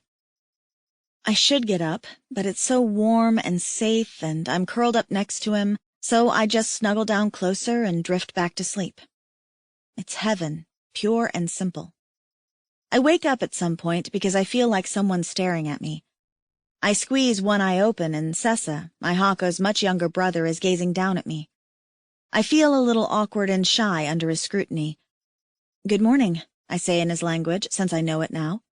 The words feel fluid on my tongue, and I realize this is the first time I've been able to say more than just hi to the younger ones, who haven't been out to the elders' ship for the language dump. I decide to show off a little. "Am I sleeping funny? Is that why you stare?" "You're Aihako's mate?" "I am." "But you didn't resonate. How can you be mates?" Oh boy. Am I going to have to explain the birds and the bees to this kid? "Well, sometimes when two people love each other very much, they want to be together all the time, despite the fact that they can't have a baby." He wrinkles his nose at the thought. "Does this mean you're moving into our cave? It's already crowded." "I don't know. Is your brother Aihako around?" "He is with the chief." "Thank you," I murmur, and straighten my clothing before emerging from the bed. I'm still dressed, thank goodness, but my leathers smell like smoke and sweat, and I kind of wish I had something else I could change into. Clothing's been at a premium with 12 new people to tend to, though. Maybe someone will have extras I can change into. I slide out of the furs, glancing around. I'm still in Seva's cozy cave, though this portion has been sectioned off with a strategic rocky outcropping and a large woven basket to give the illusion of privacy. Nearby, I can still hear the heavy breathing of someone else sleeping and the low murmur of Seva's voice nearby. Sessa's right. The cave is definitely small and crowded. I'm grateful for the bed, of course, but I think longingly of my loft apartment back on Earth that had seemed so small 2 months ago and now seems like unrivaled luxury. When the babies get here, we're going to be falling over each other with the crowding. I suppose that won't be a problem for me and Aihako. I feel a guilty pang at the thought. It was his choice to mate me despite knowing my flaws, so I can't worry about it. I tell myself this as I slide on soft boots, give Sessa a pat on the head, and then emerge from the private cave into the main interior of the tribal caves. I yawn as I pad out into the main area and realize I slept great. For the first time in what feels like forever, I slept without overhearing everyone having sex, the whispers picked up by the translator, everything. No wonder I feel so utterly refreshed. Even now, the cave is crowded but not overwhelming with voices. Instead, it's like a low, pleasant hum of conversation. This is awesome. Of course, a small downside is that I have no idea where my mate is now. I can't follow the sound of his voice via the translator. I'll have to hunt him down the old-fashioned way. Nearby, Tiffany and Josie are scraping skins stretched on frames. Josie gives a happy squeal at the sight of me and waves her gore-covered arms. "I'd hug you, girl, but I'm gross. I'm so glad you're back." Tiffany's the more reserved of the two, and she just smiles at me. I'm glad to be back, too. I rub my earlobe. I feel so much better without the translator. I wonder how much they know about the ship returning and wanting to snatch us all again, or if that's being kept on the down low. "I almost didn't recognize you," Josie says in a sunny voice, then turns back to scraping her skin. "Maybe I should check out the old mothership and see if it does breast implants. I'm feeling pretty inadequate around the Saqui ladies." She shakes her small chest back and forth, trying to make what little she has jiggle. "Oh, stop it," Tiffany says and nudges Josie with an elbow. "For real, no one's gonna give you boob implants because you're a skinny white girl." Josie sticks out her tongue, and Tiffany returns the gesture before they both start laughing. Yeah, I'm thinking they weren't told about the ship. They're entirely too happy. I gesture at the mouth of the chief's cave. Is Vectol in there? Tiffany leans over to look at the entrance of his cave. "I don't think so. I thought I saw him walk outside with a few of the others earlier. You might check with the hunters if he's not in the furs with Georgie." She winks. Oh, yikes. The last thing I want to do is run into them having sex. Lord knows I've heard it enough already. Maybe I'll check with the hunters first. "Good call," Josie cackles. "I saw more than I wanted to once." "These people need some damn doorbells," Tiffany says and shakes her head. I can't disagree with that. I give them both impulsive, one-armed hugs around their shoulders that they can't quite return because of their hands, and then trot off to find Ihako and the chief.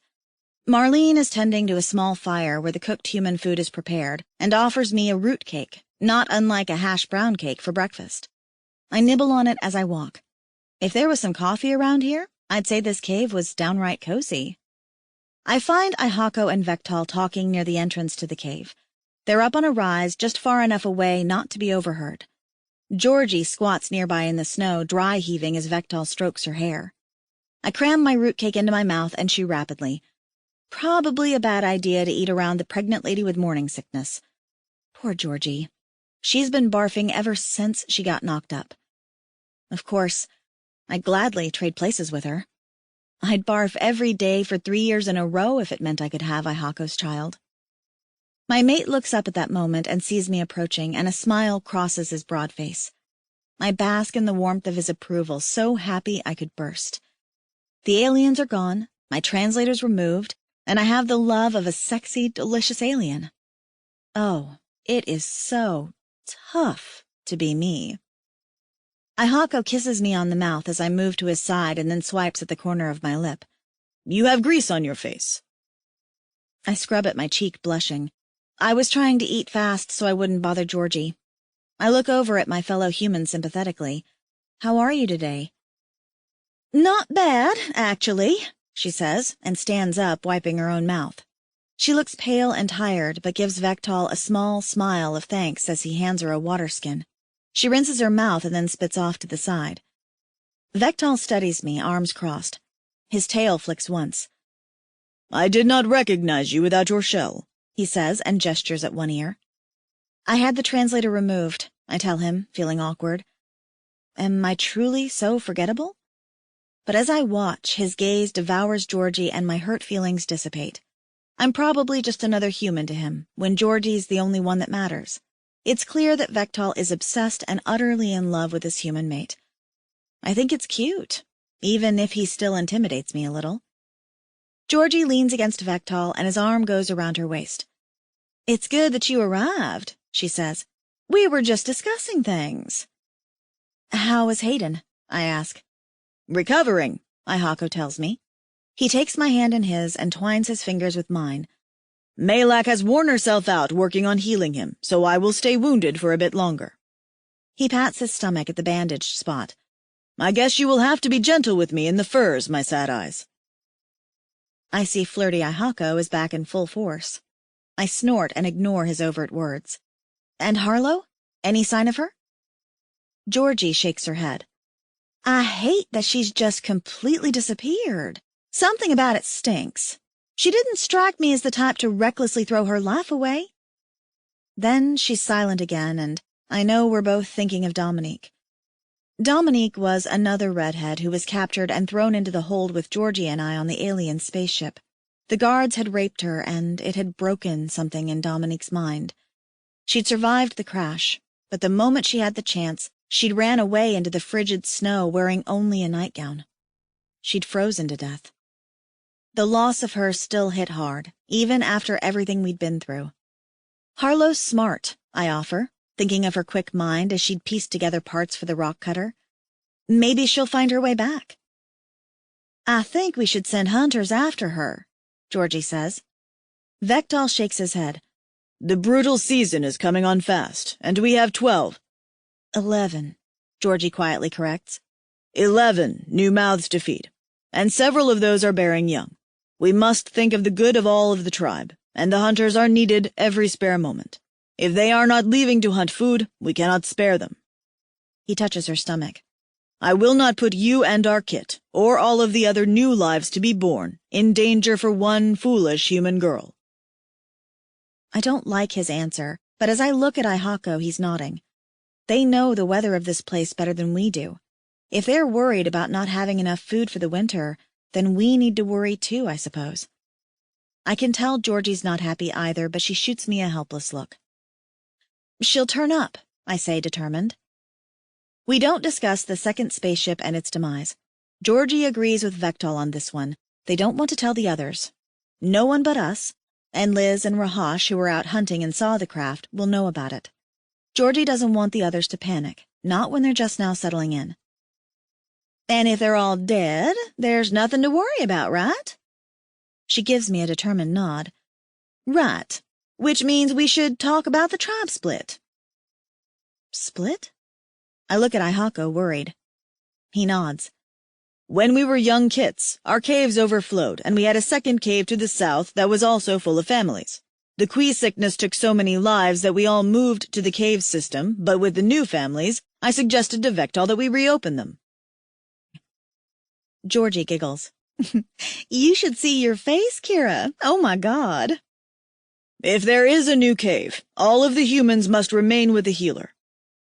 Is that fair to the others? I ask. The last thing I want is to have the rest of the tribe resenting us. The humans are carrying kits, Vektal argues. If they are not yet, they will be. They need to be with the healer. I remain silent. I agree with Kira, Ihako says. A cave full of elderly and single hunters will only breed dissent. It is fairest to split the tribe evenly. We only have one healer, Vektal growls. She will remain with Georgie. Calm down, Vektal. Georgie pats her mate on his big arm. I'm sure things can be divided in a way that's fair to everyone. What if we send the single humans to the new cave and keep the pregnant ones here? What about Rahash and Liz? I ask. Their punishment remains, Vektal declares. They will continue to hunt until Liz is too heavy to do so, but they can den with us when it comes time for Liz to have her kit. Then who will be in charge at the new cave? Ihako asks. His hand tightens on mine. For a moment, Vektal looks perplexed. I was going to send you, but now that you have mated, this poses a problem. Kira will need to stay near the healer.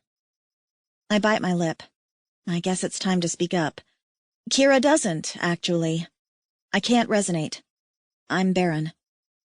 Georgie's face softens while Vektal looks confused.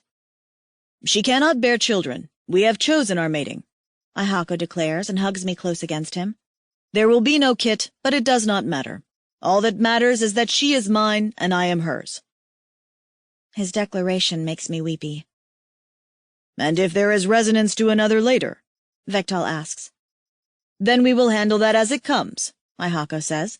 Until that day comes, if it should ever come, I belong to Kira and she belongs to me.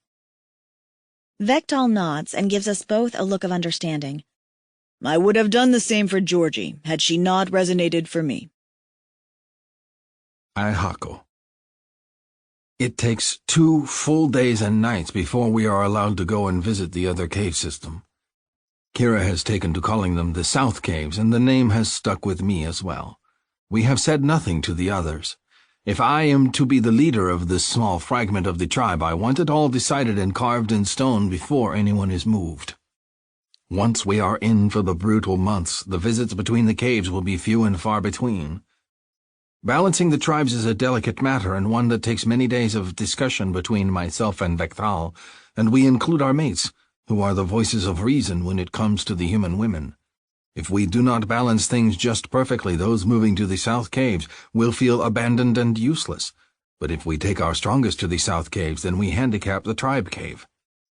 Back and forth we argue about who should stay and who should go. Plans change hourly until I'm ready to tear my hair out if Vektal puts his foot down and says no to my suggestions one more time. He is the chief, and he is my friend, but he is also incredibly stubborn. A pain in the ass, as Kira says. I'm short-tempered myself. Haydn is still healing, and Malak, who is pregnant and must be careful with her own health, hasn't had time for my wound. It pains me, but not nearly as much as being unable to sleep with my Kira and not caress her. She doesn't have to tell me that she's uncomfortable sleeping in the cave with my family around her. It's evident in the stiffness of her body as we undress for bed, or at least I undress for bed. Kira simply takes her shoes off and lies down, fully clothed and twitching with every small sound. Every hiccup Sessa makes, every snort my brother Rilkan makes in his sleep, every murmur of my father and mother as they mate, Kira hears all of it, and it's clear she's bothered. There will be no mating until we have our own cave and privacy. Very well, then, I will just have to push things along. My need to claim my Kira again overrides everything. I hunger to taste her sweetness on my tongue, to mate her mouth with mine, to sink my cock deep into her cunt and hear her bellow with pleasure. It's these thoughts that drive me to suggest a trip to the South Caves the next morning. Kira's nibbling on one of the root cakes that she and the human women seem to enjoy so much and chatting with the others by the fire. Vektal is relaxing in the pool while Obcej braids his hair into 1,000 tiny braids that stand up straight around his horns and look like a strange nest. Everyone's relaxed and enjoying themselves before starting the day, a perfect time to sneak away with my Kira. When she finishes eating, I pull her aside. Come with me today. She dusts off her hands and nods. Where are we going? To see the South Caves. I want to take a look at how many caves we have and their placement before we make final decisions of who should stay and who should go. Kira tilts her head and gives me a curious look. You don't know the caves? I do, actually. I know them by heart and have been many times, but I'm itching to have alone time with my lovely mate, and this is the best way to do it. I do, but I wish your feedback. A brilliant smile crosses her face, and my cock surges at the sight of it.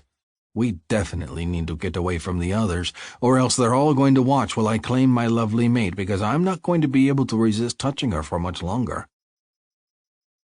Well, I ask as she steps into the mouth of the South Caves, what do you think?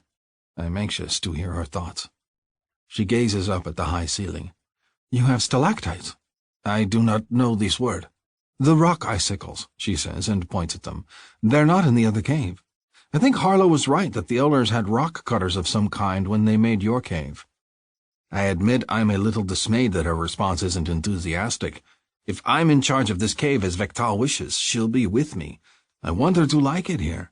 I want her to be with me. These caves are very different, I admit. There is no bathing pool in the center of the cavern, for one. She gives me a prim look. That is not exactly a bad thing. The less I see of other people's junk, the better. I chuckle. Her modesty is strange. She'll lose it eventually, but for now I'll enjoy her blushes and her squirming. Do you not wish to see your mate naked? I see you naked plenty, she says, and her cheeks are pink as she steps past me, gazing around her. It's darker in here, and colder. I follow her. The other cave is warmed by the underground spring, so it stays pleasant even in the brutal season. Here we would need to rely on more fires. Fires aren't bad, she says, her expression thoughtful. We still have a lot of people eating cooked food, and the ceiling is high, so the smoke won't be so bad. She heads toward one of the private nooks that are living quarters. There's still an old leather screen propped up in front of the cave mouth as a nod to privacy. And she gasps, My goodness, it's so big in here. Is it? I feel a hint of pride return. Do you like it? As long as we don't freeze in the winter, I think there's potential, she says with a small laugh. She pushes into the private cave and looks around. I follow her. It's been at least 15 full cycles of the seasons since this cave was inhabited, and I don't remember who it once belonged to. In the center of the room is a dugout fire pit with neat rocks circling it. There's a flat section off to one side that probably housed the bed furs, and a few withered baskets that have been chewed at the bottom. She walks past all this and then flashes me a smile and sticks her hand out. Show me which one you had in mind for us. I return her smile and take her small hand in mine. I love the feel of her cold fingers lacing between mine for warmth, and the urge to drag her to the floor of the cave and claim her is nearly overwhelming. I stare down at her, my cock hardening in my loincloth. Cave? She squeezes my hand. Ihako? My name falling from her lips makes my balls tighten.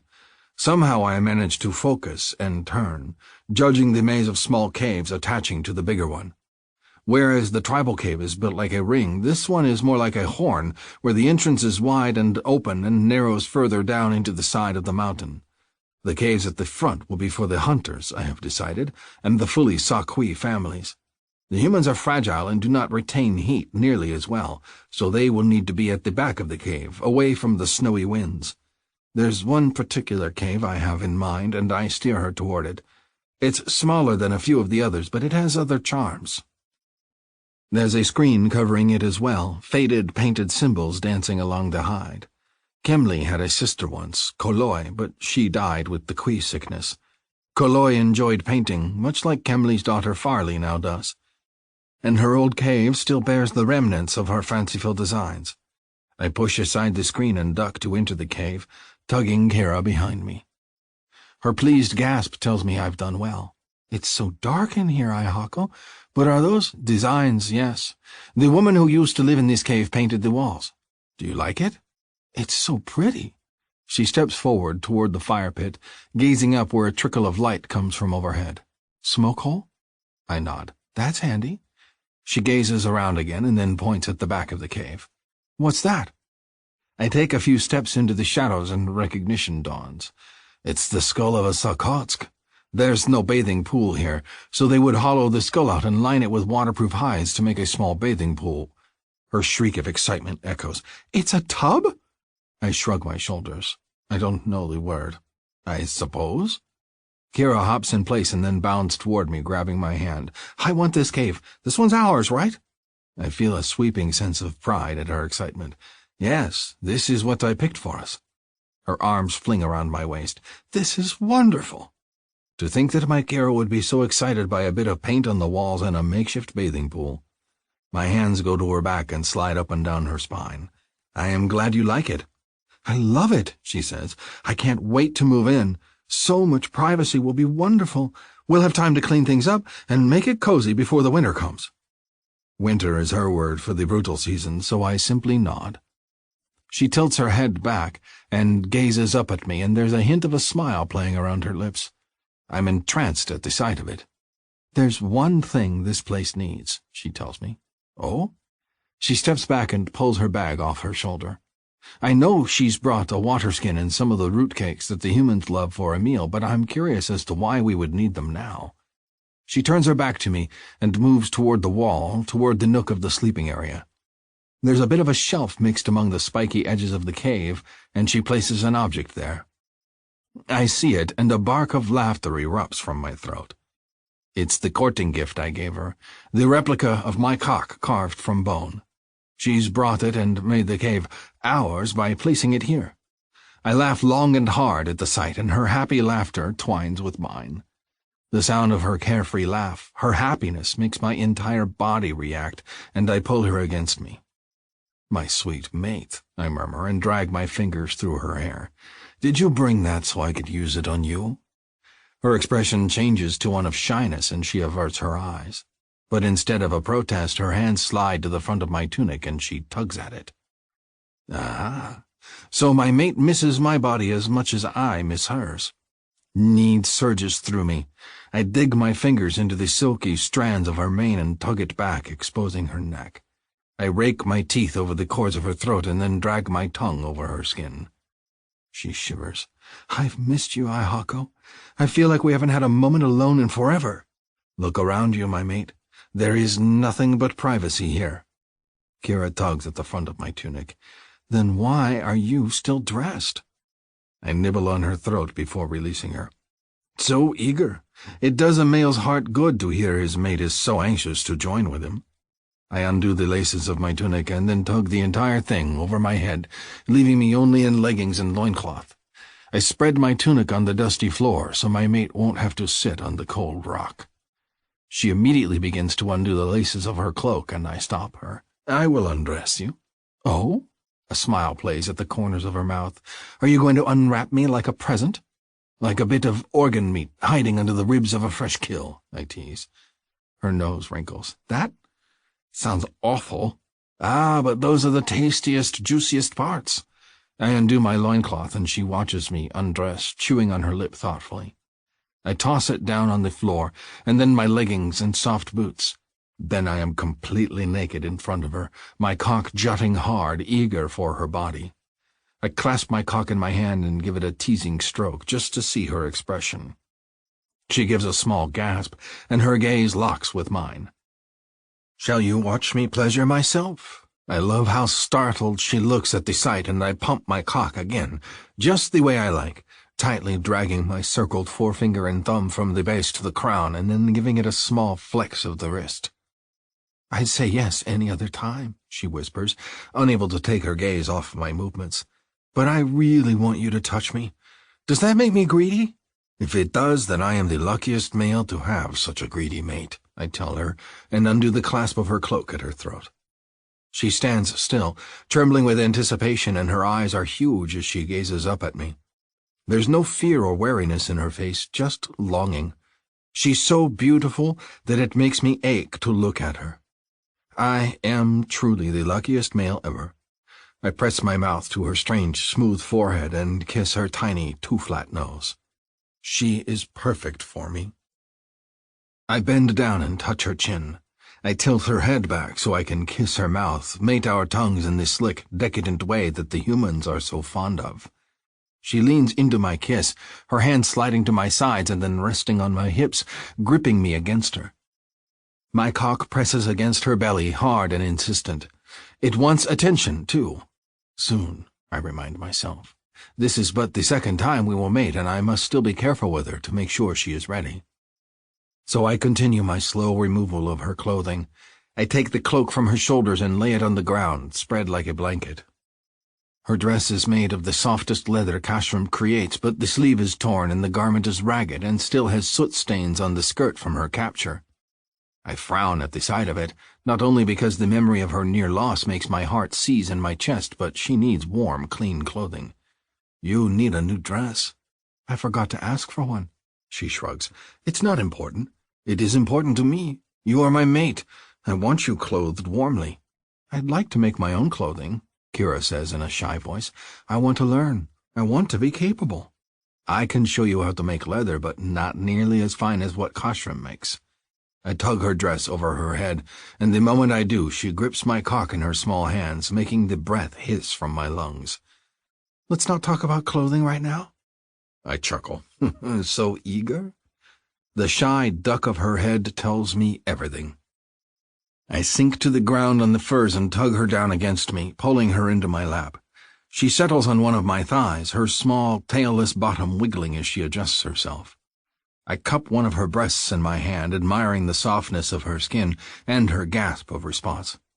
You are so soft all over, my Kira, I murmur, and lean down to take a taut nipple into my mouth. She moans and her hips buck and her arms go around my neck, clinging to me. I lick and suck at her nipple, teasing it with the ridged tip of my tongue. Her soft cries tell me that she likes this very much, and I can feel the wetness from between her legs seep onto my thigh. My other hand moves there to her cunt to dip into her sweet honey. She's hot and soaked under the dark curls between her legs, her folds juicy and waiting for my tongue. My mouth waters at the thought. And then I remember that she brought the courting present I made for her. Does she want to try it? I've not heard of such a thing, but humans are adventurous, and I'm eager to participate. I did make it as big as my cock, and even though I want nothing more than to bury myself between her legs, I'm intrigued by how she'd react if I used the courting gift on her. My fingers glide between her slippery folds. She's hot and wet, and her hips move as I stroke her, encouraging me to push into her.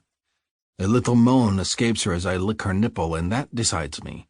I want more of her moans, her cries, her wails of my name. I want to drive her wild. I reach back to the shelf and pick up the courting gift and hold it in front of her. Kira inhales sharply, and her gaze flicks to my face. It's a good replica, is it not? I admire my carving right down to the veins tracing along the shaft. You have no idea how many hours I spent staring at my own cock to get this right. She giggles softly. And you did that just for me? Of course. You are my woman, and I wished to please you. She leans forward and her arms tighten around my neck, and she kisses me softly on the mouth. You always please me, Ayahako. I drag it over her belly. And now I want to please you with this, I tell her between kisses. I feel her stiffen and her breath quickens, but she doesn't tell me no. Encouraged, I slide it lower, moving the head of it to her mound. I think, like my cock, I will need to make sure it is wet with your juices before I slide it into you. A whimper escapes her throat and her arms tighten around my neck. Spread your legs for me, my mate, I tell her. She bites her lip again, but her legs ease open. I can see the gleam of wetness on her upper thighs, and I can smell the hot scent of her.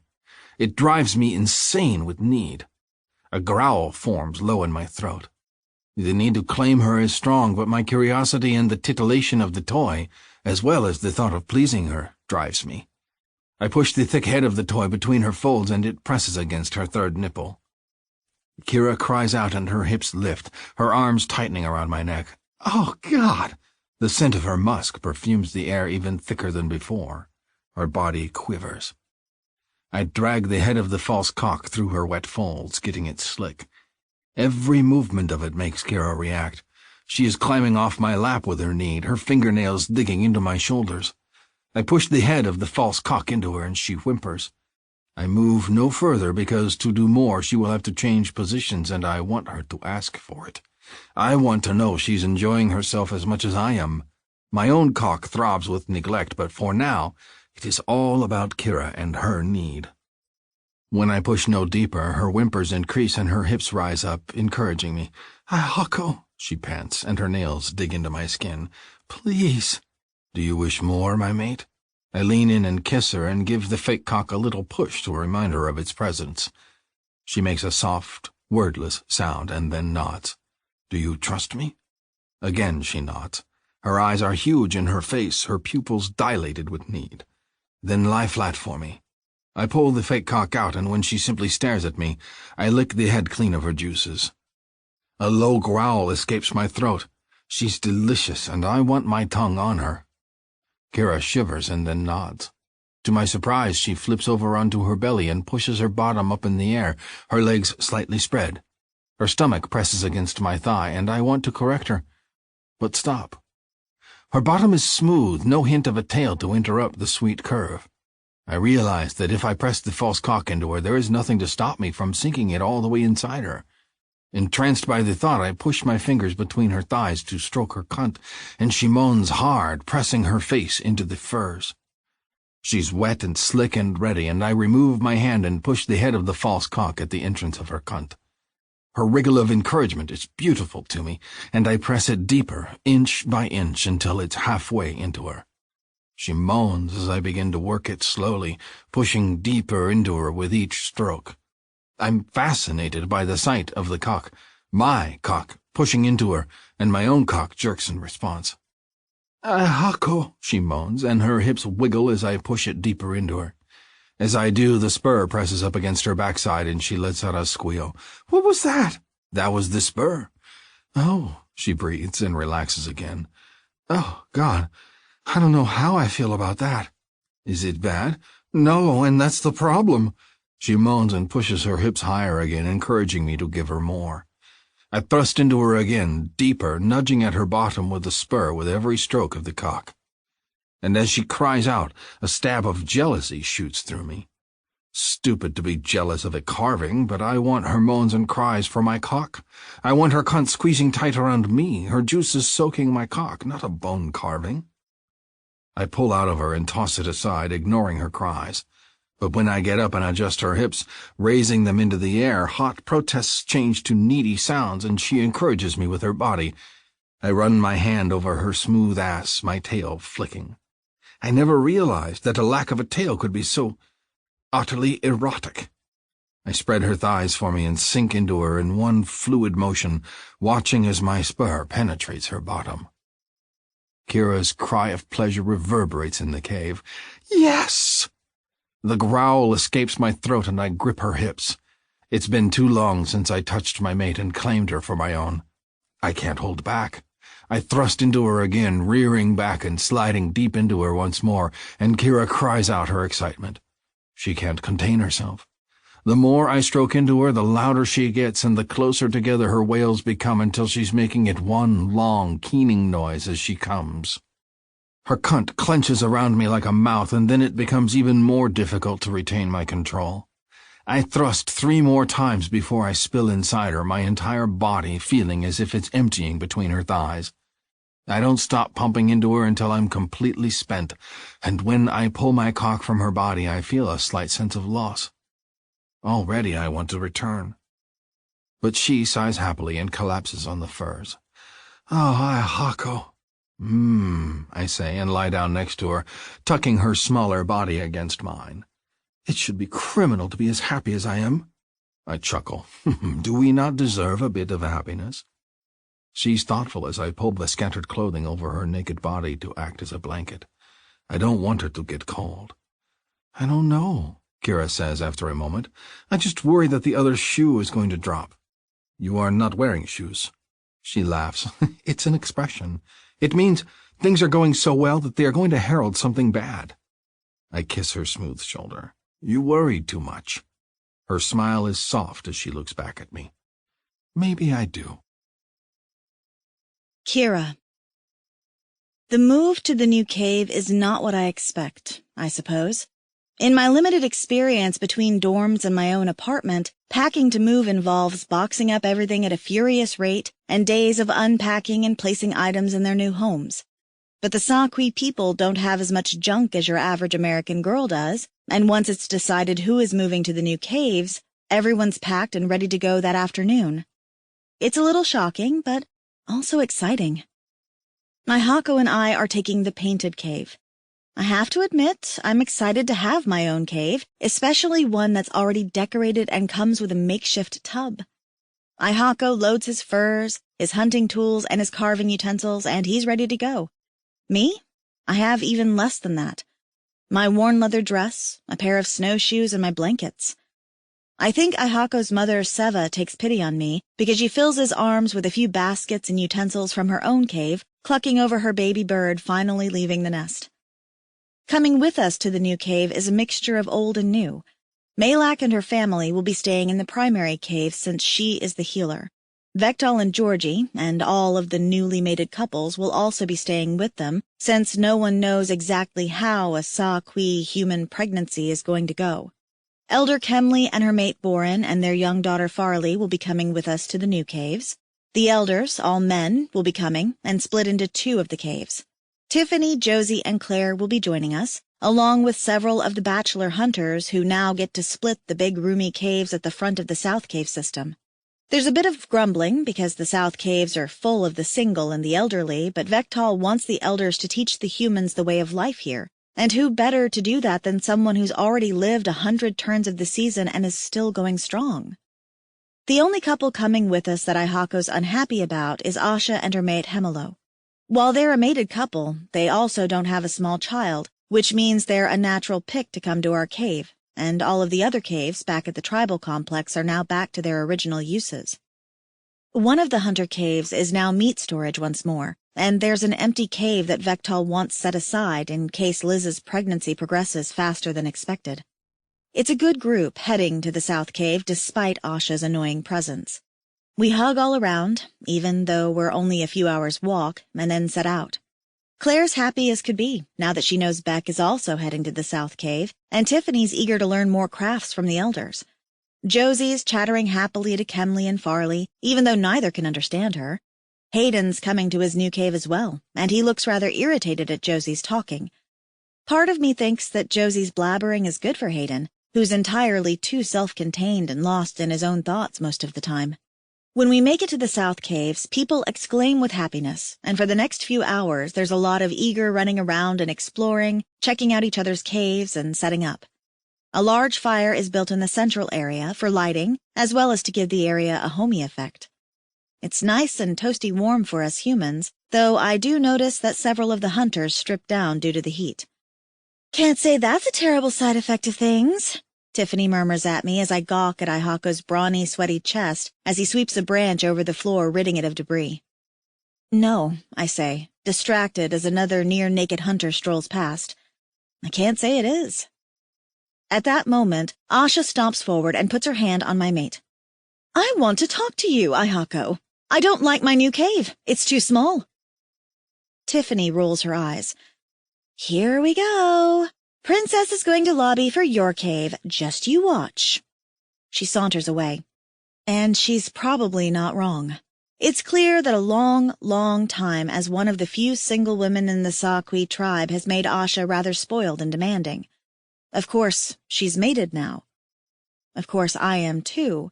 And she's touching my mate's arm and pretending to cry, and the sight of it irritates me.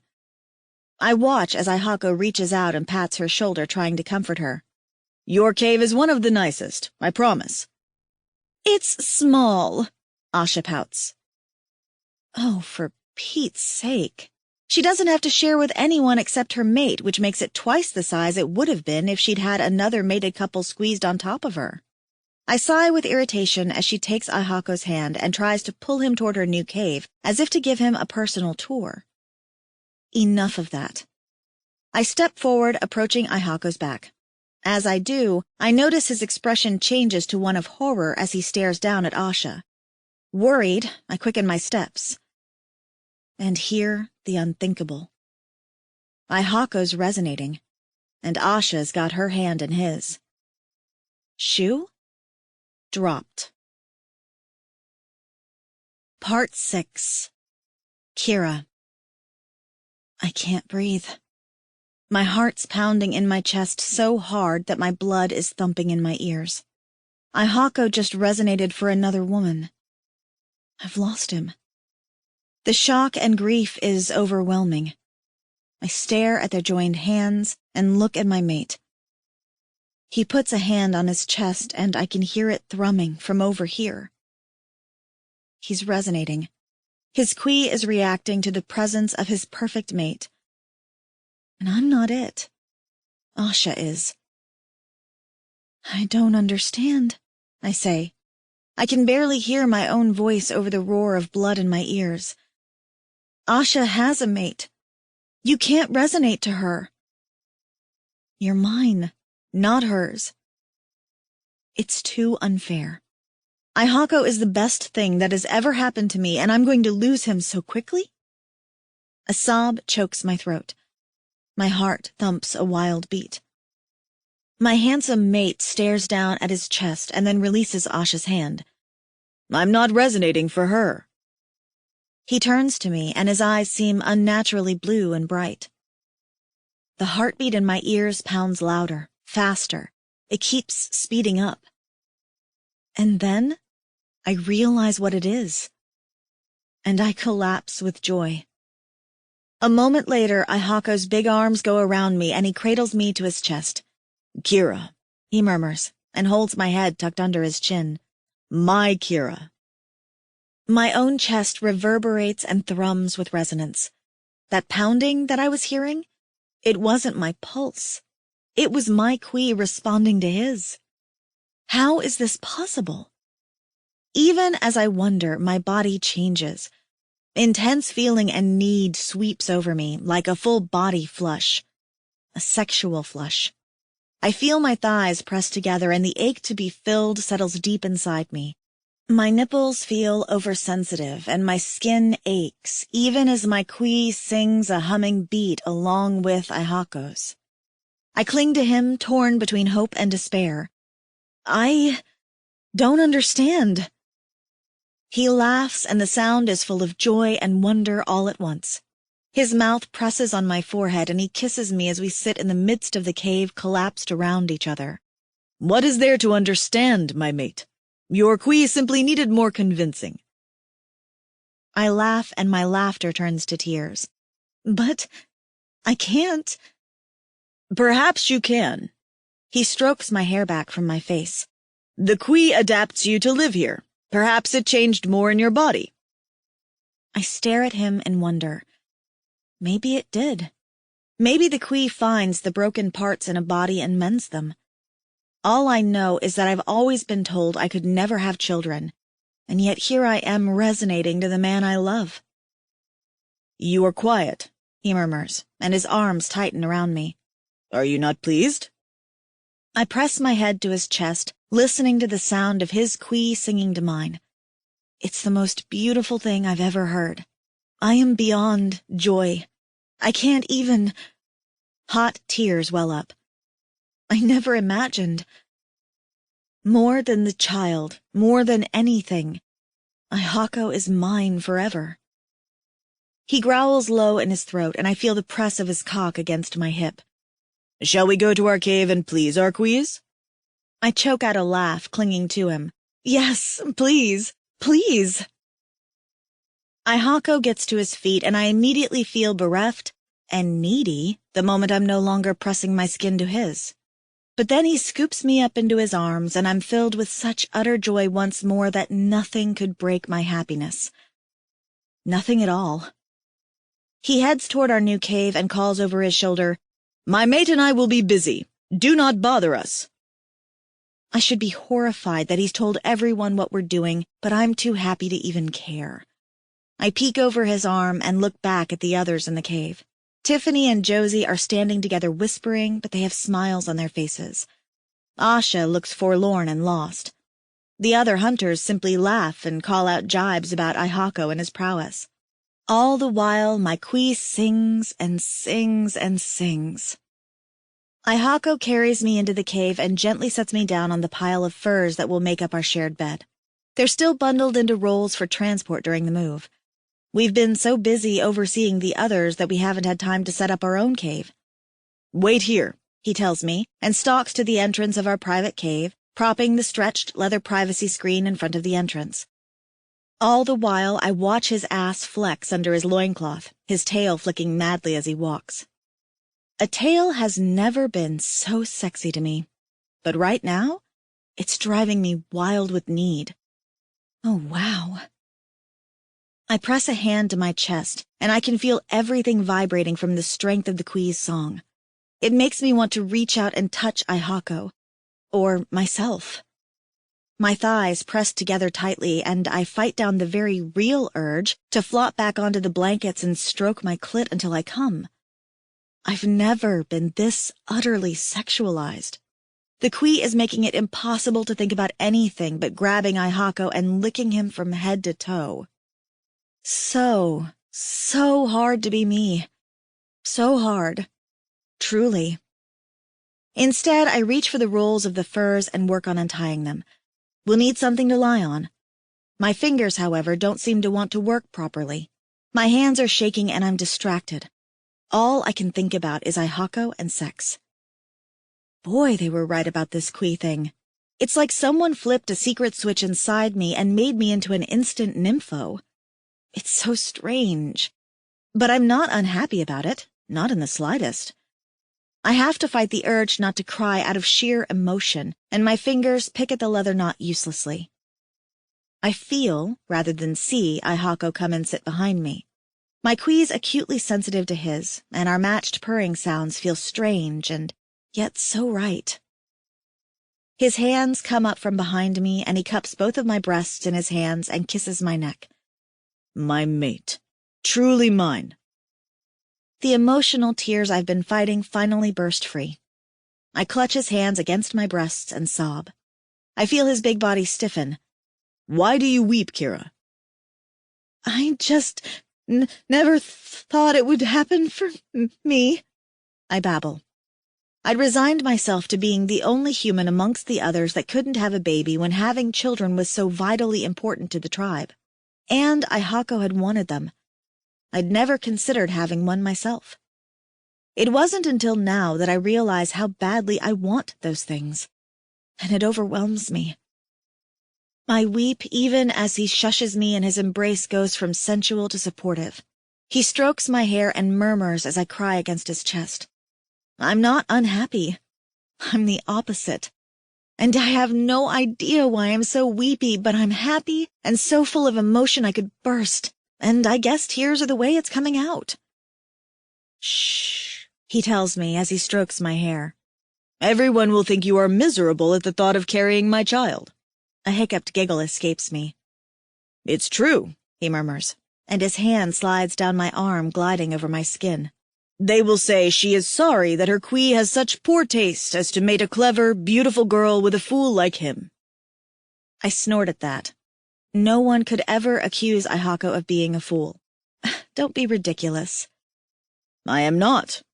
There are twice as many unmated males as there are the human women. Do you not think me the luckiest of males that I would resonate for you? I do." I sigh, my tears drying because he's so sweet. I love this man so much. He's always seen me, even when no one else has. My flaws have never mattered to him. My smiles are the only thing that does. I'm the luckiest, I tell him softly, and brush my fingers over the line of his jaw. He's so very handsome, my mate. I'm getting even more aroused just looking up at his big, broad face and his glowing eyes, and the smile that curves his mouth. I lean up and kiss him, and his hands immediately tighten around my waist, holding me against him.